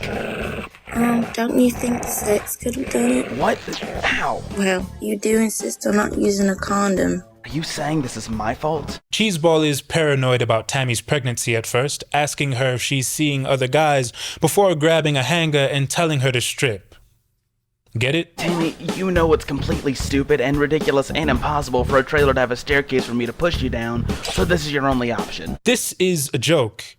As in, it's intended to be one, but it's at the expense of someone who's crying tears of joy at the thought of raising a baby with the joke maker. And the joke maker is being serious, not that that even matters. Tammy wasn't thinking about whether or not she wanted to be pregnant, but now that she is, she's happy. She wants to start a family, probably move out of the trailer park and seek better days with her baby daddy. Little did she know, her loving Cheeseball is a cheeseball she invented. This freak's response to his girlfriend being in a heightened emotional state is to ask that they celebrate the occasion, a.k.a. he wants his duck sicked. Why don't we celebrate this little gift? Fuck yeah, for the boys, right? This is the face of a sociopath. We all remember Eddy's brother, surely. I do, and I think Bro Show's interpretation of the character is a believable one so far. They're not walking back how twisted he was in the original show. It's the opposite. They're diving right into the deep end and renovating the surrounding landscape so that they can extend the pool and dive even deeper. Looks like Cheeseball is an irredeemable prick in every timeline, but Eddy's brother wasn't ever much of a character, right? He was more of a means to an end. Eddy's brother was a constant presence, but only in the margins of the story. A mention here, a reference there. He was an apparition whose legend haunted the cul-de-sac and, most importantly, Eddy's consciousness. He was the big lie that stood in the way of Eddy closing the loop of his own story. After all, this was always about Eddy, about him learning to grow out of his faraway brother's influence, about him learning to grow up, so his brother never needed much of a character. He doesn't even have a name. Heavy as the rotting head, he doesn't deserve the dignity a name brings. In fact, he can count himself a lucky man, because if not for Danny making an executive decision, we wouldn't even have an Eddy's brother to talk about. Yeah, Ed, and Eddy's writers didn't think he deserved to be written into canon in the first place. We were writing towards this idea that Eddy had made up his brother. Yeah. Because he was such an idiot and a loser and so desperate that he made up this whole older brother. And at some part in the process, and you're right, we had gone far down the road, he said, no, his brother's real. And then the writers were like, what? We're changing the end? Yeah. I think this character's a bum. And I'm supposed to. But now this bum has a fan film made about him. And that's cool, but I can't help it. I have my reservations about a premise of this kind. We're potentially in for some sickening viewing, brackets, not in a good way. Sickening viewing might be what you'd expect from a pilot based around a guy whose last known activity was getting his ass rightfully kicked by a gang of children, and afterwards being subjected to whatever fate awaited him as the Kankers carried him off with them. Oh my god, oh no. They take him into his trailer, Eddy's brother into his trailer, and instead of first one inside gets to give him mouth to mouth as he's unconscious, being drugged. It was very rape vibe, if you will. You know, so, but if anybody could... Oh, Rachel said, I didn't write that shit. All right, here's the thing, all right? My reservations are my reservations, maybe mine alone. I'm talking down on sickening viewing, and Bro Show is sickening viewing, but by design. It's perverse because it wants to explore the perversions of its main character. It indulges quite a bit, though, and it takes to the perversion in a, oh, ha, that's fucked up, cheeseball kind of way. We even hear this Tegan and Sarah song whenever he's just gotten away with doing some terrible shit. Like, yeah, Cheese, these are the iconic activities we know and love you for.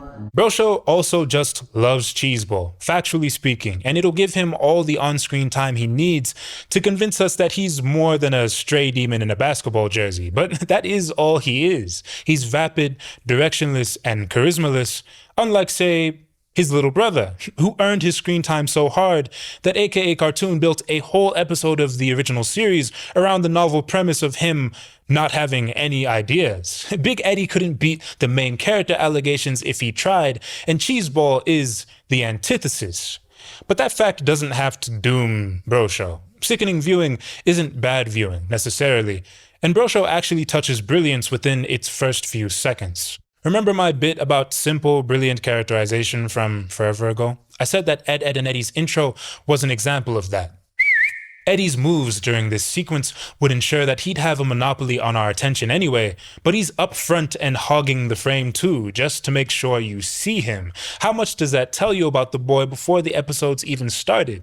I'm bringing this bit up again because Cheeseball gets to take his brother's spot in Bro Show's admittedly excellently well done intro.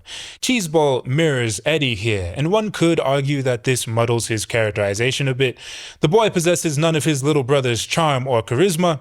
He never shows an overwhelming desire to be perceived either, so it does kind of feel like this introductory sequence isn't part of Bro Show's kayfabe. It's as if we're supposed to start booing Cheeseball again once we get to the title card. But ignoring that, this opening is quite thoughtful in the way that it recontextualizes Ed, and Eddy's intro.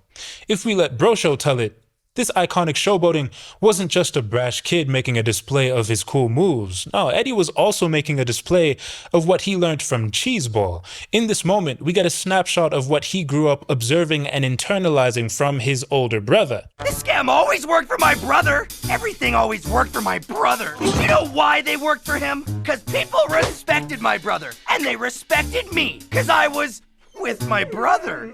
Eddy himself would probably say that his brother taught him everything he knows. Check out this entry from Ed, and Eddy's show Bible, which I don't have. Hold on one second. All right, I actually have it this time.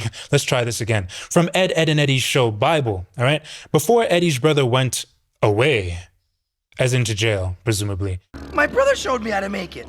Before he went away. He enlightened Eddy with the legends of the neighborhood. Eddy knows where all the abandoned tree houses are, which sewer pipes are safe to spelunk. I know an underground route. And the secret recipe for the El Mongo stink bomb. Kevin Lordy's Bro Show is giving us another example of what Cheeseball has passed down to his brother by making smart use of its opening sequence. He's not mirroring Eddy, right? Eddy is mirroring his brother, the progenitor, the legendary suburbanite who once fashioned Peach Creek in his image. Cheeseball spills this paint everywhere because he's an idiot. That paint is still there by the time Eddy and his friends find this room. Anywhere in the cul-de-sac that Eddy has been, Cheeseball has left his powdery mark. Remember Bro Show's objective. The goal is to show origins of certain things from Ed, and Eddy, most of which will be Eddy's brother's fault. Nowhere is the mission made clearer than right here in the fan film's opening. And Kevin Lordy scores a goal from the halfway line. So, how's the rugrat? He stayed home. The poor muffin has a tummy ache. You know, Pop, he's not a baby anymore. We're at Cheeseball's grandpa's house in this next scene, a measure of distance away from Pine Fresh motorhomes, and this is where Cheeseball's parents are introduced. His father is a car salesman. I did everything my dad does. How come he sells stuff? Maybe it's the tie. We don't know what Eddy's dad sells exactly, but cars is a good assumption. Eddy's probably selling used cars, probably something like that. Not the first or last good assumption Kevin Lordy makes here. He is great at using these little details to make his viewing experience feel grounded. Business has been slow for Eddy's dad, and so he, Mom, and Cheeseball have been living in a motorhome. That's Pine Fresh, where most of Bro Show's action takes place. Grandpa Eddy actually invited his son and daughter-in-law over because he wants to let them know about Peach Creek, a new suburb that's being built down the way. Look, Pa, that's terrific, but we really can't afford a house like that on our budget. The damn cars haven't been selling, you know. Don't be ridiculous. As the oldest living relative of the town's founder, I'm going to get you rapscallions a big discount. Really? You can do that? Eddy's forefathers being the first pilgrims to settle Peach Creek is canon too. I'm not sure how that affords their descendants cheaper property for eternity, but then again, I am but a boy from the village. The ways and laws of settlers confound me. Wow! Thanks so much, Dad. What do you say, dear? Are you willing to part with the park? We're living in a tin can. Do you really have to ask? Eddy's parents are ecstatic at the opportunity to move out of the trailer park. It's a genuinely heartwarming moment to see this struggling family be met with a bit of sudden fortune. And it's clear that the rents needed to hear Grandpa Eddy's good news. They needed some kind of break here. It's just a good bit of business, this scene is. Although it's slightly undercut by this question that I'm about to ask.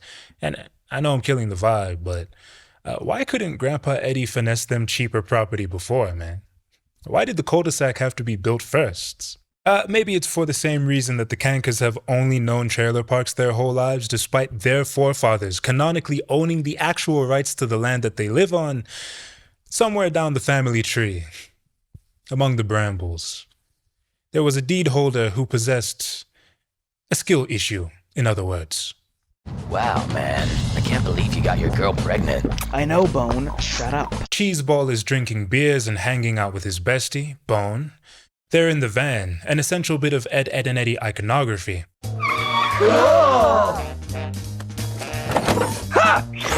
This vehicle has to get from Pine Fresh motorhomes to the junkyard by Park and Flush within like 10 years max. So I wonder what that story would have been. Remember that one of Bro Show's stated goals is to, quote, show the origins of certain things from Ed, and Eddy. and connect those events to Eddy's brother. This detail is but one example of that. Bone and Cheeseball are shooting the shit, talking about Tammy's pregnancy in a pretty demeaning way, as to be expected. Cheeseball is worried about not getting any action if he tells Tammy outright that he doesn't want her to have their baby. Fascinating thought process. He then calls Bone a virgin, and Bone's reaction is the closest thing we get to an endearing moment in this scene. Bet you're still a virgin, aren't you? Little virgin baby. He just takes it on the chin and doesn't respond. I don't know why that makes me almost like him. That's it for notable moments, though.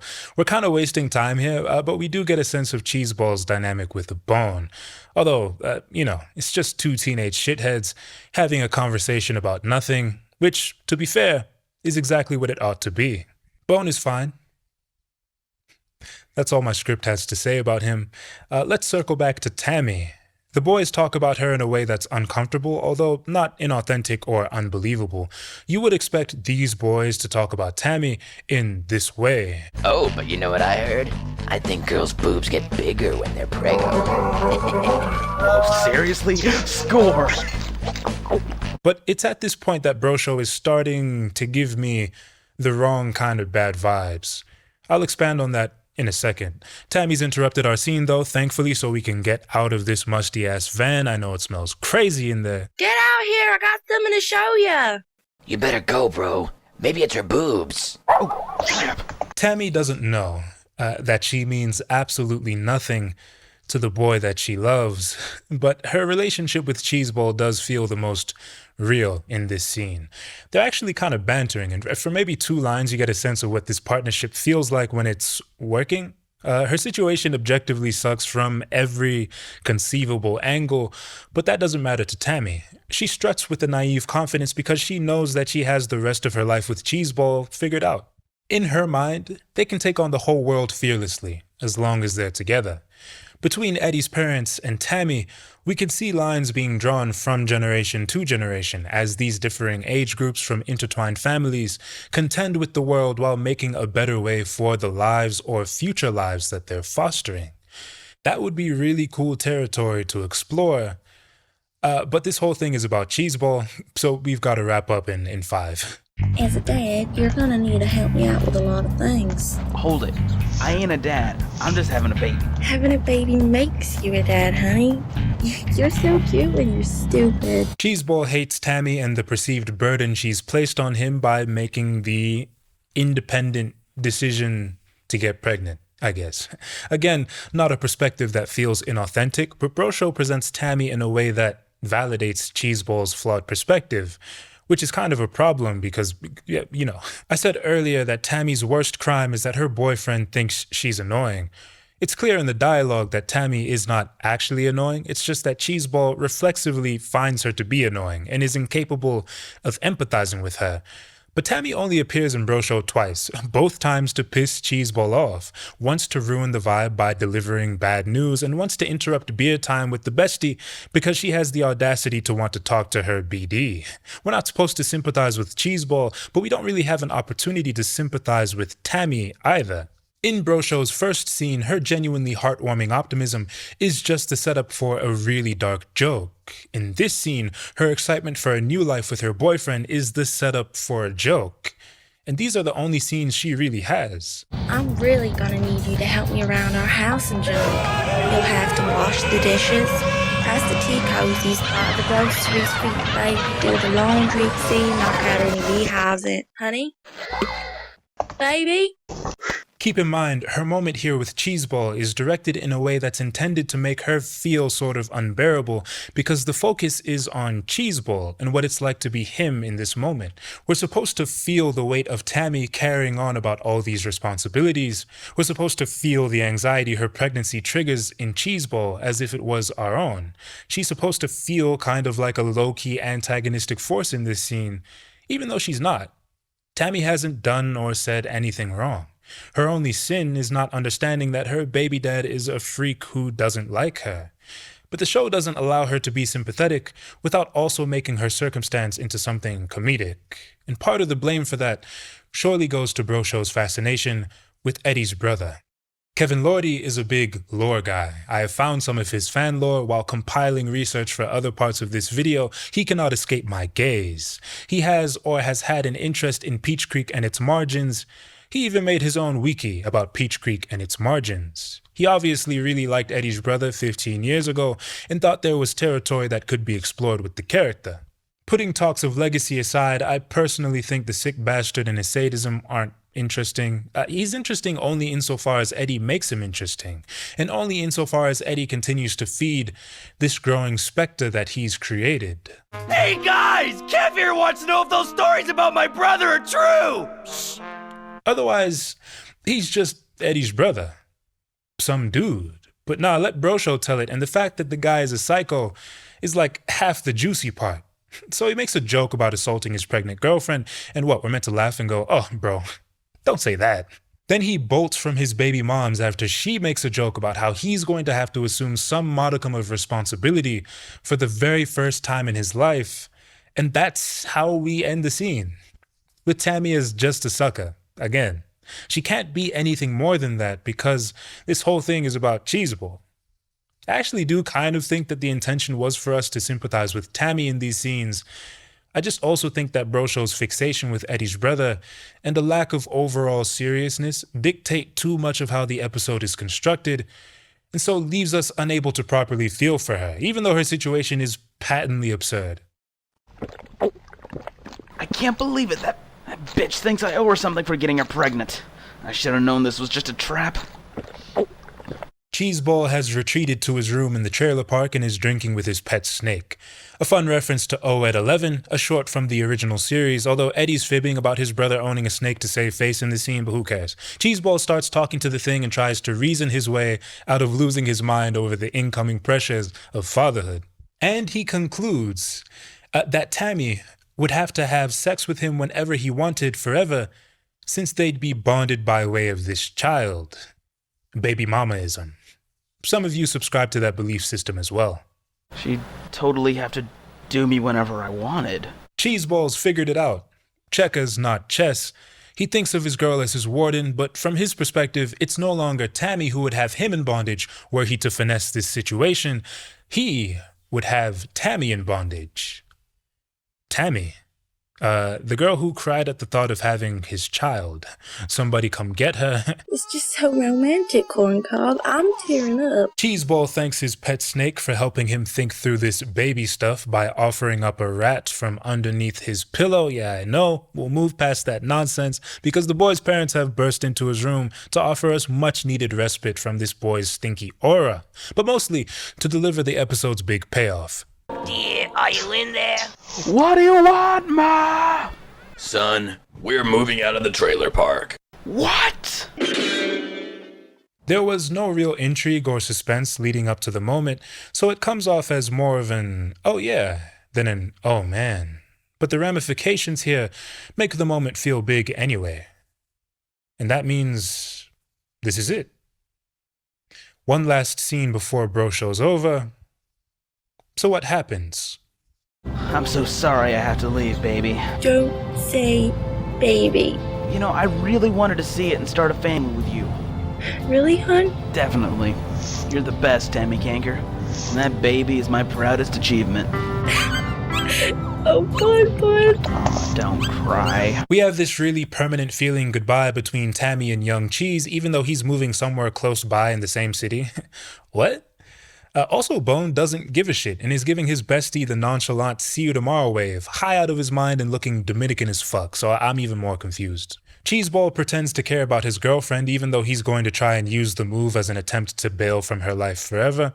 According to Kevin, Cheeseball is lying to Tammy about where he's moving to, although this is not made clear in the actual scene. Everyone parts ways here. The Ed family are off. Say goodbye to your little friends. It's time to leave. Bone tries to comfort Tammy, but she's too distraught, and Eddy's brother does his I'm getting away with this horrible thing smile as his family descends upon the cul-de-sac in their vehicle. The end.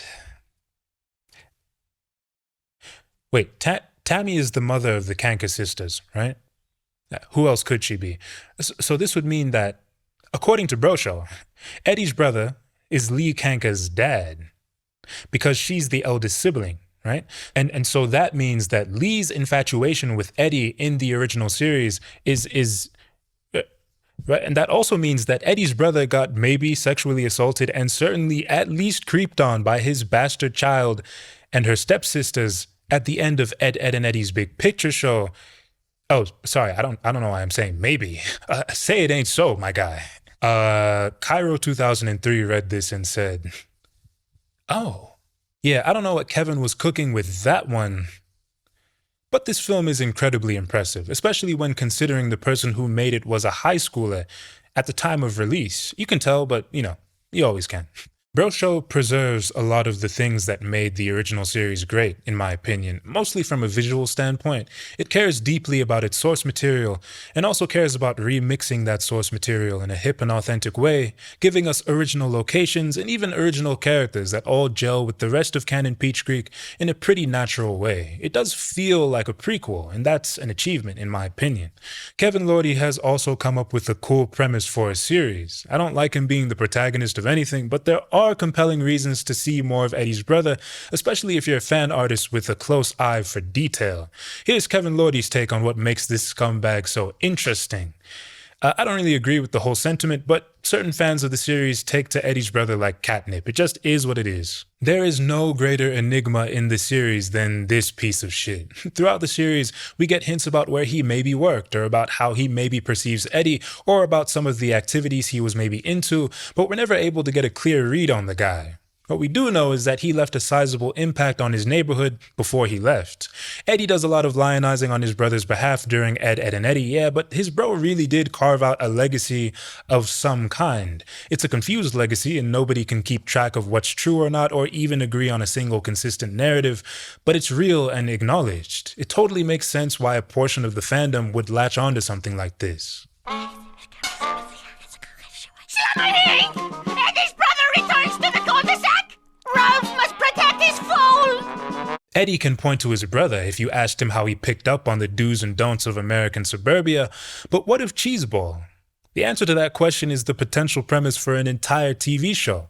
Like, yeah, Cheese, go on. What are the legends of the neighborhood?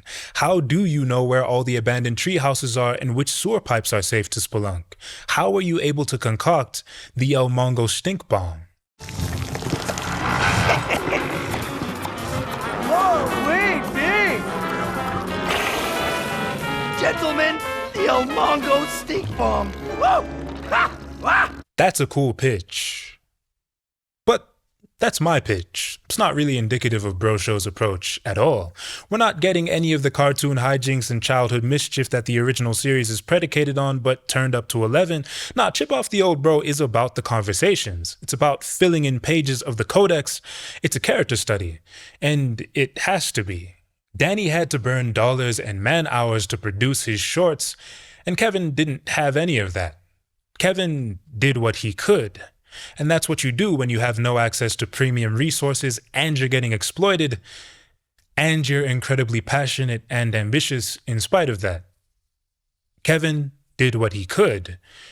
And that feeling never really goes away as you watch this short because there's a noticeable lack of stuff going on. A lot of the blame falls on Cheeseball, who is an aimless character.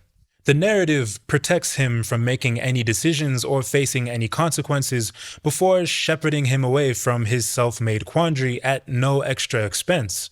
It doesn't make him feel like much of a protagonist, especially when compared to his little brother. Eddy was a social pariah, right? Anytime he wanted the attention of his peers, he'd have to earn it. And by extension, he'd earn every minute of screen time he got. He was the reason why 80% of the things that happened in Ed, Edd and Eddy happened. The cul-de-sac never knew peace and was always in motion because his gravitational pull forced Peach Creek to revolve around him, even when his neighbors just wanted him to leave them alone. That's the legacy he built in those suburbs. Funny enough, Tammy Kanker feels like more of a progenitor to Eddy in this way than his own brother. Tammy's an active agent. She's the one who informs Cheeseball about her pregnancy and permanently alters their dynamic. She's the one who seeks him out, forcing her way back into a film that's just plainly not interested in her, and most of this happens on screen. She gets her time in. Cheeseball is not a social pariah, But he is antisocial. He doesn't really want to interact with people or do anything. He has no agency over his life or Brosho's story, and yet that story is so reluctant to pull away from Cheeseball, even at the expense of focusing somewhere more interesting. All the characters that we see in Chip Off the Old Bro have massive potential, but they're only there to act upon the story for Cheeseball's sake, when they're not just hovering around in his orbit so that the story's focus never has to veer too far away from him. Hey, Brosho really wants us to understand this guy, so it gives him the space to sleepwalk through his own narrative, but the short is unable to figure out why it really wants us to understand him, aside from believing wholeheartedly that Eddy's brother is a really cool character. That's really the justification for all of this, right? But I'm personally unable to buy into this idea. To me, he's always just going to be Eddy's brother. He got a few minutes in Eddy's movie and was promptly dealt with. And that's all he deserved. No one can dupe me. I'm the prankster extraordinaire. It's obvious that more time would allow Cheeseball and co. to find their footing as characters and drive a more interesting narrative. Chip Off the Old Bro is ultimately an hors d'oeuvre prepped by a young boy, slow cooked over 2 years at like a 50,000% pay cut. This just can't happen again, Kevin. That's extortion. But extortion aside, what a notable first effort. It's worth watching this short, even if just to marvel at what it looks like. It's animated in Flash, and it feels like it, which actually gives the aesthetic some much-needed bite and extra originality, in my opinion. Every character looks convincing and moves great. They all feel like they could be part of the original series, and I'm blown away that this was all drawn by a kid feeling his way through an animation software for the first time. Like any good homage to Ed, and Eddy, Brosho's soundbed does not go ignored. A fun and familiar use of sound effects, and the short's overall voice acting quality, save for the funny whisper yelling, it's hilarious. What? Do a lot to sell this fan work. Same with the music, which mostly switches out the jazz in favor of edgier rock and acoustic tunes that help differentiate the time period between fan film and source material, as well as telegraph the overall vibe. Brosho is a remix that you can get into instantly because of how it reproduces and expands on Danny Antonucci's world with such respect and authenticity. And then you hear a joke about a guy pushing his girlfriend down the stairs to give her a miscarriage, and you're maybe not there anymore. Rolf requires your assistance. Double the Ed boy. Massage the squid. Half-wit Ed boy. Grate the turnip. Today, Rolf will be showing you how to prepare carbuncle of the flesh stew. Mr. Moderator, our distinguished guests, brothers and sisters, our friends and our enemies.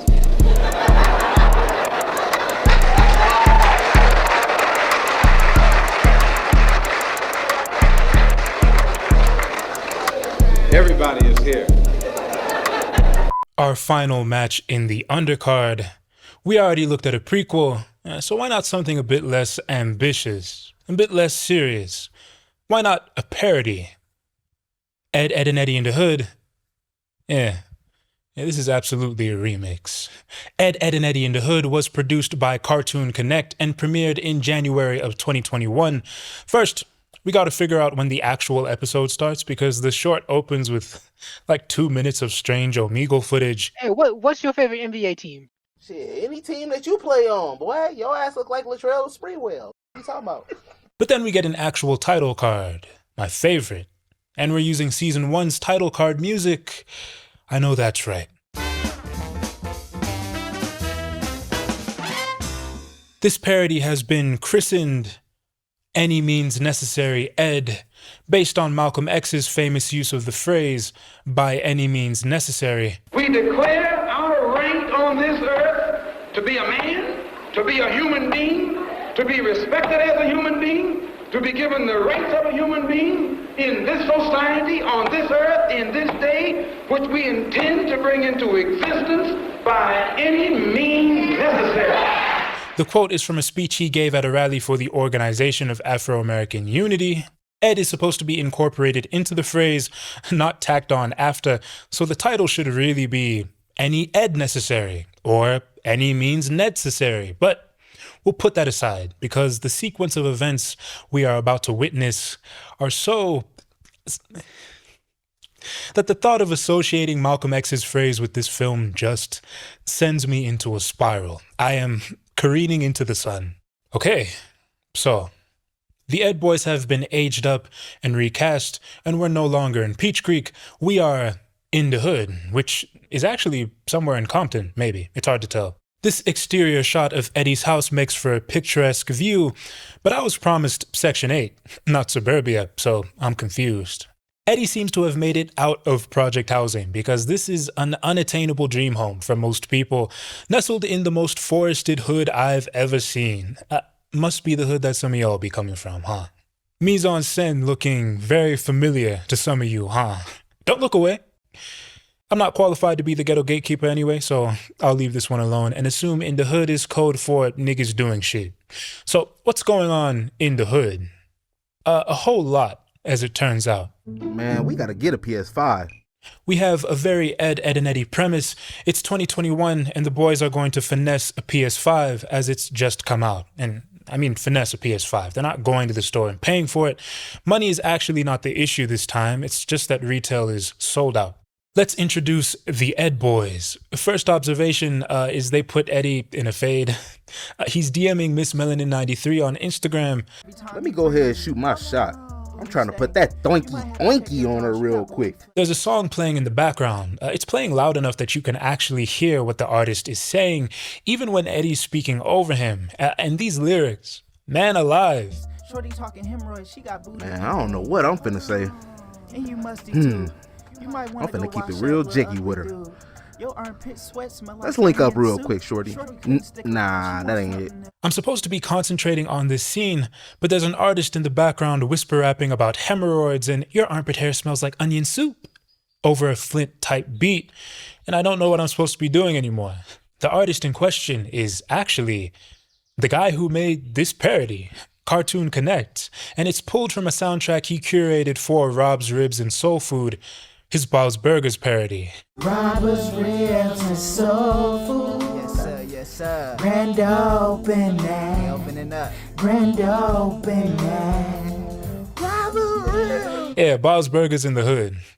Rob's Ribs. Hold on. Somebody said you ain't brush your teeth. How you wake up and ain't gargle no Listerine? When you talking, you gon' have to be distant, please. How you don't smell that stank every time you breathe? Hold on. Lost my composure. That is one of the most preposterous things I have ever put into my spirit. Let's try. I see you icy, little girl. Come link with a glacier boy. Miss Melanin93 doesn't react well to Eddy's Quavo reference. She calls him a fat head-ass boy. Damn. Eddy takes it on the chin, though, in the way only Eddy could. Yeah, she tripping. Let me get my little dumb ass up and get some money. I know it's somebody out here that's gonna get jugged and finesse real quick. Just a complete pivot back to the main mission. After all, what's one failed side quest when the almighty dollar is beckoning? When money calls, you can guarantee that Compton's own Eddy will step up to answer. I was born to fleece, Double D. Do you know who I think I am? Unfortunately, yes. We're in a timeline where the Eds have developed into full-time scammers, just like some of you. Don't forget to join my Patreon and DM me the new methods, by the way. Ed, and Eddy are not pulling rated E10 plus hijinks anymore. No, this is not 2005. This is a lifestyle. We're playing with real money, stealing driver's licenses, impersonating people and emptying their bank accounts, doing wire fraud, finessing free Grubhub meals, and catfishing Italian mafia members on Facebook, committing felonies. People die over this shit. But the Ed Boys are about as unserious as it comes, and they're in the waters with real sharks now. People who've seen way worse than 3 ain't shit scammers looking for a come-up. How will they fare? We'll see. For now, it's time to link up with Double D. That PS5 just dropped, didn't it? I gotta go hit up bro and see what the move is. Sockhead is in a do-rag. Beautiful. What's the word? Not much. On Snapchat telling people I can turn $100 into a band. Somebody low-key just cash at me $100 too. We all have a little cousin who runs scams on Snapchat. Double D is not special. Regardless, the two decide to link up with Ed to figure out how they'll get their hands on a PS5. Shades of the Ed Touchables, and another day, another Ed. Couple more hundreds and we can go buy a Gucci belt. The real Gucci belt too, not the one from the corner store. Last time I got one of those, the belt buckle fell off and I ain't know it while I was socializing with the shorty from around the block. Well, still walking around calling me loose belt Ed boy. Double D is getting outed for wearing fake VVS earrings by a TikToker with a diamond tester at this rate. Our trio needs to come up real bad. ASAP. Let's touch some money, boys. Or at least, let's get our hands on this PS5. Any kind of W will suffice. We catch up with Ed and Sarah in this next scene. Ed's got a 23 Rampage poster on his wall. I thought I was the only one. Your friend just called, and Mama said you can't go nowhere. She's supposed to be watching me. So if you leave, I'm telling on you. And I'm gonna tell Mama you be watching booty videos on the phone she paid for. Whoa. Oh, hold on. Slow down. Slow down. You thought you was slick to not hiding a private browser in the internet, huh? I was wondering why I'd be hearing freaky noises in my sleep. Sarah has entered Ed's room just to throw jabs. She's walked through the door, dressed like a training boxer in a sweatsuit and some tiny-ass Jordans, already swinging. Ed has to cash app Sarah $20 or she'll tell their mother he's running credit card scams. If you don't give me $10, I'm gonna tell Mom about all them credit cards you got too. You out here taking people money. I should call the police on you. Man, leave me alone. If I cash app you 20, would you shut the f up? He's just getting finessed for this whole scene. It's exactly how their dynamic ought to be in this timeline. What's your sock doing in my room? Sleeping? Pick it up or I'll tell Mom! Don't tell Mom, okay? Most scammers are, frankly, not astute people, no offense. They're just craven enough to go down rabbit holes most people wouldn't want to go down. Ed doesn't have the decency to cover his tracks around his own family, but that doesn't make him unique. He's just the average scamming-ass bum.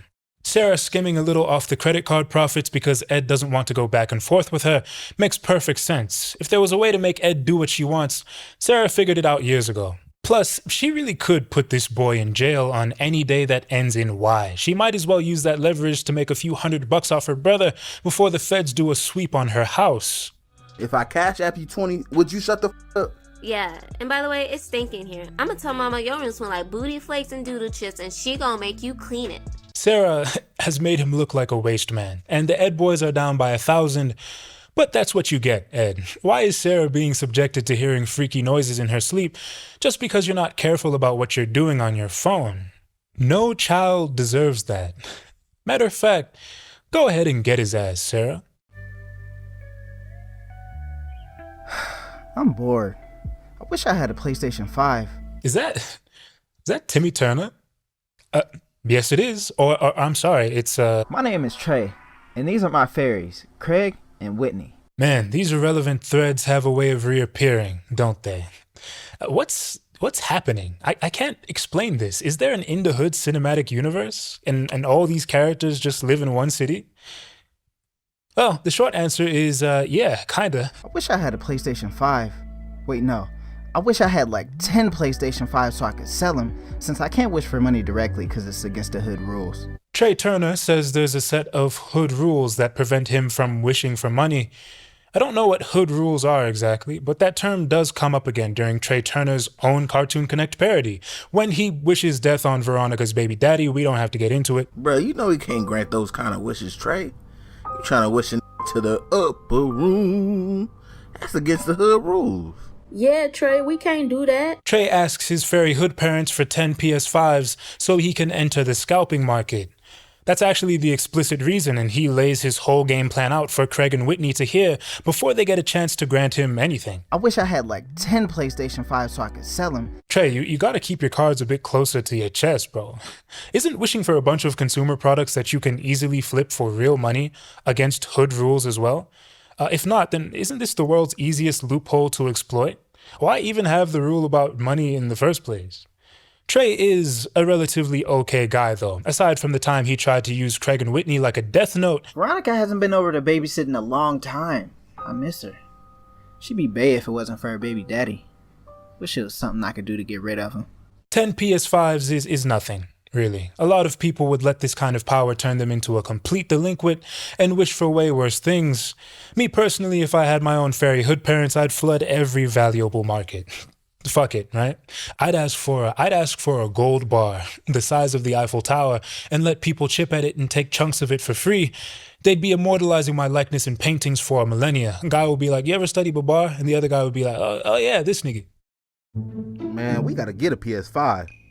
I've been searching everywhere and I can't find one. The war room is deliberating, trying to come up with a way to finesse a PS5. Resale prices are at an all-time high, and retail is sold out, so hands have been forced. The Ed boys are going to push the buttons. We are getting this PlayStation. What's the word, Eddy? By any means necessary. Eddy suggests that the Eds suit up in black forces and go take what's theirs. The group concurs. So Double D finds a sucker who's en route to buy a PS5 from a scalper's house. Easiest money in the world. The guy's username is @Mr.8Minutes? I could probably hack into his account and track his IP address and find out where he's gonna buy it. Bruh, that sound illegal as fuck. You trying to go to jail. A simple plan in 2 steps. The do-ragged Ed boy is going to track this unfortunate customer's IP and find out where he's purchasing from. Then we're going to swoop in and intercept the package from our sucker after they make the purchase. Aggravated robbery. Like I said, this is a lifestyle. Suit up and synchronize your watches. It's operation time. Hack that mother. Oh, Double D, once a boy of stern moral fiber, how could you have fallen so far? In the original series, Eddy was able to get an otherwise mostly upstanding guy like Double D to participate in low-down activities. A lot of the time it was just because Eddy was a great manipulator. He knew exactly which buttons he could push to make Double D conform to the needs of the scam. Double D also has a huge ego and saw himself as the official brains of the trio, and he was always a step ahead of his peers in the intelligence department. Let me salvage what's left of this plot. Whatever. But if it works, it was my idea. He took pride in that identity, fragile as it was. Think about how condescending he was to Ed before the school's big spelling bee, and how his image of self shattered after losing that spelling bee to Ed. And everyone thought he was washed up and no one asked him for help with their homework anymore, and that broke him. He was so pathetic. It's sad because Double D has dimensions to him, but this impossible image has been thrust upon him by his neighbors, by the MIA sticky note merchants, by the cul-de-sac. He was always brilliant enough to maintain this image in the public sphere, but if he failed to live up to it even one time, he and everyone else around him would just assume he had nothing to offer anyone. He'd just be a brain in a sock. You're supposed to be the smart guy! You're messing with our group dynamics!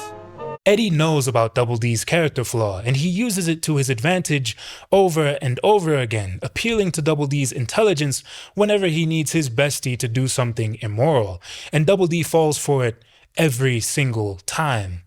It's only during the events of the series finale when he does finally have enough of Eddy's fuckery and puts his foot down. This becomes his defining moment. He is no longer going to be pushed to the ends of the earth by a friend who disrespects and manipulates him. He'd rather turn around and face his consequences head on. Because that's always been the kind of guy he is. It's at least always been the kind of guy he wants to be. All that to say, it's extremely funny that Double D and Ed, and Eddy in the Hood has no moral compass whatsoever. On Snapchat telling people I can turn $100 into a band. Double D's original incarnation doesn't even have the strongest moral core himself. He's just a kid, after all. There are some times where he'll immediately defer to Eddy even when he should know better, but he'd also happily participate in a number of Eddy's craven scams and social experiments if he thought there was knowledge to be gained. Like, check it out. Eddy will be running around hypnotizing people and making them do demeaning things, and the sock-headed Ed boy will be close behind, taking notes, too fascinated by this newfound discovery to pause and reflect. Double D's intelligence is a character flaw.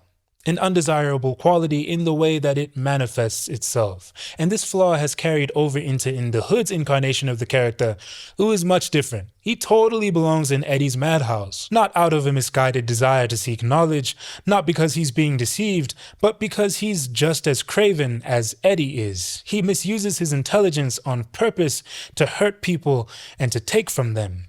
Eddy doesn't have to figuratively twist Do-Ragged Double D's arm to get him on the same page. Eddy just has to taunt him by calling him unmotivated. They trying to run it up. That's how we supposed to be. Y'all ain't trying to get no money though. Who ain't trying to get no money? That's something Eddy would say to himself to get himself amped for the day's scam, right? But the line works on this Double D because this Double D just thinks like Eddy. He's hacking into accounts, flipping people's student loan money on Instagram, and he's probably the one who put Ed on game too. You know, the big lug would need a bit of help getting started. Ed took the game and ran with it too. He's got 1 million credit cards stashed underneath his bed, and that's just an open secret in his household. His unconditional love for the world and every living thing in it is gone. There's a tension that's so fundamental to Double D and Eddy's relationship as their best friends who are often morally opposed to one another, and that's gone. These characters have been totally flattened and made more similar and more cynical just to meet the demands of the parody, and it's so funny. It's sad a bit, but boy is it entertaining. And any means necessary, Ed is not content to let the boys just get away with all of this conspiracy unscathed. Shall we continue? It's been a few moments. We find ourselves outside of Trey Turner's house. He's the scalper, of course. The sucker that Double D was tracking is at Trey's house buying a PS5. And that customer is Chip fucking Skylark, who, by the way, reps Crip. Damn, it was nice of the little homie to sell me this PS5 for the low though. Crip Skylark. And yeah, remember how Trey tried to wish death on Veronica's baby daddy? Well, guess who that is? I'ma play this with my loose neck ass son. I need to hurry up and get this DNA test. Veronica got me f***ed up. I can't go back to being the same as I was. Anyway, the Eds interrupt Chip's monologue and declare a stick-up. Give me the PlayStation 5 or we gonna beat your ass. Jump who? Y'all little don't want no smoke. Get the f*** on, cuz I ain't got time to be playing with y'all. We must have not done any reconnaissance on this mission because we failed to consider that Chip wouldn't back down from this 3-on-1. He is stepping with the confidence of a man with a firearm, and I believe it is time to reassess this strategy. Crip doesn't even have a gun, he just has the awareness perk. He scanned these boys for a summary and realized they don't have what it takes. And he's right. Nah, we out here in the streets for real. What you mean? We ain't playing this for real.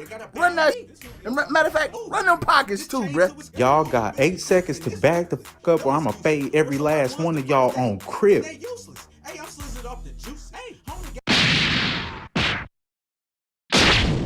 Crip wins this handicap match instantly and stacks these 3 bums for the pin with a brand new PS5 in one hand. An unbelievable performance. You can never say the name Ed in this city again. They're donezo. This OG Westside Compton Crip Skylark and tell them Chaz who sent you to come see me. Chip doesn't know or care who these guys are. He just leaves their carry-on scattered by the roadside for scavengers to pick up and prod at. Nasty work. OG Westside Compton Crip Skylark confirms the location of our setting, the once nebulous In the Hood. I'd like to think that In the Hood is not Compton though. It's more like a shared interstitial space of overlapping realities where generations of hoods start to pile on top of and spill into each other, like this is the Dark Souls trilogy. The Eds live in Lordran, and Trey and Crip live in Lothric. Speaking of the Eds, they're back at Eddy's, reflecting on this latest humiliation. Episodes in the original series typically ended with failure as well, but we almost always transitioned to the black before the final misfortune took place, dissolving the tension by going, hey, it's just another episode. This is the part where we'll be torn to pieces, stuffed into ice cube trays, and frozen and used to cool their drinks. Non-alcoholic, I hope. In the parody, though, the boys get a moment to gather themselves and reassure us that things will be okay. And they will be okay. Yeah, the quickest fade of all time was handed out by a one-armed guy at their expense, but it could have been worse. Chip could have posted their corpses to his IG story. Man, he hit me so hard in my forehead that the back of my head started hurting. I saw heaven gates when he hit me. I was about to start singing Take Me to the King. Yo, I think we gotta stop trying to scam. Ed, and Eddy are beat up so bad that they actually consider a change of heart. And I agree, to be honest. The Iconics trio is simply not cut out for this life. Maybe it's time for the Ed boys to finally walk off into the sunset and onto the straight and narrow. The cons of this lifestyle really take the worth out of living it if you can't hold your own. Nah. Yeah, of course not. This parody is the one, to be honest. It's my favorite Ed, and Eddy fan film. Any Means Necessary Ed is very reliant on banter to get us from scene to scene because the animation is so minimal, but that banter is pretty entertaining and it does take us to some absurd places. Why is Chip Skylark a grip? What made you want to apply for Whack Arnold's? What you mean what made me want to apply to Whack Arnold's?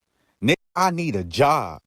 I can't fly crip without no ends. I appreciate that the premise and scam have been remixed into something more appropriate for the setting, and I can't help but smile when I see all the Eds huddled around Double D while planning some heinously illegal shit. These boys are doing everything. Credit card fraud, flipping scams, like this is RuneScape. Double D's on his Instagram stories asking who got Wells Fargo. They're hacking accounts and tracking IPs. They're robbing people. They're getting beaten up by Chip Skylark who says cuz. You trying to get put on to the set, little homie? Wait, what you mean by that? It's crazy. And that's before they reveal that this universe is colliding with Trey Turner's. I'm happy that people are recognizing that Ed, and Eddy is low-key a Nicktoons show. I'm not losing my mind on this. This one was fun. And thank you, Cartoon Connect. Matter of fact, let me add you on Xbox Live real quick.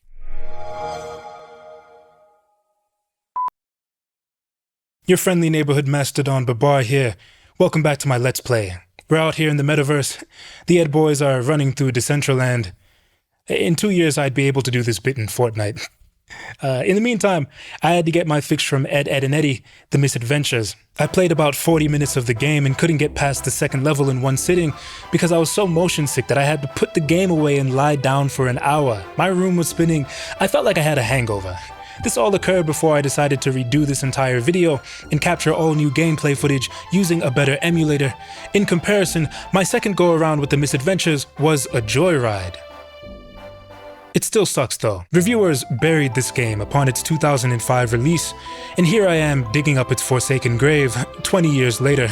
Shouting mean words about bad things on the internet has earned people millions of dollars over the years, and I'd love to be an earner too, but I'm just not that guy.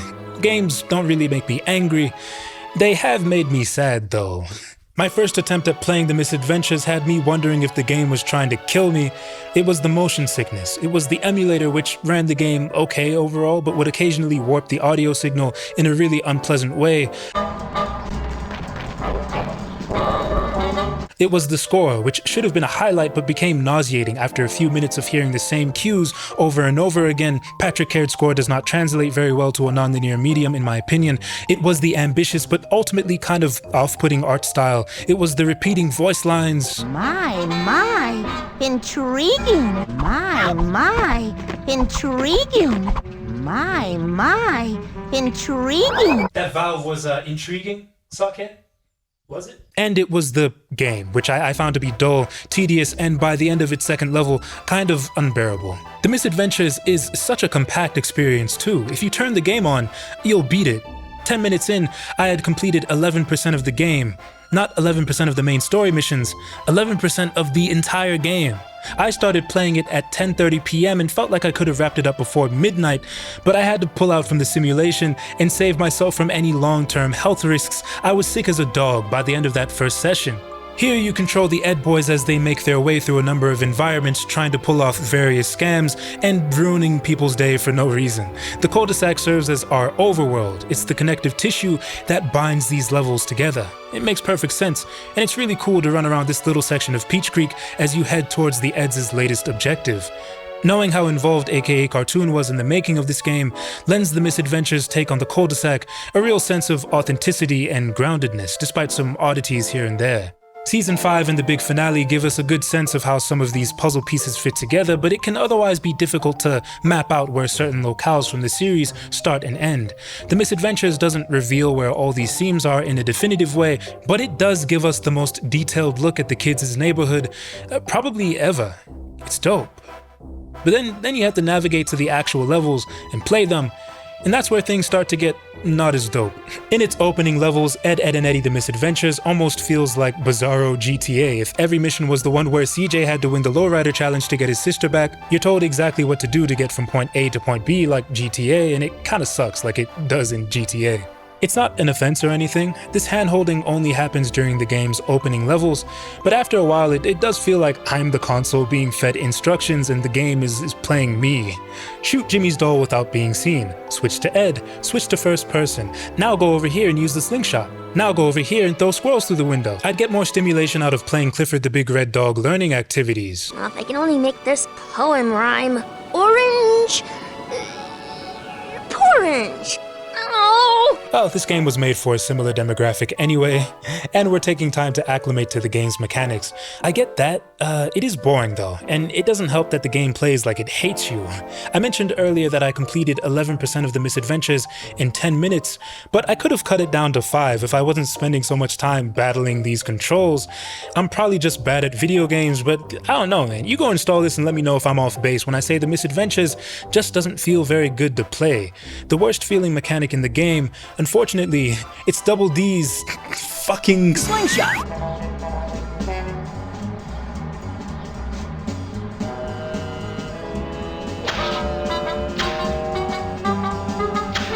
It's so difficult to hit anything with this. The reticle sort of jumps around instead of gliding, so you'll miss your target by a few increments and have to readjust, only to miss your target again by more increments. Most of the time when I hit something, it felt like an accident.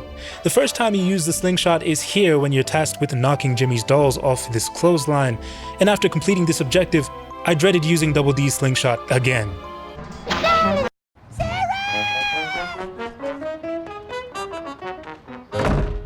Jimmy and Sarah run off in this direction. We follow the same route and encounter a house.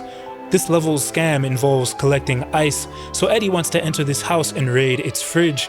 But breaking into the property involves throwing squirrels through the window? Why? Well, this wasn't indicated by the game beforehand, but Jimmy and Sarah have actually taken refuge in the house. So we've thrown squirrels into the window to scare them out through the back door. Again, we don't see these two lock the door or even enter this house, so when the game tells you to start throwing squirrels through the window, it feels like you're doing it for no reason. And when Sarah and Jimmy do take flight out the back door, it almost comes across as a reveal when it shouldn't. You're like, oh, you guys weren't here? Is that why I was doing this shit? So I'm doing as the game tells me with these squirrels, and I'm thinking, man, can't we just go through this window too? Come on, fellas, let's research this. The individual parts of these levels don't feel like they sum together all that well, so I was left confused at a number of objectives, mechanics, interactions, and creative choices I encountered on my misadventure. This came to a head during the game's second level, which requires you to muck about in this sewer and engage with the game's combat system. All three Eds are capable of smacking around the sewer crocs, clams, and squirrels that litter the game's world, and the rudimentary mechanics have been implemented in a pretty uninspired way, and the camera hasn't even got the facilities to be dealing with all of this nonsense. Who cares, right? It's Ed, and Eddy. This isn't Jack and Daxter. Why does this game even have a combat system? The sewer level was where I started to understand why I wasn't vibing with the Mis-Adventures. There are a number of small mechanical irritants that plague this experience. The objectives aren't very interesting and the combat feels awkward and pointless, but this all ties into the one big issue with the game, which is that it's conceptually flawed. It wants to be ambitious, but it goes about being ambitious in the least creative way possible, forcing the Eds to conform to the mid-2000s 3D adventure game. Ed, and Eddy isn't Jack and Daxter. Having the boys complete simple puzzles, navigate a hostile cul-de-sac, and hop from mildly amusing interaction to mildly amusing interaction isn't the best way to get 100% out of them. But if you wanted to make a big game around this time, then these were the lines you had to color inside of. Midway really had my boys bumbling around a construction site in ultra slow motion. I tried to get through a video of someone playing this level, and I shit you not, it put me to sleep. I think The Misadventures fails to capture the imagination or be any type of fun because its creative goals, lofty as they are at odds with what makes the Ed Boys so much fun. You're left with a game that is kind of an odd novelty, but otherwise just isn't very interesting at all. Ed, and Eddy has a strange track record when it comes to the interactive medium.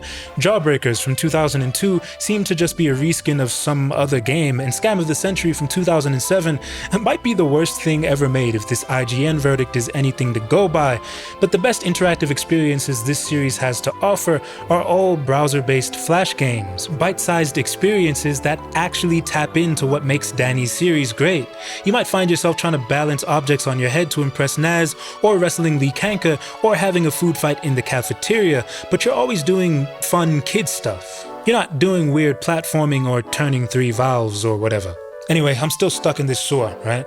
I'm getting really sick and the game's been pestering me with its Objectives 3 for 30 straight minutes. Throw 3 squirrels through the window, put 3 pigs in the pen, turn 3 valves, destroy 3 piñatas, and of course, the final request I fulfilled before shutting the game off, smoke these 3 hooligans. The Kankers have infiltrated Jimmy's birthday party, I guess because the Eds have been amassing a lot of bad karma just inside the first 2 levels. That's a whole other conversation, but the Eds are the most craven and nasty they've ever been in this game. It's actually quite shocking. Here we have to pelt the trailer park trio with water balloons in order to stave them off, and wouldn't you know it, the slingshot makes its great return. Watching the footage back, it took me 7 minutes to complete what should have been a 30-second section of gameplay, but in the state I was in, this felt like 2 hours. I could feel my atoms shifting. I was seeing double and couldn't hit a single thing. The use of music in this segment is all wrong, too. Seriously, what a waste of Patrick Caird's score. They just threw any song on top of any level.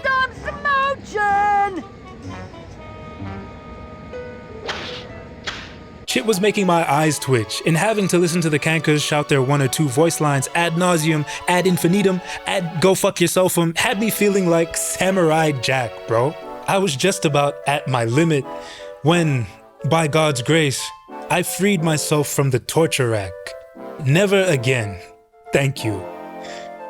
Is how I used to feel, but it's been several months since that moment, and I actually redid all 6 hours of this video from scratch in that time.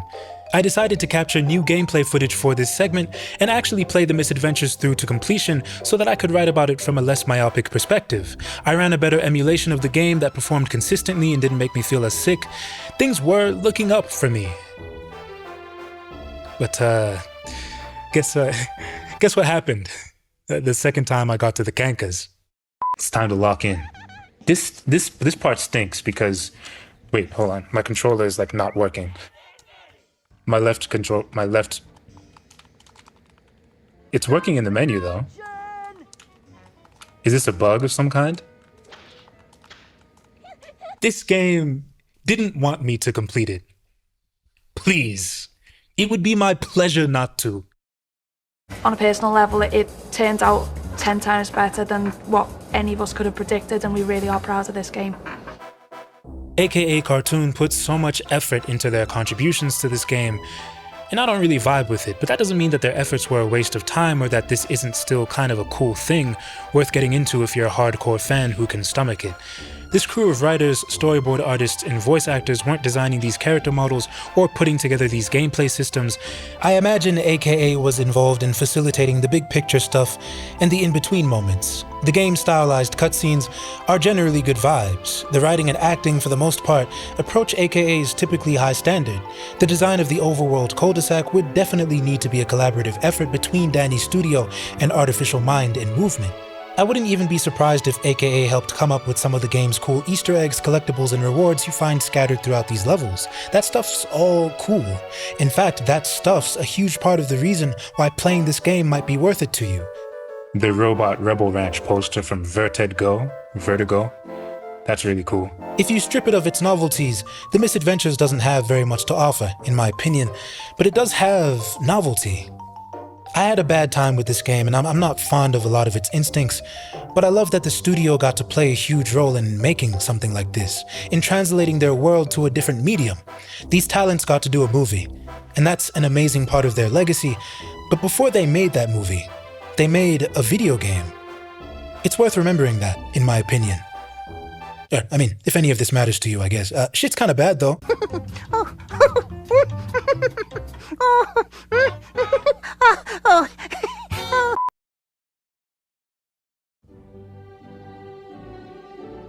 Alright, the last short we'll be looking at bills itself as the unofficial sequel to our beloved series. That's a serious claim, and so it deserves to be put here in the main event, into our most serious spot after we've built up enough experience to take this task head on, after all else has been said and done. At this point, we're no stranger to the world of Ed, and Eddy and its remixes. We haven't seen them all, there's always more to talk about, and frankly more that I've seen that I don't want to talk about, but you've seen and learned plenty, friend, trust me. You deserve a treat. Getting to this point has made you an Ed, and Eddy fan film expert. Indeed it has. Here's your certificate. You'll have to fill in your own name, but it's yours. Yes, Professor Babar's Academy is a properly accredited institution.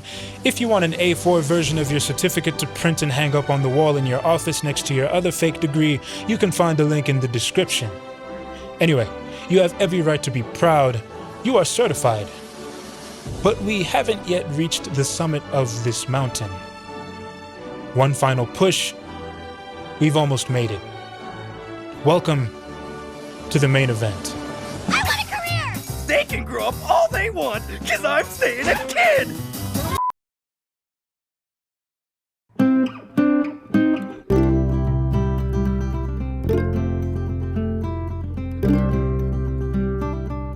Again, it was mainly from that comment on the Nazz Porter artwork. And the drawing was of three Eds in the junkyard just sat on a couch.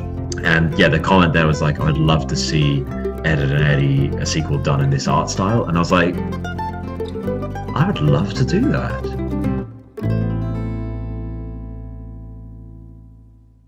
Our main event scheduled for one fall is Peach Creek. It premiered officially yesterday, as of the time I wrote this sentence. God knows how long I've been working on this video. This is the last thing we're covering, so it's important that I officially make the shout out here. You'll notice that a lot of my information comes from individuals who are connected to the events I'm discussing, confirming those events with their mouths on camera. Many of these first-hand accounts come from What's in My Head, a podcast hosted by Julian Hester. It's a cool repository, seriously. Shouts out to Julian Hester, a true geek's geek. Yeah, look at that wall of nerd shit. He took the initiative to reach out to individuals who'd worked at a.k.a. Cartoon.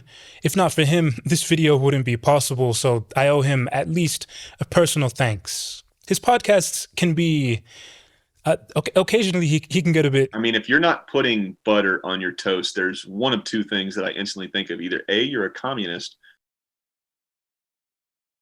Facts, bro. If you can handle a few trivial questions, unnecessary monologues, and unavoidable Gen Xisms, then I'd recommend checking out the podcast, which you can do right here on YouTube. I've mined a number of them for use in my video, but there are a lot of gems on Julian Hester's Ed, and Eddy playlist. If you're a freaky spelunker who wants to know how the sausage is made, you'll find some nice tidbits in there. Anyway, once more, thank you, Julian, for aggregating all of these primary sources, seriously. But you keep asking your guests about this fucking fanfiction, and it's pissing me off. But what is the fascination with this web series anyway? Have you gotten a chance to see, there's an animator out of Australia, his name is George Abingdon. He does Peach Creek, like a flash forward to the Ed Boys. It's called Peach Creek. Have you seen this? And then what's crazy is the guy that's doing Peach Creek, George Abingdon. Sorry, the question shouldn't be directed at Julian. I'm asking generally, what is the fascination with this web series anyway? Let's look into it. Peach Creek is an animated web series created by filmmaker George Abingdon. George came up with the idea for Peach Creek after being inspired by some Ed, and Eddy fan art drawn by Nazz Porter. Nazz is a multidisciplinary artist. She was a member of Nickelodeon's artist program in 2016 before getting the big Burbank bag. Yeah, she landed a CN gig, first as a board artist and writer for Craig of the Creek, and now as a supervising director. Craig of the Creek, a show that owes a whole lot to the Ed Boys, huh? It's a funny coincidence. Nazz an Ed, and Eddy fan as well, or at least was, also may or may not have been a Double D and Marie truther, but that's none of my business. George landed on an art style and got to work in harmony, teaching himself how to use the software along the way. The prospective series, which would consist of 12 episodes, was drafted out in 6 months, with the trailer dropping in the pandemic year. And here we are, 3 years after that with a full episode out. Peach Creek is a bold concept for a series of any kind. I mean, it's in the name, right? Ed, Edd, and Eddy took place in a town called Peach Creek, but naming our unofficial sequel, Peach Creek, suggests that we're widening our scope a bit. It suggests that there might be more to see in terms of the way the setting is explored and how the characters in that setting are treated. It suggests a fan work that is, in a few ways, more ambitious than its source material. There are settings that are only ever hinted at in Ed, Edd, and Eddy. Lemonbrook, for example, home of the Lemonbrook Lumpers. That's a whole other school in a whole other city. We don't get a sense of what Lemonbrook is like at all in the original series, and only get a taste of it in the movie. And that's fine. Lemonbrook Junior High student athletes are there to support the goals of one episode's narrative, and their actual inclusion isn't even all that serious. But that inclusion, as well as a dozen other threads of Easter eggs, hints, implications, etc., suggest a world much bigger and potentially even more interesting than the one we got to see, and that leaves a lot on the table for budding fan artists to dig into.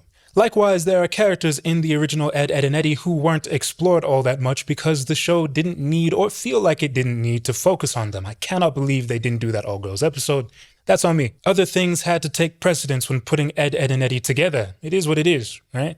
Ed, Edd, and Eddy was ultimately a.k.a. Cartoon's vision, and this, Peach Creek, is someone else's. This is not Ed, Edd, and Eddy 2. It's Peach Creek. So what is Peach Creek? And how does this unofficial sequel remix the parent property? In September of 2020, we got our first hint. I remember seeing the trailer for Peach Creek forever ago, probably in the summer after the pandemic year. I thought it was cool how minimal it was. This makes sense from a practical perspective, time and money and all that, but this is also likely one of the first things George Abingdon ever animated. It's immediately jarring how muted this is for something claiming to be related to Ed, Edd, and Eddy of all shows, at least until 6 seconds in. Is that a gunshot? What is that? We get to see George's fresh, updated take on Peach Creek and her iconic destinations. We get the cul-de-sac, the playground, the trailer park, and the junkyard where the Eds finally make their appearance. It's cool. I'll admit, I missed the original show's intensity when I watched this trailer. I missed the boiling lines too. That technique is tied to the identity of the original series for me.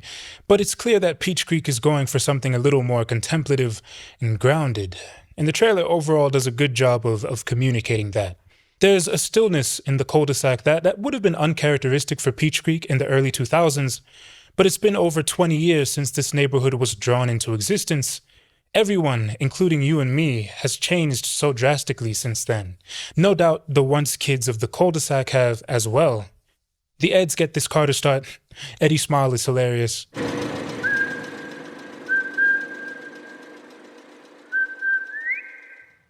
Alright, fine. That gets me. We're going to look at the rest of this content in a minute, but before we do, we should talk about Ed, Edd, and Eddy's Fanon Wiki. Not to be confused with the Fandom Wiki, which we've referenced several times already, but the fanfiction repository. Peach Creek has its own entry in this database. I found this webpage by accident while looking for something entirely unrelated to Peach Creek or fanfiction, and what a surprise it was. There's obviously Ed, Edd, and Eddy fanfiction, but a wiki? A catalog for it all? That shocked me. I know it shouldn't have, but I've only used the internet to look up sound engineering tutorials for 2 or 3 years now, so it did. We, the fans, have currently created over 2,095 fanfiction-related articles, and the Eds want you to help. I've accepted that I won't be covering all of Ed, Edd, and Eddy's remixes, but this screenshot lays bare how not comprehensive my video is. There are 2,000 articles about Ed, Edd, and Eddy fanfiction, including articles about fan films that I didn't even know about until 15 seconds ago and counting. I'm just in the series category, and there are 55 items to look through. There's Ed, Edd, and Eddy High School. There's Ed, Edd, and Eddy Working. There's Ann, and Annie, quote, a fan series that portrays the character's gender bent. There's Ed, Edd, and Eddy the Other Series, and all of their YouTube content has been taken down by the Turner Network. Bodes mighty well for my video. There's Ed, Edd, and Eddy, but set in Japan. There's Ed, Edd, and Eddy Z, a Flash animated crossover between Ed, Edd, and Eddy and Dragon Ball Z, quote, as the title implies. 51 episodes, by the way. Yeah, when was the last time you made 51 of anything? Yep. It's real. Damn it! How did those dorks get so strong? The two newcomers' power levels are nearly 1,000! This is high vibrational content. You wouldn't even get it. 99% of these projects haven't bore their full fruit. So many of them are just compilations of images and character bios from a decade ago that were once aspiring for more, but have ultimately been cataloged and forgotten here. I actually like Ed, and Eddy High School. I'm not reading all of those bios, but the artwork it's nice. There was an animated series planned for this take on the Eds, including 4 seasons worth of log lines.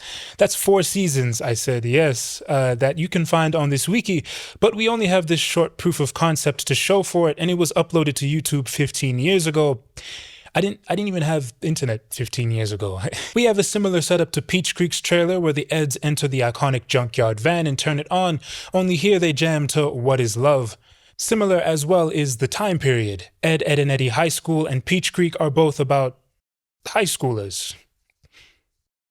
I sleuthed that one. Amusing, although surface-level similarities that these two very ambitious fan works share, but they were conceived a whole decade apart, and one wasn't really ever fully conceived at all. Anastasia Stefan, a.k.a. Vampire Meerkat, a.k.a. the creator of Ed, and Eddy High School, apparently had beef with George after she was made aware of Peach Creek's trailer. Yeah, inter-fandom beef. I then posted the Peach Creek trailer, like I've been working on the thing for a year, and she had got wind of it and had posted a comment asking, why I'm doing it based, the ads based in high school. Peach Creek's fan on wiki entry is similar to the other ones, just artwork and oh hey, we go to Lemonbrook in episode 3. And they made that one with me in mind. You can find some real oddities in these bios, like apparently Rolf has been held back a year due to the language barrier. Dude, a D in typing? Rough. Almighty tin-faced Kevin! Of what use is this infernal button box to the son of a shepherd? Not Eddy, though, whose academic record was abysmal. Unprecedentedly so, last time we checked, even accounting for a cul-de-sac of mostly delightfully dumb children. Bro was failing. Literally. Every single class. His and Ed's report cards were sealed and hand-delivered to their parents. The school had to outsource that job to the Urban Rangers, to Rolf, in order to make absolutely sure those report cards ended up in the right hands. And you're telling me Rolf was held back? Oh, Rolf, you're so uneducated. I'm not being serious, really, and Rolf does canonically have problems with schoolwork. There's enough evidence of him being a bad student to make a mini compilation, but these are examples of liberties you'll inevitably be taking when writing an unofficial sequel, right? Rolf being held back, that could be interesting. It's not official anyway, so I, as an audience member, or in this case, an esteemed fan on Wiki reader, can decide for myself whether or not I'll personally accept these liberties as canon.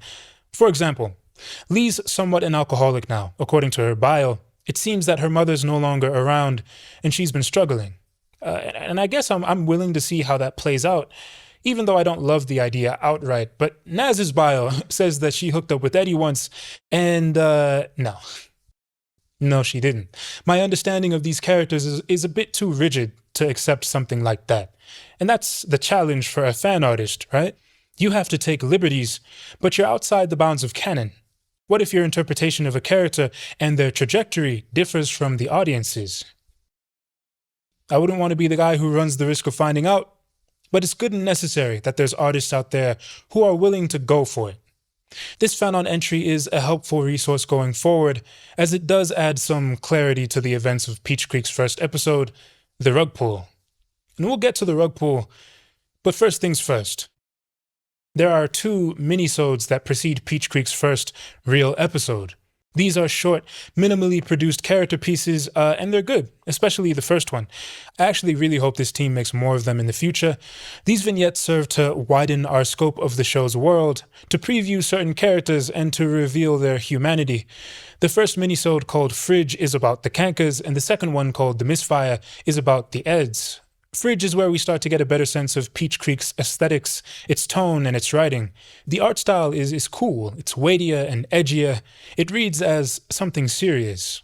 We start inside of this fridge, and it's like we can only make out the cartoon negatives or something. It's a nice creative way to give viewers the impression of darkness while also keeping the frame perfectly legible. Also a cool reference if that's what this is. Hey! Who turned out the light? There are so many guy opens fridge shots in live action, but the feeling you get while peering out from this fridge, try evoking that IRL. Also want to appreciate the fact that we never leave this fridge. Everything we need to see or hear takes place in this room. Simple, efficient, and elegant. Marie's presentation is excellent and she looks totally convincing, but it's Lee who really shines in this segment. Marie's made off with Lee's slice of cheesecake in the dead of night, and Lee's left to assess the damage in the early morning. She's hilariously sympathetic in this moment. As she pulls the hair away from her eyes, she literally cannot believe what she's seeing. Lee is outright non-human in Ed, Edd, and Eddy. She's a force of nature throughout the whole show, and we don't want to know what lies beyond her exterior because we're not supposed to want that. She's supposed to trigger the animal brain. She's supposed to signal danger. But this short makes you feel for her the moment she appears on screen. Of course, the trailer for Peach Creek indicates that the creators want to take these characters in a more human direction, so a small moment where we get to see Lee's eyes and empathize with her suddenly becomes very important. Marie! Marie! You piece of shit! Get up! Get up! We're getting our first helping of Peach Creek's writing, and it's so-so. A bit uneven in terms of how convincing it is. It is funny that Lee talks like a caveman here. Did you do it? What? Fridge? Cake? You. This scene is pretty cut and dry. Lee is upset about something we saw Marie do, and Marie is playing in Lee's face. There's your tension. Get the fuck off! There's your punchline, pretty straightforward, but it's the line-to-line stuff that really can be difficult when writing for a modern teen, I think. Fact is, you just don't know what African-American vernacular they're going to be butchering next, so get on that clock app and start scrolling. Unless you plan to fin a child. Did you do it? What? Fridge? Cake? You. I don't... Nah, I hate that stuff. You lying sack of shit! Getting into specifics though, Marie is a bit aloof because she's in bed and it's early. I understand that, but personally, I think there was a missed opportunity in this scene to capture the annoying snideness that is so essential to her character. It's probably due to a new vision for her character as she ages into her late teens, and partially in the voice direction and performance, because the lines do offer enough freedom for a VA to go for that snideness. Marie's lines would make a bit more sense to me if they were delivered with more, you know. Hey, are these real leopard skin undies? Cruel mischief, because Marie would ordinarily take pleasure in being an asshole. In the minisode though, she just seems like a detached liar. She's lying to Lee about eating her cake because it's too early to start arguing. Jesus, let a girl sleep, will ya? Marie's just hoping Lee will get off her back and either doesn't respect Lee enough to come clean or doesn't care enough to come up with a more convincing lie than, "I hate that stuff," to her sister who would know. Nah, I hate that stuff. You lying sack of shit! And that's kinda cruel, yeah, but Marie to me is not just kinda cruel. Ed, Edd, and Eddy's Marie wouldn't pause almost considerately, looking for other options before giving up and eating Lee's cake. She knows Lee likes her slice of cheesecake in the morning. So what? Marie would eat the first thing she saw in that fridge. Fuck Lee's note. And fuck Lee too. 'Cause she should have known better. Ed, Edd, and Eddy's Marie would deliver Peach Creek Marie's exact lines in this scene, but with the cattiness that makes it clear that she wanted Lee to barge into her room and confront her about it. Yeah, Marie was hungry. So she ate that thing that you like, and she'll play in your face in a way that makes you go, fuck you, because she wants you to know that she ate your cake, because she wants you to feel bad about it.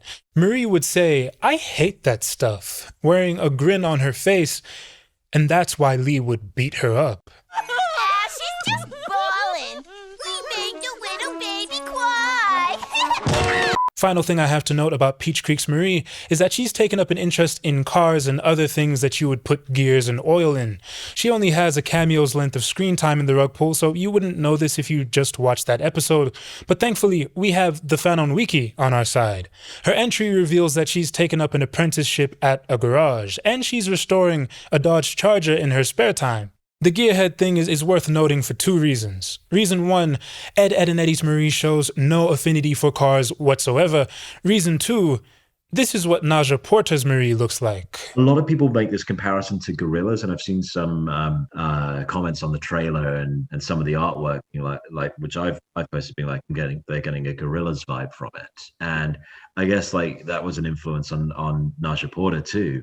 We know that Naja's fan art is the reason this web series exists, but it seems like George wasn't just inspired by her art style or sense of color. I'd wager that he was also inspired by the way she characterized her subjects. Marie, for example, wouldn't look for a wrench unless she was trying to throw it at someone. But look at Naja's interpretation of the character, and it just makes sense. Lee is the character who fares better in this minisode, ultimately, and it's to be expected. She's just given more, and we empathize with her, but she's also characterized about as well as she could be. Ed, and Eddy's Lee wasn't as developed as her younger sisters. Besides the recognizable Kanker traits and behavioral patterns, she mostly acted as a matriarch, a high priestess of the coven. What's on TV? You always pick something stupid. Hey, we're watching infomercials. Oftentimes, we would come to know Lee through her sisters who would answer to her, who were disheveled and frantic until she made them shape up, who were spooked and timid until she smelled blood in the water. Rachel Luckett herself had issues writing for Lee. She can be a challenge.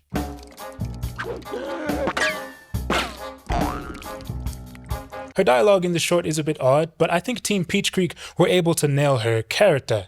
Lee is screaming about something in the wee hours of the morning.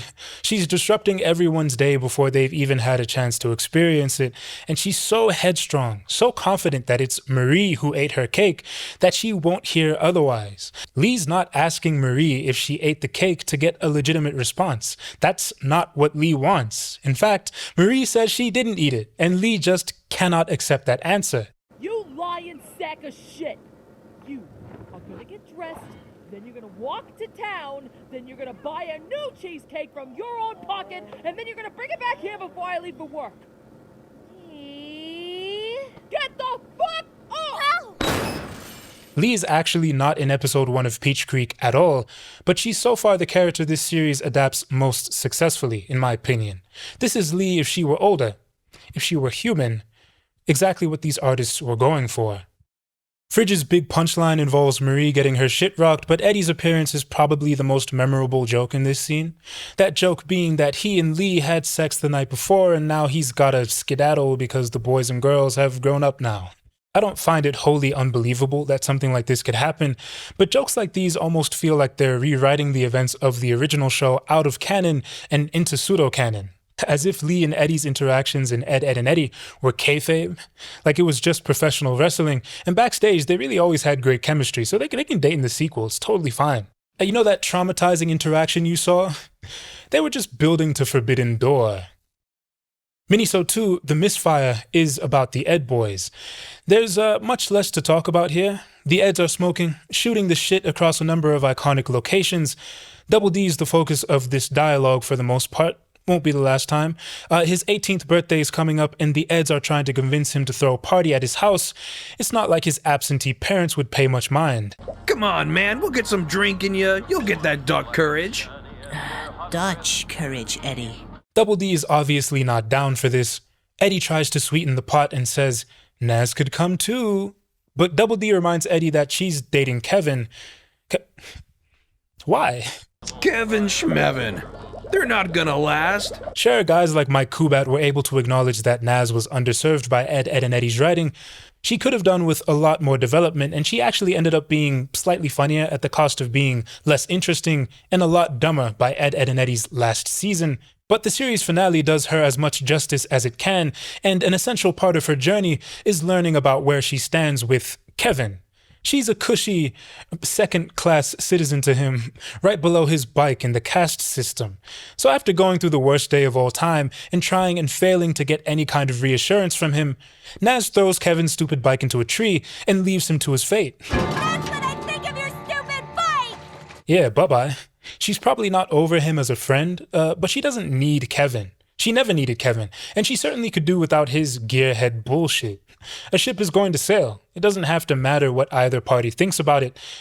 Oh, but what is this from his fan on Wiki entry? Hold on. Kevin recently acquired his motorbike license and drives his bike whenever he can. He often tinkers with it too much, and this can cause a rift between him and his girlfriend, Nazz. Why should this be their dynamic after 5 years? Nazz knows that she hates this about Kevin. It's what turned her away from him in the series finale. Now these two get to do the same dance all over again because Nazz has got to be dating somebody, right? Wouldn't it be so much more interesting if a pathetic Kevin spent years trying to restore what he lost with Nazz, and she was just like, bro, we were in middle school. I don't know what you're still hanging on to. The misfire is all right. It serves as a solid snapshot of the Eds and their overall dynamic in this new universe. 2 fun portraits that we get to see on the road to Peach Creek's first episode. The Misfire came out in February of 2021, and the show's official debut, Episode 1, The Rug Pull, released in August of 2023. It was a big deal for the fandom. It was wildly successful. And I've got a microphone and the time for the time being, so let's talk about it. You're looking chipper already! But like in real life, happiness costs dough, my friend. A measly quarter is all it takes.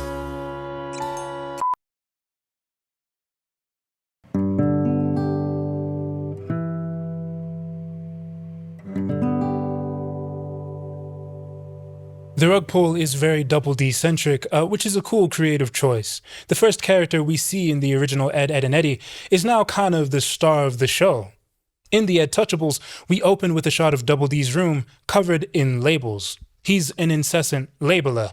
One of the first shots in the rug pull is of this trash can. There are old discarded labels spilling out of it. An inversion in the order of things.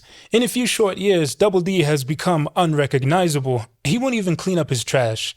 He might as well take that beanie off too. I guess some things really don't change though. Double D's parents still communicate through sticky notes. 5 or 6 years later, Peach Creek contorts this bit from the original series into something befitting its overall tone. These wall stickies have become a bane for him. The boy hates his home life.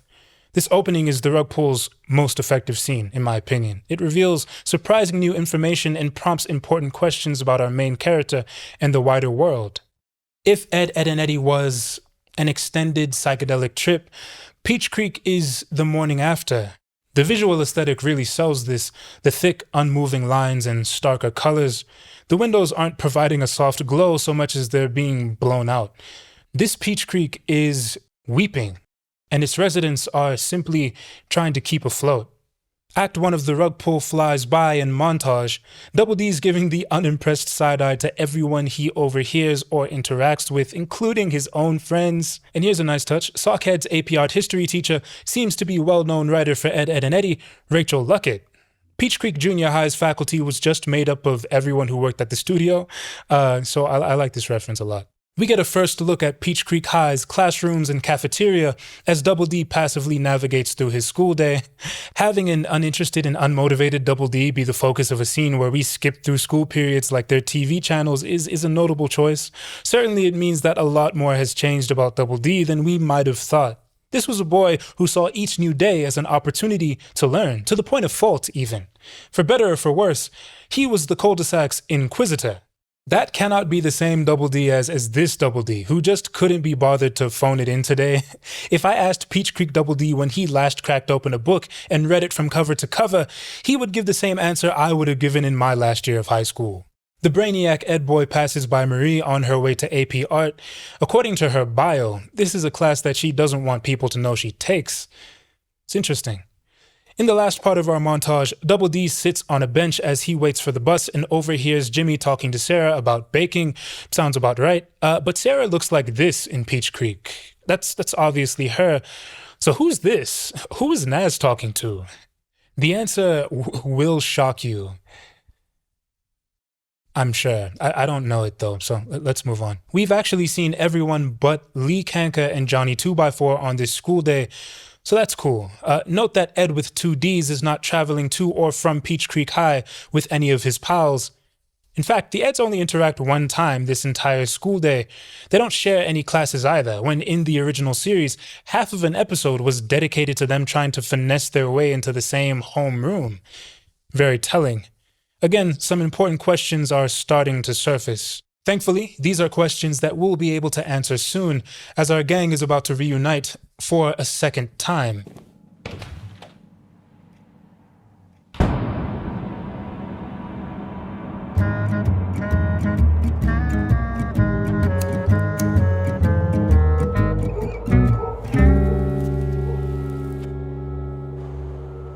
Yeah, welcome back to the junkyard, a prime example of Danny pulling from his antiquated upbringing, because why would kids of any age ever be allowed within 150 yards of this place? Remember how they introduced this location in season 1?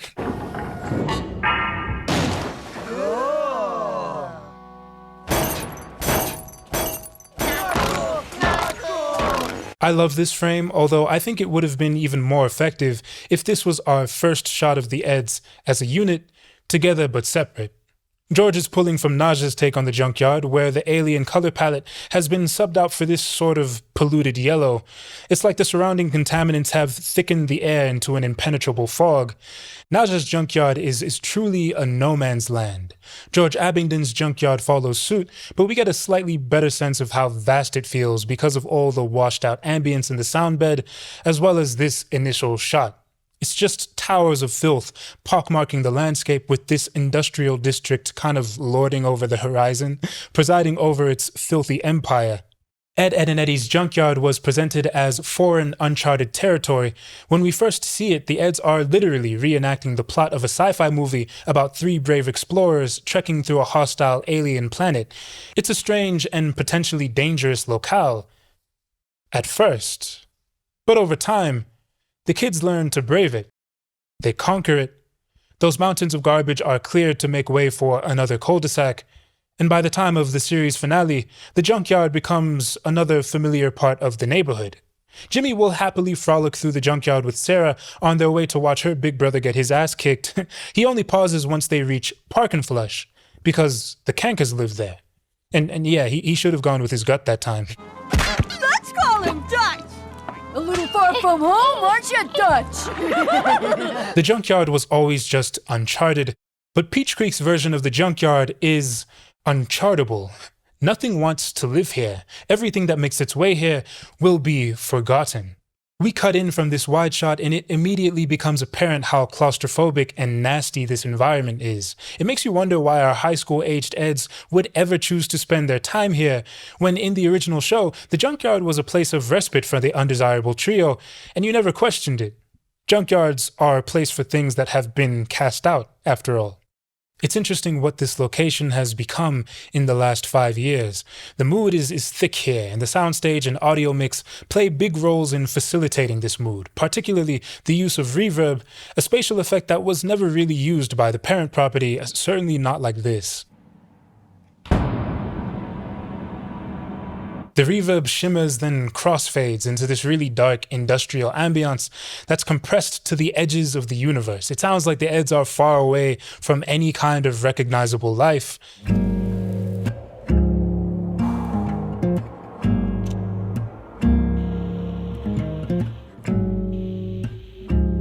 It provides a great sonic contrast to the parent property. Right? Peach Creek wants to use sound to color its environments in an authentic way, in contrast to the original series, which deliberately used sounds in a surreal way. Right. 3 cigarettes is 3 too many. Could you perhaps, if it's not too much trouble, help us, Eddy? Double D wants Eddy to help him and Ed with some nebulous van-related thing, even though Ed is over here not doing shit. It's unfair to single out Eddy for being unhelpful, but Double D actually seems to be upset with Eddy in general, not just for this particular reason he made up. I got work tonight. Night shift. Give me a break. I think you'll be giving yourself plenty of breaks, in all honesty. Sockhead treats Eddy with nothing but venom in the rug pull. It's actually kind of funny. But I would like to know why he's got beef with his friend. Eddy reveals that his workplace hired Jonny 2x4, so he's been promoted from fry cook to server, and he's pretty hyped about that. Johnny's fan on Wiki entry mentions that he's only recently returned to the cul-de-sac and has, mysteriously, become a lot quieter. Eddy substantiates that claim here. He's a hell of a lot quieter now, though. Yes, well, being a social outcast and ostracized by everybody would do that to you. It's either Double D or the writers who are mischaracterizing Jonny here. Jonny he's a nut, and the kids do think so, but they've always welcomed him with open arms. And it doesn't matter if he gets beaten up at the end of the movie, everyone, that was just a gag. It's not like he's the guy everyone always wants to be around, but he's actually part of the friend group whenever he wants to be. Well, Johnny's an outcast by choice. I don't think it has anything to do with the other kids. He's just in his own world. If anything, Double D's analysis of Jonny applies more to the Ed boys, right? Who was present for the first iteration of Friends Are There to Help You, and who wasn't? Get with the groove, Double D. Brother Jonny doesn't move with Plank anymore, and no one really knows why. I get that most people who grew up with a security blanket wouldn't need it by the time they're nearly college-aged, but the thought of Jonny abandoning his best friend makes me sad. Does he still have Plank? Oh, that dumb piece of wood he carried around? Nah, that's long gone. Just him. Eddy here is describing Plank as that dumb piece of wood Jonny carried around, but keep in mind that all the cul-de-sac kids were invested and contributed to Plank's existence. This wasn't peanuts. Plank was only literally a piece of wood. He was alive to everyone he came into contact with, and maybe not in the same way as he was to Jonny, but because of Jonny, the whole neighborhood played into this hysteria. Imaginary friend? What's that? Come on, you know. An imaginary friend? Sorry, I don't know what you're talking about. They couldn't interact with this non-living thing in any meaningful way, but they treated him like he was another kid, even when Jonny wasn't around. We as the audience played into this as well, which is the ultimate success of this experiment, right? Remember that one scene in Postcards from the Ed where Eddy's negligence gets Plank's mom and dad killed? And now we're about to go under the famed Monkey Bar Bridge! Doc! That was outright one of the most fucked up moments in the entire series. And this was all part of Plank's magic, part of what made him such a great character. And I mean character, he's not just a dumb piece of wood as Eddy implies. Plank displays a hilarious amount of personality throughout the series, but Eddy says this line like he didn't have very strong feelings about Plank, the character, 5 years ago. He was also invested in maintaining this dumb piece of wood's existence. Now, Eddy would be the guy to hand-wave all of that 5 years later, but I do hope the web series remembers that Plank actually should mean something to these kids and to this neighborhood. He might nowadays just be a dumb piece of wood to some of these near college-aged teens, but he was nevertheless an essential part of everyone's development, as valuable to the cul-de-sac as any living character. He's not just a prop that Jonny has to learn to let go of, and I actually think it would be much more compelling if Jonny comes to understand that he doesn't really have to let go of Plank at all. I didn't have to torch Laszlo when I turned 18. I just had to stop bringing him to parties. No need to say anything, Plank, 'cause I would not hear it anyways. We're still in this smelly dump because Sockhead is washed at 17 and can't even hotwire a funmobile. That means the Eds get to spend another minute or two of screen time to shoot the what? Shoot the shit. Right outside the basement window. Its ceiling is about to collapse. Dr. Orchard and Scott run up the stairs and... Wait. Who the hell is Scott? Ed is telling a story, but he's actually recalling an episode of British sci-fi series Thunderbirds, specifically Attack of the Alligators. I don't know if Ed would know what Thunderbirds is, but this is actually a pull from George Abingdon's own childhood. This is a series that he grew up watching. Because I'm a big Thunderbirds fan. It's a little piece of himself that he's left for us, and it's appreciated. Ed is butchering this story, though. He's tripping over himself, and characters and plot threads are getting lost in the chaos. It's a nice moment, the nicest moment in this episode, but it's not quite Ed, in my opinion. This joke is older than my Mesozoic fossil collection, Ed. Whoop, there it goes. Yep, my brain stopped. Ed is hard to write for. He often speaks in non sequiturs. A lot of what he says is totally incoherent. It's not even easy to know when he should or shouldn't be saying something. And all of that is compounded by the fact that Ed is not really dumb. Writing a dumb character is easier than writing Ed, for which dumb is an unhelpful description. All the characters in Ed, Edd, and Eddy are dumb, right? But listen to Danny describe Ed. Then there's Ed, who the world passes him by. He's on his own track, thinks what he wants to think. Doesn't matter what the world's doing around him. And that's me. It's interesting, right? Ed processes the world around him in a way that most people don't, or can't. He loves the world and everything in it almost unconditionally. He also has a brilliant creative mind. He's endlessly imaginative, and he has an extraordinary eye for detail. Ed wouldn't ever join the Navy. He'd be a storyboard artist. Ed's probably a storyboard artist. If we think of Ed in terms of our own neuroses, as Danny describes it, Ed would be the part of our brain that is on its own wavelength, unwaveringly so. The part that's just for us, in tune with itself, whether or not it's in tune with everything else around it. Have you ever tried to explain something that made perfect sense in your head, but only in your head, so it didn't translate properly once you worded it out? That's Ed. Once you get that Ed can actually be quite astute, quite eloquent, I think you've gotten the character. This reminds me of the movie Zombies from the Deep Freeze. Hey, cash cow. This is the part where we'll be torn to pieces, stuffed into ice cube trays, and frozen and used to cool their drinks. Danny would describe Ed as a guy who's mostly in his own world, and we do get glimpses of clarity when he lets us in. Because Ed loves monster movies and comics. These are the worlds he lives in. He's always able to relate an event to some bullshit he's seen on TV, and it's in these moments that he's the most coherent character in the series. Ed has been blessed with an amazing ability to store a piece of fiction onto his long memory and recall that data instantly with no imperfections. He does not play about the media he consumes, which is why it reads as a bit of a mischaracterization when Peach Creek's Ed fails to recall an episode of TV that he's seen. Ed here thinks he's making up his own story, but he's actually butchering the plot of a Thunderbirds episode. That's not really Ed though, in my opinion. If Ed had seen Thunderbirds, he'd be able to recount every episode in extreme detail without pausing to think. He would know he wasn't telling his own story because he was talking about Attack of the Alligators, the 24th episode of Thunderbirds, Series 1. And if you wanted him to go through episodes 23 to 1 in backwards chronological order, he'd have you covered. Because Ed is not really dumb. Let that nigga know! Alright, let me try one. Can it be an original story and not a rehash of something else? Heyo! Double D hates his friends. He follows Ed's story and keeps him from getting too lost, but is otherwise absolutely dejected. It feels like he doesn't even want to be here. The same traits he used to adore Ed for are now barely tolerable. To be fair, the boys have been in the junkyard for hours now. It's very possible that they're at a point where the conversation has long run dry. We're just twiddling our thumbs until it starts to rain and everyone has an excuse to go home. It's clear that the boys are not quite the friends they used to be. I'm smelling traces of, This Is Growing Ed. That film and The Rug Pull are both interested in the idea of childhood friends drifting apart as years go by.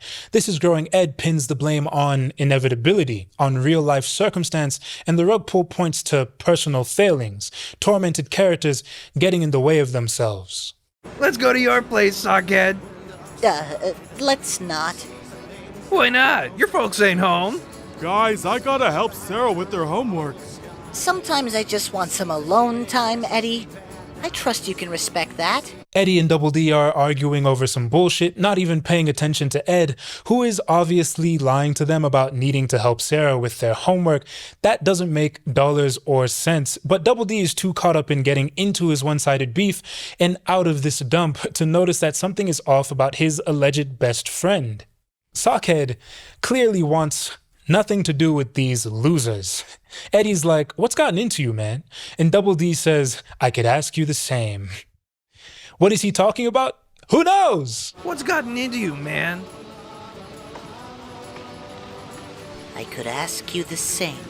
Adios, Double D. See you tomorrow, Ed. Something is turning Double D off from his friends, and the rug pull keeps us in the dark. The fan on Wiki offers hints, but no clarity. This is from Double D's entry, right? Double D briefly dated Sarah but felt uncomfortable with the age gap and ended things. Sorry, I read the wrong section. Despite the events of the original series finale, Eddy briefly went back into his old habits, causing a minor rift between him and his new friends. Despite the friendships returning, the scars have not healed, and some, such as Kevin and Jimmy, have distanced themselves from him. Despite what you saw with your lying eyes. Eddy's friendships have already been pushed to the limit because of his behavior, which has already been interrogated. We came to understand why Eddy was the way he was as seasons of the original show went on.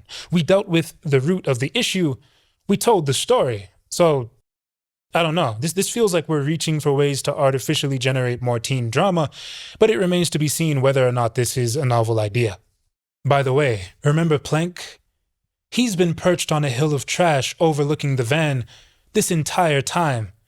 Plank has been sitting in the junkyard for God knows how long, a slave to the elements, and no one has come to find him. Not Jonny, who buried him here, not his neighborhood pals who grew up with him. Without a community coming together to breathe life into Plank, to participate in and facilitate his existence, Plank is just another non-living thing, as useless as any other thing in this junkyard. This Plank, perched atop a hill of forgotten things, is merely a dumb piece of wood. I don't like it, but it's the most emotionally effective shot in the rug pull, and a lot of fans won't even know what they're looking at, because this is just the desecrated corpse of something once recognizable. I can't believe I said all of that about a fictional plank of wood.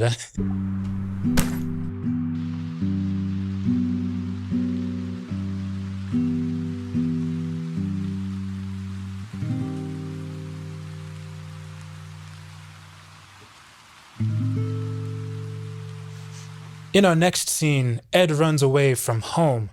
We didn't know it was him at the time, but someone in the rug pool had been packing up their belongings during the episode's opening montage, and now we understand that it belonged to our beloved Oaf. It's a suitcase that he'd been packing for a while then. Please! Why don't you hang out at Ed's?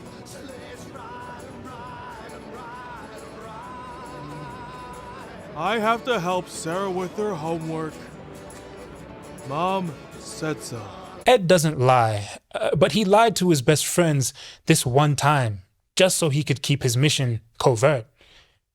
9 minutes in, our inciting incident has taken place. If Ed really is leaving the cul-de-sac, that has turned everything we thought we knew about this web series on its head. The implications of this event are huge. Ed is a fundamental part of the cul-de-sac, a fixture of Peach Creek. Ed leaves and this neighborhood is now a vastly different place in the minds of his friends and in our minds as viewers. What a gut punch. Peach Creek has taken a beloved character, perhaps the most beloved of his peers, and inverted our expectations by revealing that he and his circumstances are more complicated than we originally thought. Peach Creek exists to subvert expectations, yes, but this feels like the definitive moment where it pulls the rug out from underneath us, revealing its story to be something entirely unexpected. Peach Creek's trailer suggests a more contemplative take on a formula we all know and love. Peach Creek is actually far more content to do away with that formula and build something almost completely new using Ed, and Eddy's established characters.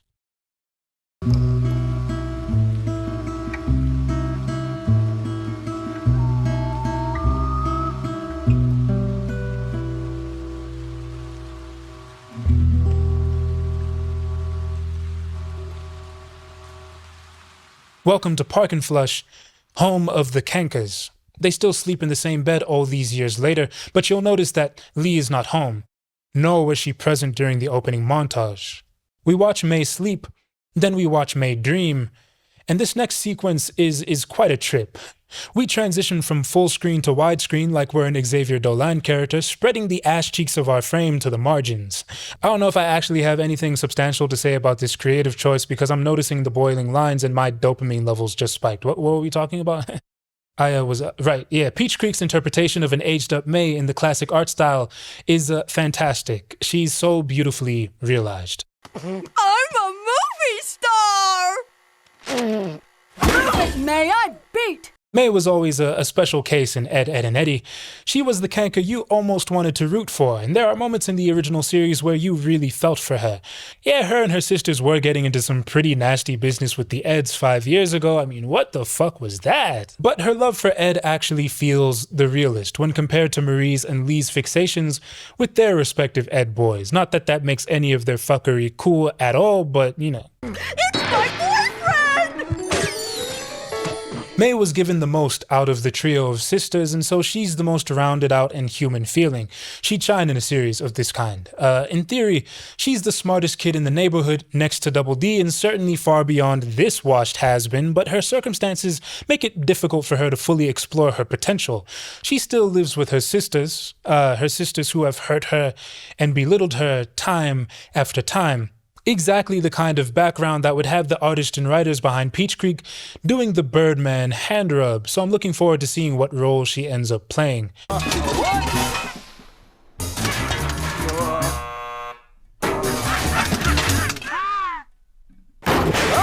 May is instantly sympathetic here. I appreciate that Peach Creek references its parent property's art style, and it makes perfect sense to call back to the original show in this sequence where dreams and memories are papering over the present. May appears to be inside Fishbowl 2, a smart choice for Team Peach Creek to reference. Fishbowl 2 is an in-universe television show that the kids watch in Ed, Edd, and Eddy as a sort of nothing gag. The first time we see Fishbowl 2 is in Nagged to Ed, when the Kankers plop the Eds in front of a TV and some mystery meat-filled sloppy joes as if the boys had just returned from an 8-hour shift of manual labor. How about a video? Fishbowl 2, a classic. In this particular episode, Fishbowl 2 is part of a joke. The Eds become entranced by this dumb footage instead of paying attention to the Kankers upsetting them. Hypnosis, dreams, and memory are all linked concepts, maybe. Shout out to Frank Hypnos. So May being trapped inside of Fishbowl 2 is perfect. She even sees a representation of Ed as he heads into, presumably, the bus he was leaving his house to catch in the last scene. And the first ever use of Fishbowl 2 in the original series links the Eds to the Kankers. Cool. Remember who's in charge, sweetie? Oh, look at the shortness of my feet. These stray blasts of dialogue are all real lines that the teens of Peach Creek have spoken to or screamed at each other at some point, I assume. I don't know. What I do know is that Plank says the spirit is beyond destruction. didn't say that. Jonny's a lying ass nigga, and he left his best friend for dead. May sees her TV in the distance and approaches it. This is the same set that they played Fishbowl 2 on for the Eds in Nagged to Ed, and we can see a VHS copy of Fishbowl 2 in this little compartment down here. May activates the Midnight Channel, and we see an explosion of, hopefully, relevant symbolism. For posterity, we can make out a chicken, a swing set from the cul-de-sac's playground, the Kankers' famous red lipstick, the Kankers' ship in a bottle, and Jim, Double D's pet cactus. Don't make me use this. You ate Jim. Activating the channel seems to have jumped May through a Mario 64 painting into another section of this dream world. She is now sitting on the swing set in the playground, or a version of the playground that's been torn out of the ground and flung into a black hole. And it's here, just past the event horizon, that we come face to face with Jimmy. He's just been vibing inside the Midnight Channel, dressed in fear of God from head to toe, posed mysteriously like he's fucking G-Man. And like the G-Man, I'm assuming he's about to tell May some cryptic bullshit. You need to quiet your mind and listen. Jimmy's giving her a mix between a prophecy and life advice like May is going to remember even seeing him in the morning. She's got college apps and recommendation letters to think about, and probably didn't even notice her own sister was gone. But yeah, I'm sure she's going to retain this one. Then again, May sees Jimmy and calls him Dutch? which is a demeaning pet name that her and her sisters gave him 5 years ago when they didn't even really know who he was, so maybe she will remember this conversation. Uh-oh, looks like Dutch needs a diaper! I'm fine, really, I am. Given the events that follow this line of dialogue, the name Dutch should be quite triggering to fuckboy Jimmy, but I'm absolutely sure that this isn't him, so it's whatever. Yeah, sorry, Jimmy's not actually wearing Fear of God. He's wearing Eddie's brother's outfit. Sunglasses and all. You can even see the 62 shirt underneath. It's interesting. This imposter who wears the face of Jimmy tells May to quiet her mind and the voices from earlier stop. He then offers her his Divinations 3. First, you need a trio to ensure success. But one is now leaving. Alright, so he's referring to Ed leaving home, you would think, but he says you need a trio to ensure success. That could be a general you, or it could be a you directed at May, because Lee's not home either. What this oracle means by success is anyone's guess. Next he says, Second, one who grew around a corrupting force, transferred it to a curlio with a line. Eddy fits the description of one who grew around a corrupting force the best, and that corrupting force would be his brother, right? Curlio with a line is written on a pole outside the Kankers trailer, and this is a non-canon detail as far as I can tell, so I'm not sure what it's supposed to tie into. The word it is referring to the corrupting force, so Eddy's been consulting his local witch doctor and plans to hex Parkenflush. I guess. Third, and please listen closely. When drawn, your story continues. This divination is the least clear, but it's my favorite one out of the three. Peach Creek might be referencing itself in an existential way here. It's already no stranger to being self-referential or self-critical. Alright, let me try one. Can it be an original story and not a rehash of something else? Ed, Edd and Eddy is a Saturday morning cartoon, and Peach Creek is an animated teen drama, but the latter preserves the former's canon. These genres approach character in completely different ways, though. The neighborhood kids go through a whole lot of potentially traumatizing shit in Ed, Edd and Eddy, and it's fine because we understand that its world is stretching the bounds of what's possible or even acceptable, all in service of the gag. But Peach Creek is a drama. By presenting itself as a direct sequel to Ed, Edd and Eddy and preserving its canon, Peach Creek is forced to deconstruct that canon. Peach Creek's characters are forced to reckon with the events of the former series, because you can't just have a kid whose stairs were ripped out of his wall as a punishment appear in a more serious work and be a-okay. That kid has got to live with that moment now. He has to deal with this unresolved issue. Were Ed, Edd and Eddy a forgotten show with no real fandom, Peach Creek wouldn't exist, and so Ed wouldn't have to contend with living at all. But because he's been drawn, his story has to continue. It's maybe a line that allows the fan work to justify such a drastic shift in tone. It's maybe a line that implicates the fan work and the audience consuming it. I could be wrong, I guess, but that's a cool read, right? Jimmy tells May to take heed of the world around you, and a representation of Ed materializes behind him. May sees her guy making his way onto the midnight megabus, tears in his eyes, shout out Scott Underwood. Not this bum again. May has a freaky-ass vision. We recall that scene from Ed Overboard. You know, the one that would likely and justifiably not fly on television anymore, but that moment has been repurposed for this sequence. May is hurled through a sea of television static as she rushes upside down towards a captive Ed, but it's almost like she's pushed past his body and into his psyche, or a new plane or something. And we see Eddie's brother. He says, "Like one bounding between two planes. Dance with me, pipsqueak." Referring to Eddy. Some images disrupt the black, a frame at a time. Parkenflush, the Kankers television set, a rubber duck floating down the river, or is it a mallard? It mimics the common mallard in order to offer minimal disruption to the local fauna. And the waterfall from a scene by that same river.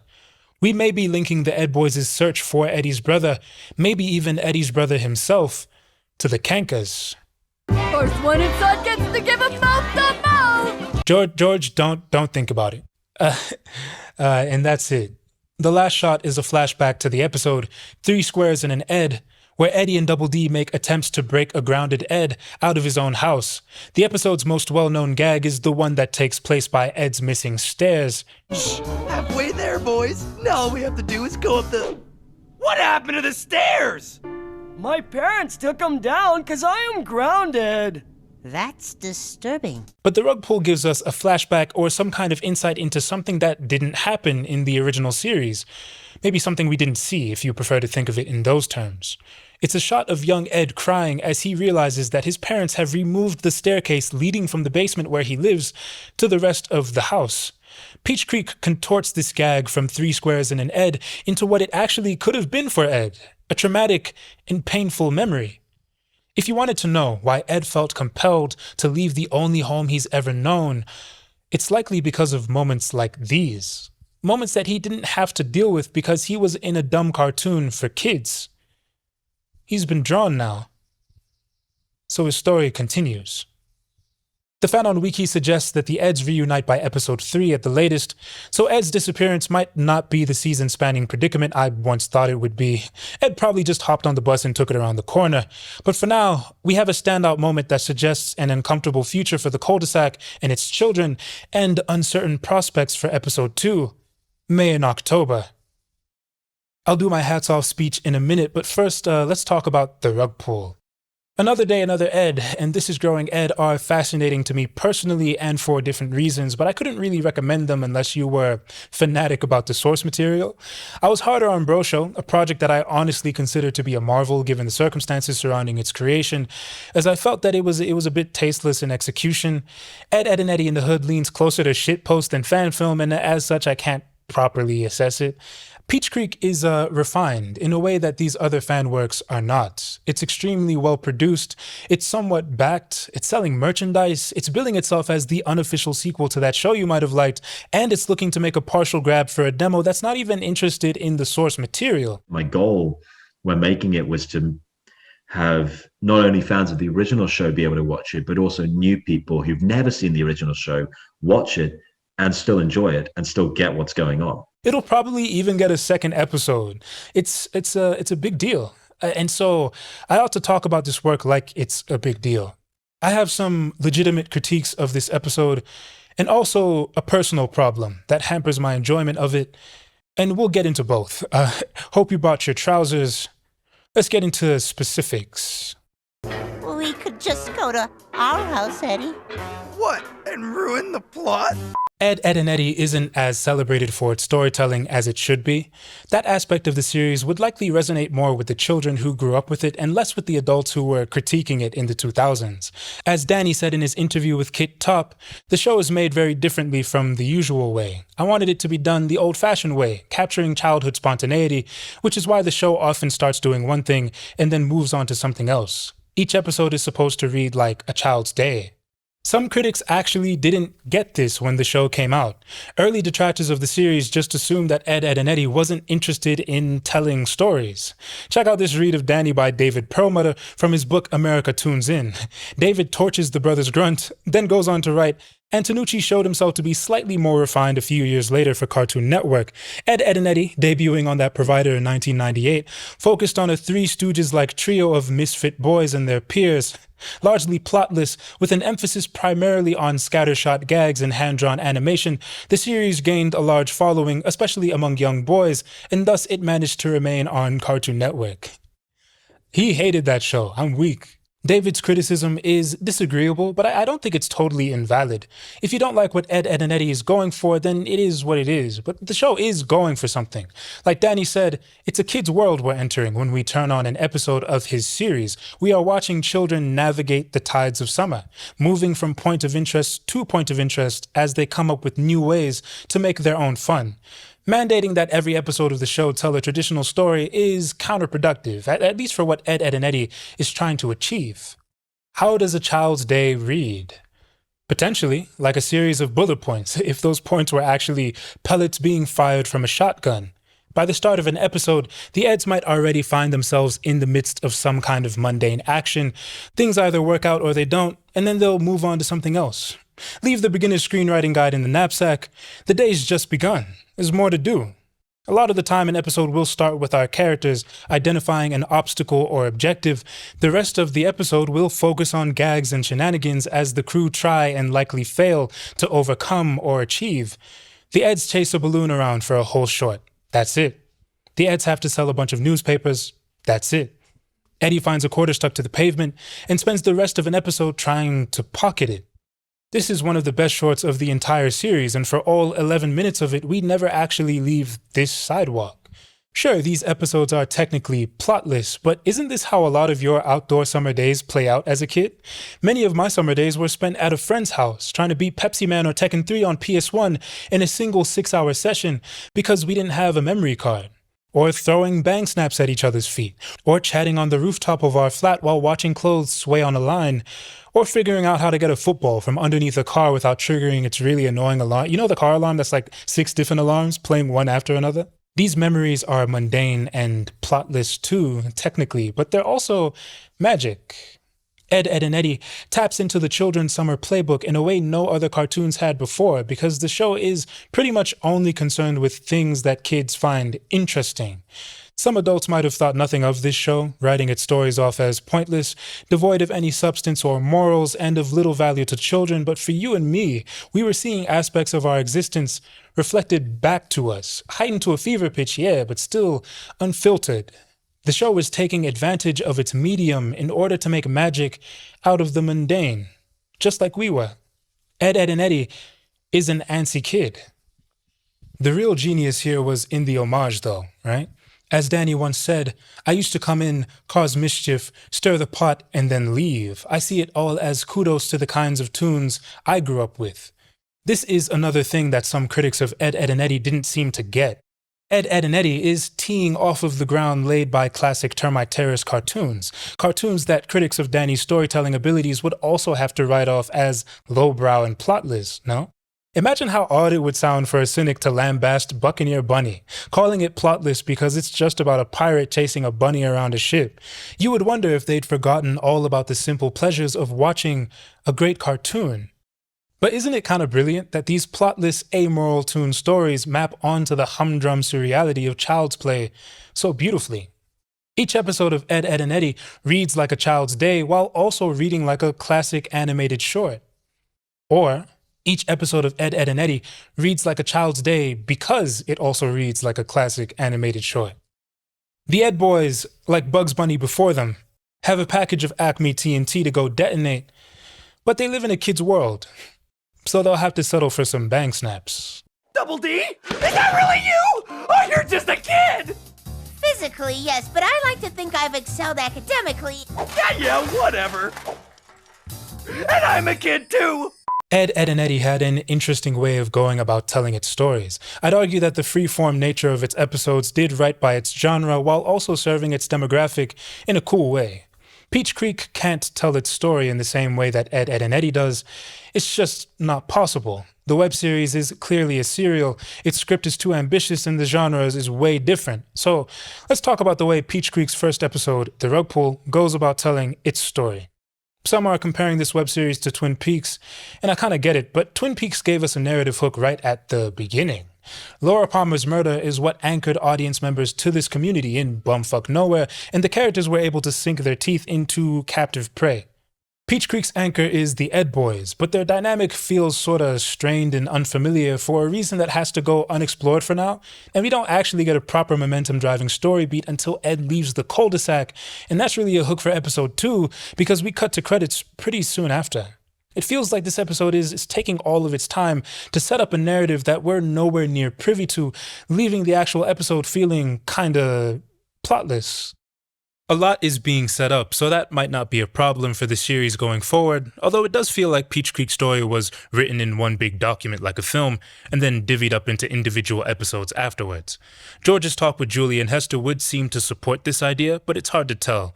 Structuring your series like a film is whatever, but your first episode might end with what feels like 75 minutes left to go, and that's how it feels to watch this short. As it is, The Rug Pull is mostly a vibes fest where we just coast through the sights, fly through 1 or 2 conversations, and then veg out as the psychedelics start to take over. It's a good time, though, and we get to see a lot of the Eds who handle most of these conversations. I do have mixed impressions of them. Truthfully, Eddy does feel underserved when compared to Double D, who feels like the main character of the first 2 acts, and Ed, whose decisions cause a seismic shift in the story. Eddy's mellowed out a lot in the last 5 years, too. That shift in demeanor, as well as the shift from cartoon to teen animated drama, has rendered him kinda sauceless, devoid of much of his recognizable aura. Double D does not want to be around him, and that's the only reason he factors into this episode's story at all. I suspect, though, that Peach Creek is going to rotate its cast so that batches of characters are spotlit across batches of time, so Eddy not being front and center isn't a real issue. Double D is fine, and his character progression could potentially be very interesting, but for now he's just a bit too dejected to make much of an impact in the main role. It doesn't help that he's abandoned a majority of his more charming idiosyncrasies because he hates his parents. Ed fares the best out of the trio, being the simplest Ed boy with the least amount of consequential things to say. He's also the story's only active agent, which helps, but he's been made into a neurotypical, a.k.a. neutered. It was probably done to accommodate the whole teen drama thing. It's not as easy to unpack your alleged trauma if you're just the lovable oaf. Ed was already an excellent character, but maybe not in a way that fit the conventions of the new genre, so now he's also kinda tortured. Actually, everyone in Peach Creek is dealing with something, so yeah, Double D's on Prozac. Sarah's extremely insecure about herself and is also graffitiing and smoking behind the bike sheds. Jimmy is closeted and two-faced. Nazz seems to be a satire of well-meaning but uneducated liberal white women, and also she's dating the same bum she escaped from in junior high.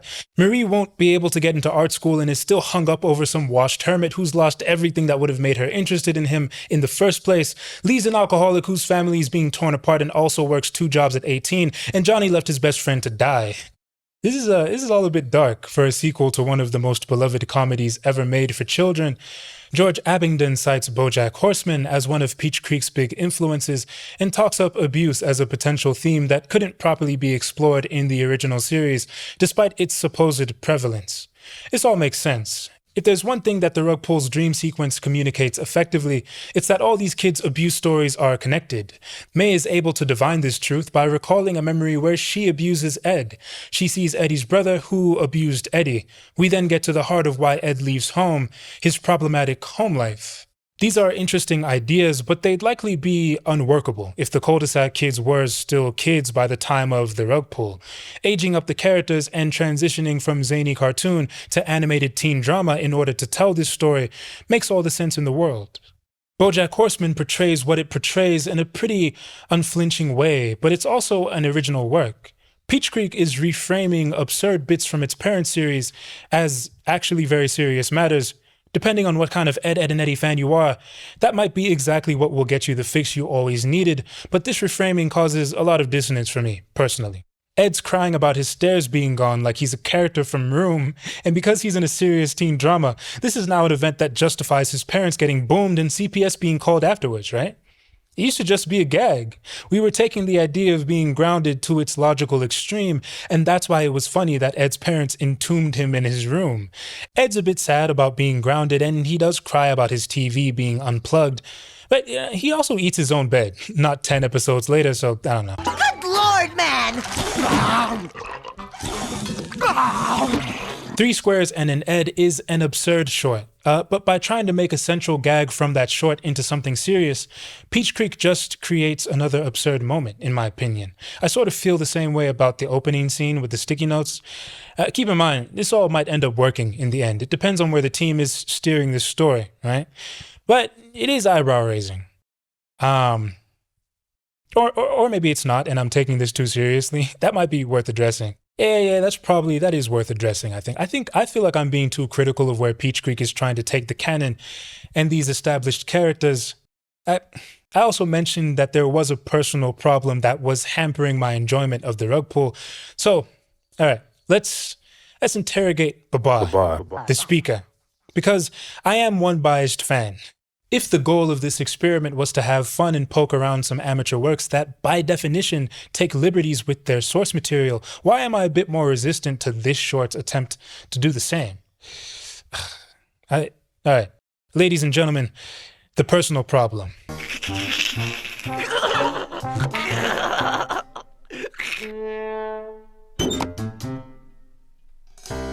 Is there something you'd like to share with us? Alright, Peach Creek is a fan work, and it's a fan artist's right to interpret a work however they'd like. No one appreciates a guy who's standing outside the club making it rain on everyone's parade, and I think that being too critical of a fan work as impressive as this one takes the fun out of talking about it. Why do I feel like I'm being unfair to Peach Creek? Maybe it's that the genres of the fan film and the parent property are a bit too incongruent for my personal tastes, or maybe I want to distance myself from Peach Creek because I don't want to acknowledge a future where these innocent cartoon characters have to contend with quote-unquote real life, or maybe I'm just being too much of a rigid smartass because Peach Creek wants to be the unofficial sequel to a series I'm quite nerdy about, or maybe it's a combination. I ought to clarify that I do like where this web series is going overall, despite some dumb gripes over the lore, characters, and premise. I don't love the idea that my neighborhood pals are denied their happy ending and have to be sad and navigate their newly complicated lives now, just because everyone, including me sometimes, wants to return to the cul-de-sac. And this is the so-called personal problem.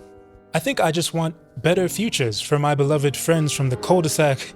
Real life is full of hardship that the Ed Boys and their pals don't have to deal with in Danny's animated Wonderland. In that realm, they can be protected from reality. They did nothing to deserve this burden that you and I have to carry. All they did was entertain us. The final memory I have of my childhood friends from the cul-de-sac is a joyous one. They were so full of life and so invigorated when we sent them off at the end of the big finale. Mike and Jonny wanted Ed, and Eddy's Big Picture Show to conclude in a way that would upset viewers on purpose, but Danny switched gears several months into the development process, insisting that the kids of Peach Creek have a happy ending. a.k.a. Cartoon liked having a contentious relationship with its fanbase, and Danny and co would often swerve fans in unexpected directions that he knew might rile them up. But this ending was his final swerve. His last gotcha to fans of the series who might have expected the Big Picture Show to just fuck everyone over in the end. The kids run off towards the sun, an Ed Boy on each shoulder singing "Friends Are There to Help You." And at that moment, one can't help but think that the kids have figured something out. Who can really say they have? Not us. We have to stay here in the amusement park, never to return to the cul-de-sac again. But we get to think, they probably got it from here on out. And then we close the chapter. Ed, and Eddy wrapped up 15 years ago and sent itself off perfectly, much better than any YouTuber could encapsulate for you. Trust me, I just tried. But when drawn, your story continues, and I doubt that I'm fully ready to deal with what that means for the kids that I spent so much time growing up with. I guess in the end, it was always more than fan fiction to me, huh?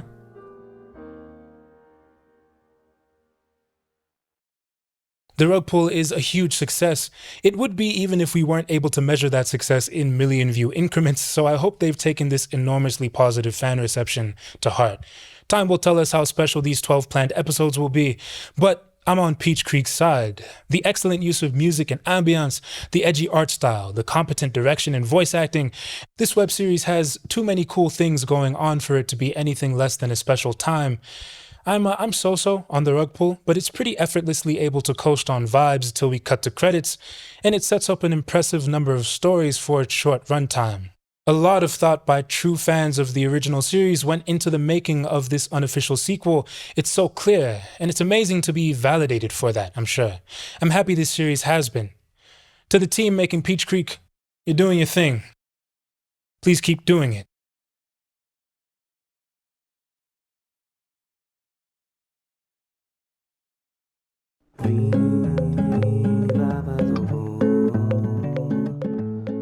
Oh man, it's so dark. I'm finished though. I'm not looking at any more. See, I'm not looking at anything at all anymore. I'm throwing away my laptop and I'm going to sleep for a few days. Are you still here? If you enjoyed your time with this video, thank you. Please give me money. Or not. I can't make you do anything. Certainly not. Did it work? I'm sorry. I figured I'd give it a shot. Never mind. But I do recommend you join my Patreon. Subscribe to the final tier and you get to submit topics for a monthly patron exclusive video. It would also be irresponsible of me to plug my social media channels again. As for the next YouTube upload, it'll be longish, but nowhere near the size of this one, bro. Never again. Putting this together has sucked. It was a good thing for me to make, though. It was good practice.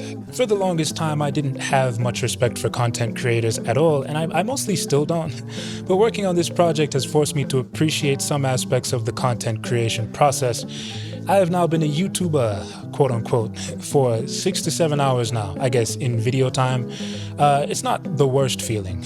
Yeah, once you get past the shock of that initial pinprick, you don't really feel it afterwards. I had a dream that I put out a half-hour-long video about some game. The video came out and I think I got 55 likes. Come to find out, some goofball YouTuber made a video responding to mine and ripped my video to shreds, netting himself 1 million views in the process and netting me 100 people in my comment section calling me names. You could imagine which ones. This YouTube game is not for the weak-willed, and I haven't even begun to walk the walk. I should feel comforted though, because the reality is that nobody is going to give this monstrosity of a YouTube video their precious time of day, or bother to respond to it in any substantial way. And anyone who does happen to comment is going to be like, Johnny's white actually. Or, you're quite skinny.